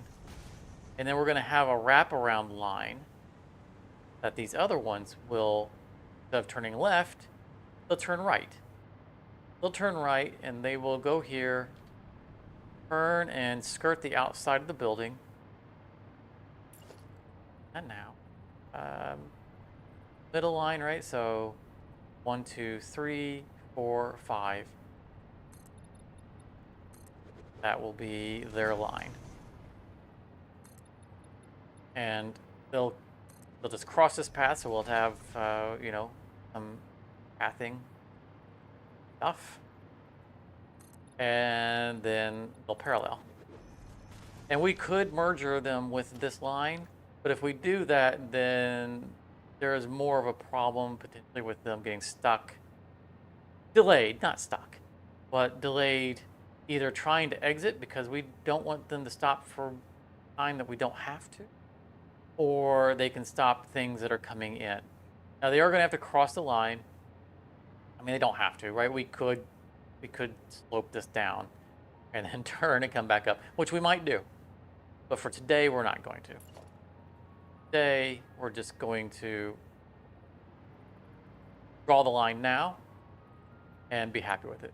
So I think I'm going to do a 4 turn. Be 1, 2, 3, 4. I wanted to bring you on so you can see the mental process that we're going through as we bring all this together.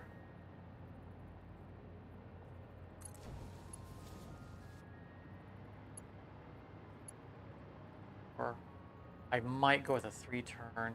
The reason that I'm fretting a little bit about this is because this is going to make for a really weird intersection. See that? I don't like that. I don't like that at all. Because we're going to want to have signal right here. That's just ugly. I mean, it makes a cute little pattern here. I don't think that's optimal. Let's see what we can get away with a 3 turn. Why are we falling out of the sky? This is a powered rail. Woo. Okay, our jetpack is broken.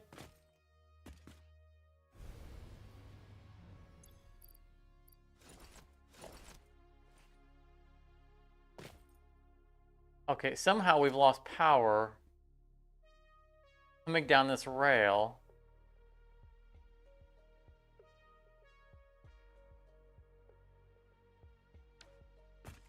That's bad. I'm confident that our entire station didn't just shut down. There we go. Weird bug. Okay. I'm genuinely surprised we didn't just die there. Because, you know, if I'd gone over the edge, then that we're like 8 meters above the void. We are right there on the edge. And by the time I realized what was happening, it would have been too late to switch to the jetpack.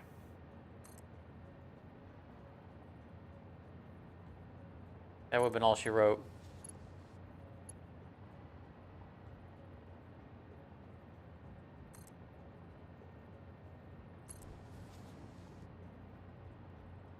gonna be a little bit ugly. I don't want this to connect. I'll jump to it. There you go.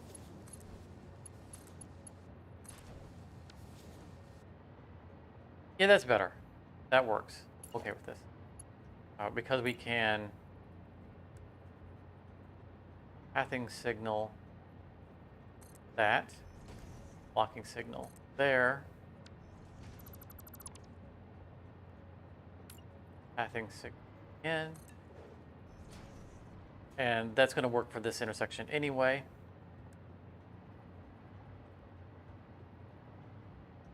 You know what I think I'm going to do is I don't normally chain pathing signals. I think in this case I'm going to. Because they're peeling off into station after station after station. And what will happen, if you're not familiar with the way pathing signals work. That's a curving outline that looks like. The way pathing signals work,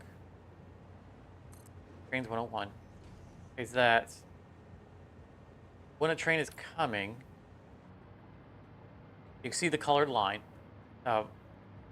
That's a rail segment, and a train is aware of the rail segment it's on, and it's aware of where the rail segment ends. It ends really at a blocking signal or a pathing signal. If it's a blocking signal, it is blind to what's happening past the signal. It has no idea what's going on past here. It has no influence over what's past it. And so it'll come up to a blocking signal. If it's red, it'll stop. If it's green, it'll just keep on going. If it's a pathing signal, however, and say a train's coming down this white line, it will reserve this lavender line ahead of itself. It'll say, I'm claiming the white line that I'm already on, and I'm claiming this lavender line. And so if a train is coming the other way that would have gotten here before it, this area is already claimed, then this one will stop and wait for it to pass through. The benefit you have from that being a thing is that the game is smart enough to understand that even though this is all one segment, the rails don't all run into each other. They only run into each other right here, and it knows when rails touch each other. So a train that is on this pathing signal has already cleared the collision part, will allow another train that knows that it's no longer going to run into it to claim the segment or that part of the segment. So a train is trying to leave, crossing here, will immediately claim this line after a train that's already in this segment is past it. And that's what the pathing signal allows it to do. It allows it to claim the path going through. You can also chain pathing signals. So one on the white line that's going to the last train station will claim this segment, that segment, and so forth, as far as there's a certain distance at which it can see. And so it can claim a bunch of them ahead of time and keep the path clear to allow it to just barrel on through instead of having to stop, start, stop, start, stop, start. Normally you don't need to use stacked pathing signals, and so you don't want to. You don't want it claiming too far ahead, which could stop other trains that are crossing. But in this case, it's not going to be an issue because they're just peeling off to go into their own station. And once they're in their own station, there will be a blocking signal that will clear them from the path. And we don't need a pathing signal on the train because you don't pass through the train station, you stop on it. And there will be a blocking signal on the other end. That's what we're doing here. But that's, you guys have, if you're regular here, you've heard me talk about pathing signal, blocking signal in the past. But this is probably the first time you've seen me use a chain of pathing signal. I wanted to explain it out a little bit more so that why it's okay to do it here. These are not connected yet, so I'm not going to worry about it. That's what we're here for, right? Whew.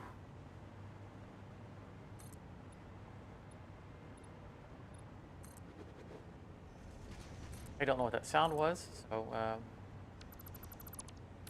was a thing.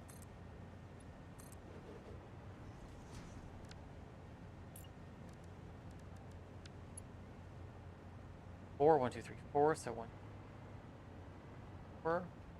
Hide there. Always harder doing it on these asphalt. That's actually 5. So we're gonna do a 3. It's harder to see the lines.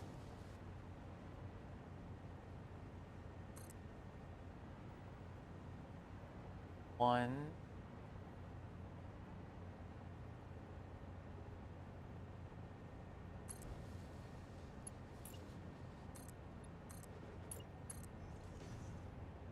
Half goes right on that corner. Perfect turn.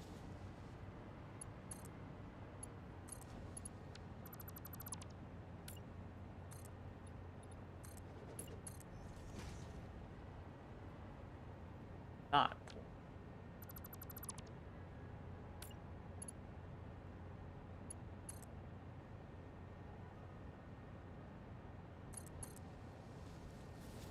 Corner.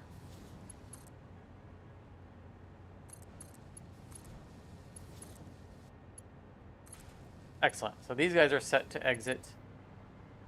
We'll need to draw another line coming around the building. Be consistent with the other side of the building. We'll do 2 out. Not because we need to, but symmetry.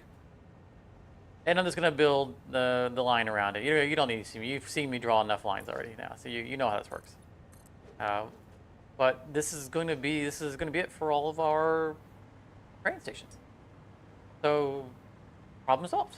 Let me get this done, and we can look into some decisions we've made or are going to make in regards to flooring and machinery and the size, so we can actually start getting some walls up and some height.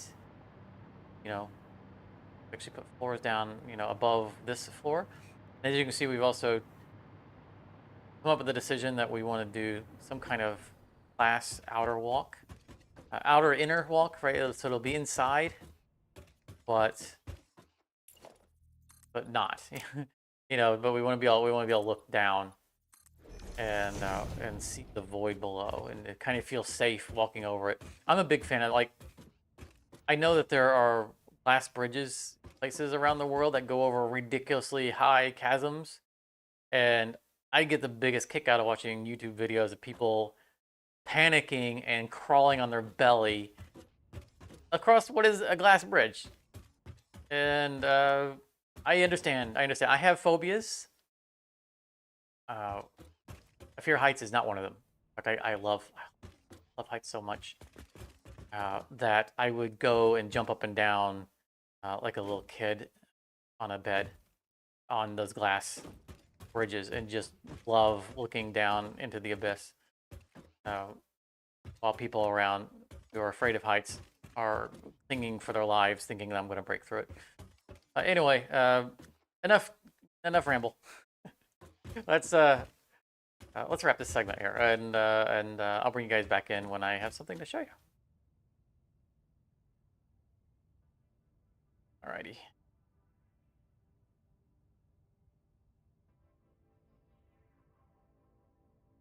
For the time on that. That was a long segment. That'll get cut down. Almost 20 minutes.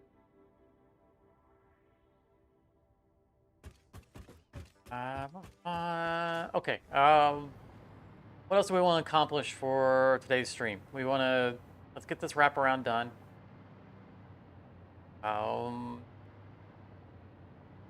Probably going to be most of.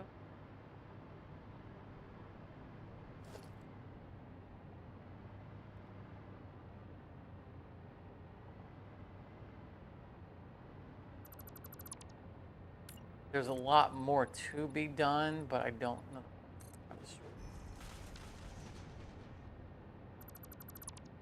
Get this done. Look at the clock.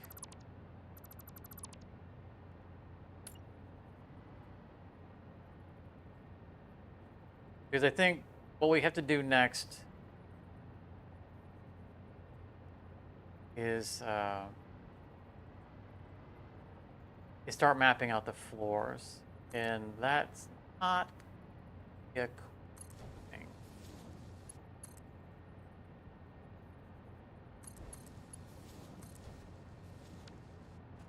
Because I need to establish a big open area and start laying out like constructors and, you know, just kind of doing the math of how much fits in where, and then how much do we want to fit in where. Because, you know, if we decide that a certain amount fits well, you have to then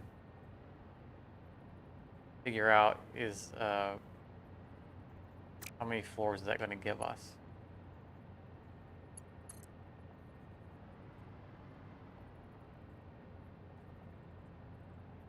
Three. Something's wrong. Don't know what's wrong.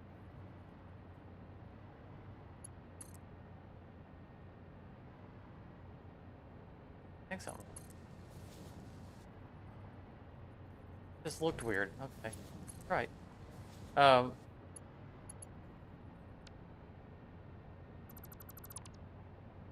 You know, and it's going to be a lot of hunt and peck. Oh, that's not. Oh, it is right. Yeah. Because after saying that this is a floor dimensions that work well for a machine that we have a lot of, it's going to be mainly like constructors. Right, we can look on the side of the screen, right? 34 assemblers, 33 constructors. So the assemblers are the largest machine that we're going to be using in quantity. 8 refineries is not that big of a deal. They're still large. They're not that large. It's just going to raise the roof of that floor. But, you know, how many assemblers and what do they belong to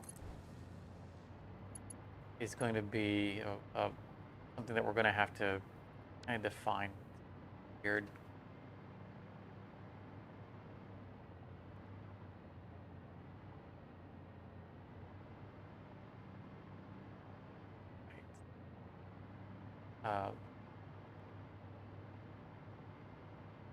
You know, and then once we say we like something, we then have to compare it to all the other machines, and how are they going to work out?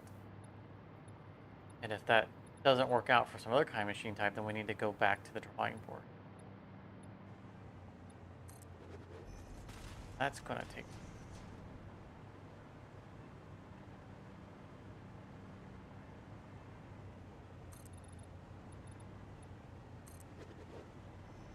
Which is something I'm perfectly happy to do with Cream. However, we're already 4.5 hours into this. Made incredible progress.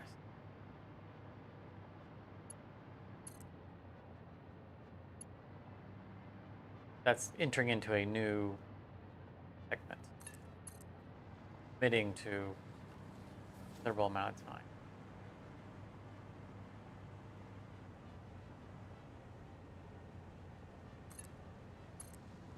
Better to end on completion.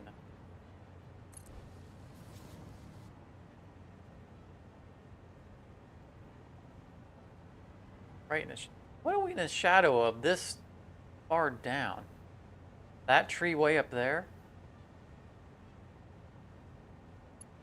How about casting a long shadow?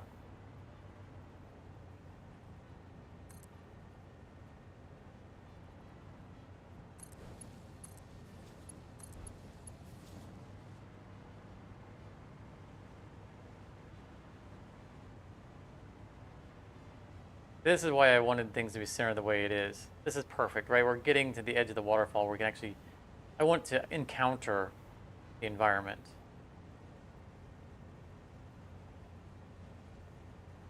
So I'm thinking this all is centered just wonderfully. I'm very happy with how lucky I got. You know, this was the first. I mean, I moved it a little bit, but it was more or less a first shot.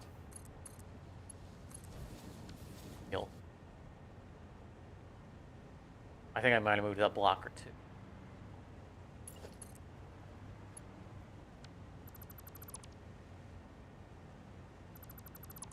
Boom, boom. Fewer segments is just fewer things that can go wrong with the AI trying to path things and.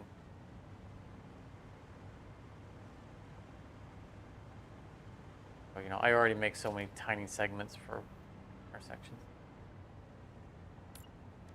Save on one, then good. So now that everything's connected, we can do the blocking signals coming out.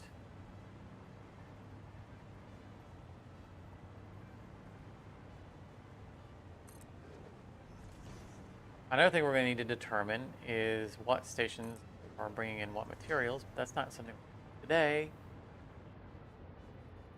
As we need to know what's going to be on what floor and how do things make sense. I do actually think so. We don't really have time to establish the floor layouts. We do, however, have time.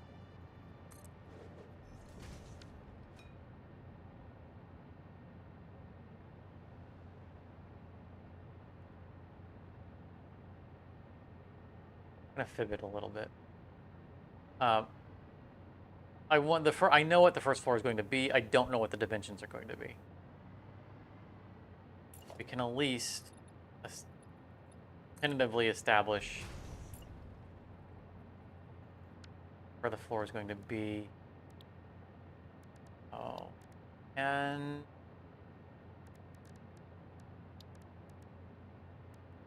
I think I want to go with coded. Because coded floors do a pretty good job of inheriting paint color.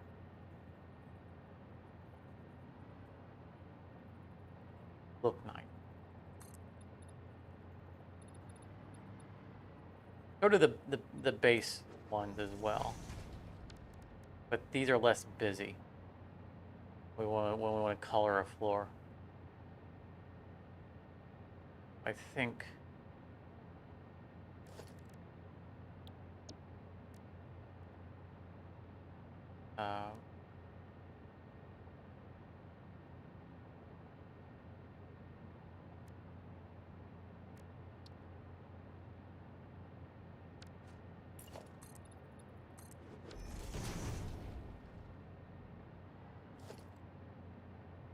we'll figure out what color we want them to be later. I want them just to be a little bit more.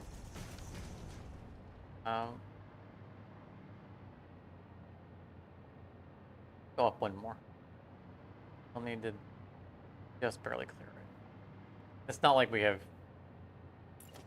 problems with height availability.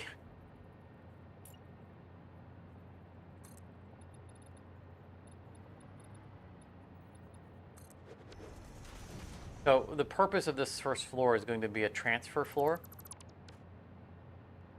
It's going to be where we bring products from stations, stage them on conveyors, and probably buffer containers. So there's going to be no machines on the first floor. And this takes a tremendous weight off of our dependency on, you know, stations being close to each other and, you know, freight platforms colliding, or, you know, what direction we need to flip them or whatnot, and where the things come up or down. This will allow us to be more independent of where a station is in relation to the machines that we're going to use for those materials. And we can just bring them up anywhere on this floor and organize belts going around to have them go up to floors that they're needed. So this first floor is going to be just a belt floor. You know, like earlier when we went to the electronics hub and I showed you the electronics, the gigantic underfloor beneath the station, it was one of these. It makes the entire hub work, basically, without being a gigantic spaghetti mess. So we're going to do that here as well. What we don't know is the dimensions of the floors. I haven't established that. There is something that we can do. Give us an idea of what space we have currently to work with. Fine, so that's the middle station. And we want a gap between the buildings.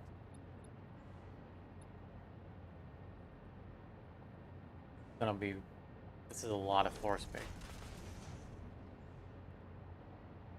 A lot of floor space. Very wide because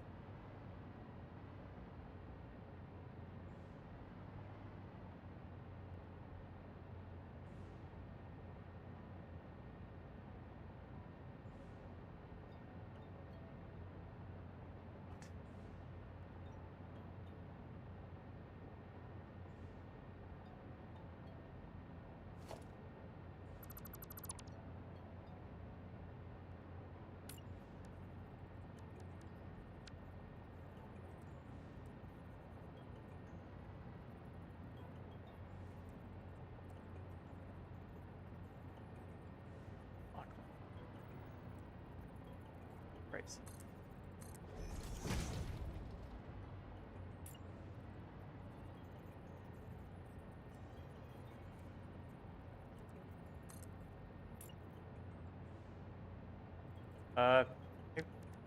You to build.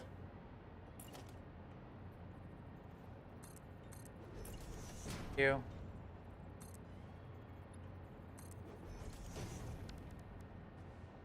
So we could do the same down there.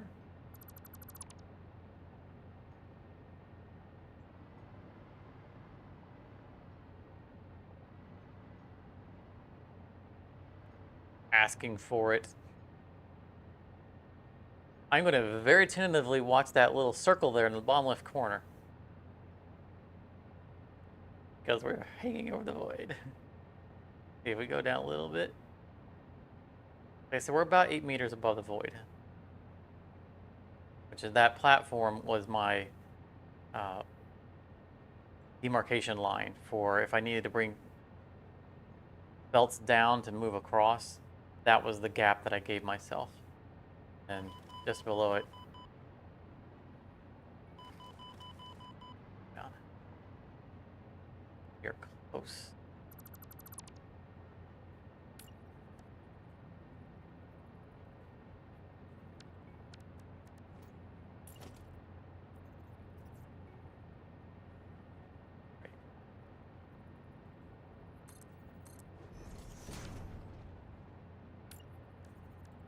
Half block.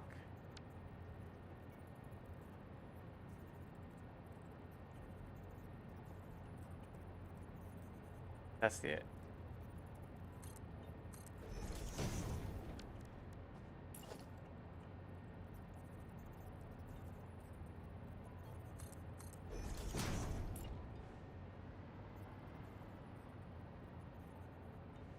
Tell me that's not going to be cool. Target it. Target. You're going to make me fly under and then place a roof over myself, aren't you?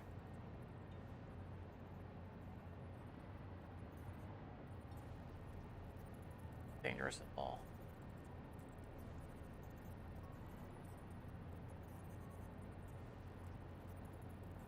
Let me turn up.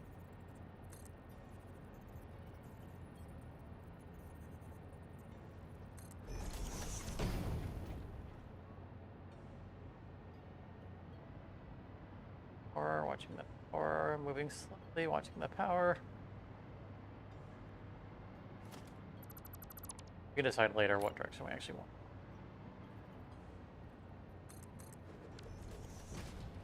So we could reserve, like this could be a no machine zone that we can walk up and down in each room and look down and see the stations and see that path between the stations.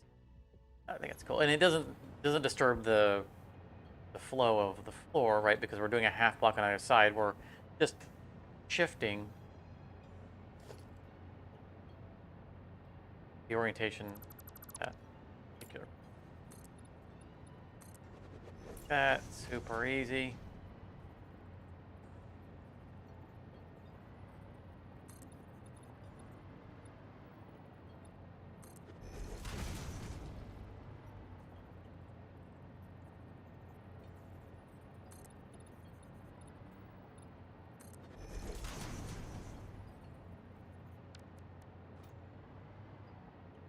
Yeah, I like that.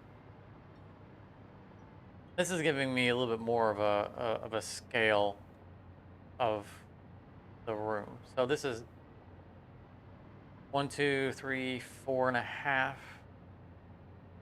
blocks to work with. That's only the halfway part, so that means we're gonna have 4.5 on the other side. And then the walls here, because we need to have separation.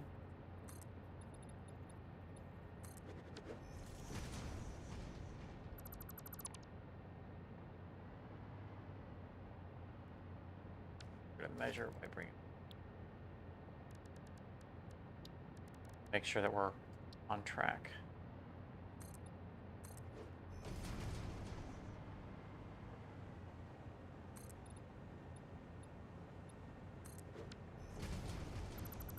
That's the edge of that.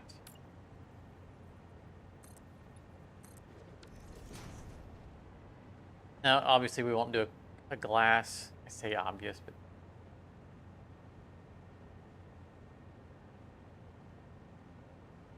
yeah, because the glass would have to be there or it'd have to hang over. And then the wall wouldn't be able to go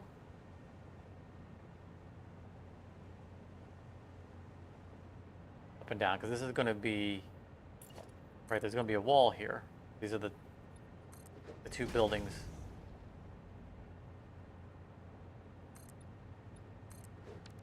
And this is the void between the two buildings. Now, the only problem here is that I wanted this to be a true void, which meant there would have been no station here. But that's okay. It's still the point of buildings that will be working in tandem together. And there's, beyond it being cutesy, because I want two buildings rising up out of mist. There's a function to it. This is a separation of function for a floor. And it does two things. It allows us to, excuse me, it allows us to still dedicate a manufacturing of one thing to a floor. Like this could, for example, be all the constructors that are going to turn,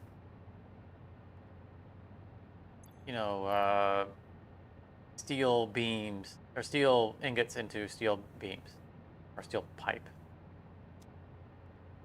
Be this. So this floor over here would be all the foundries that are creating the steel ingots. So that way the floors are still dedicated to what they're doing, and they'll transfer laterally between each other, so they're actually working in tandem. And it allows us to still theme a floor. I think that'll work out pretty neat. The second benefit it gives us is that it allows us to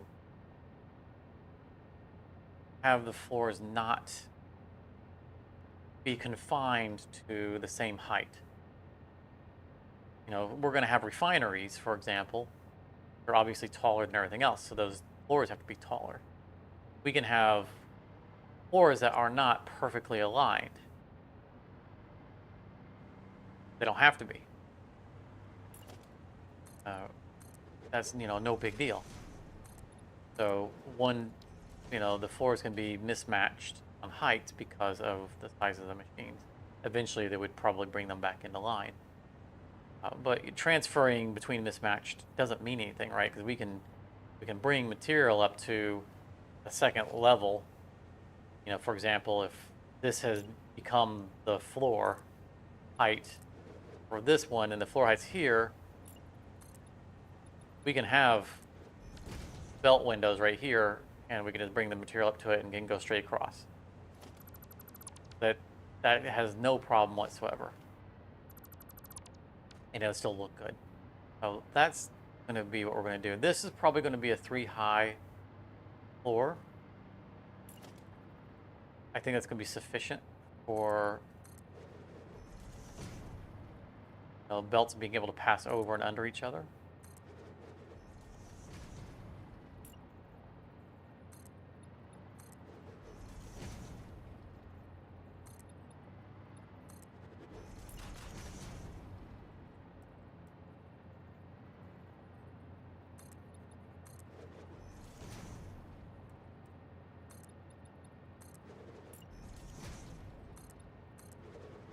I would like to have glass on the other side, but that's okay. We'll actually probably have glass on this back line. That could be... It won't be problematic. Actually, out here. Send it one.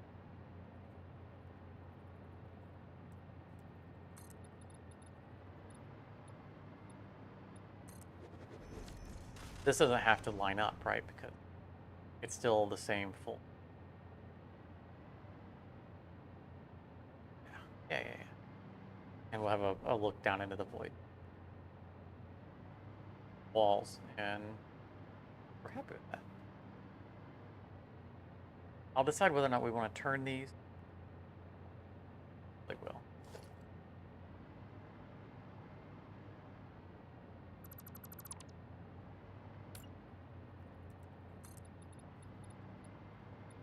Right? Nothing's a commitment. Only real life was this good. You just go, oh, yeah, I don't like guns with change. I don't know how far forward we want to go. Probably just...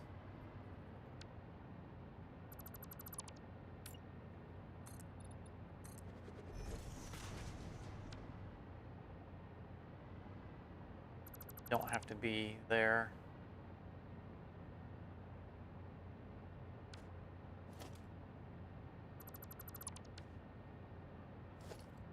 I'm going to leave that there because right now this is our exit. You know, let's be smart about this.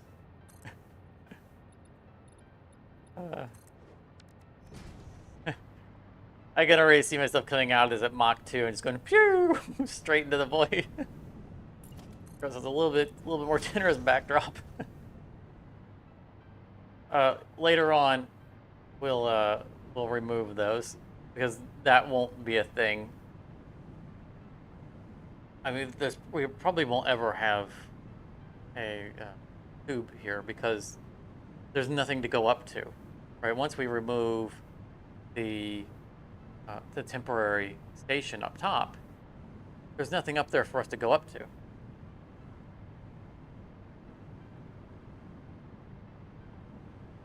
Now there will be tubes between floors.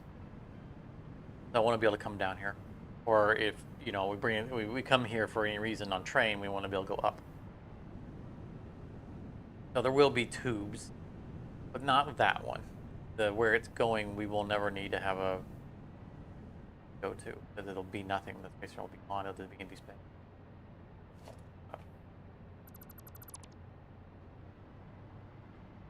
So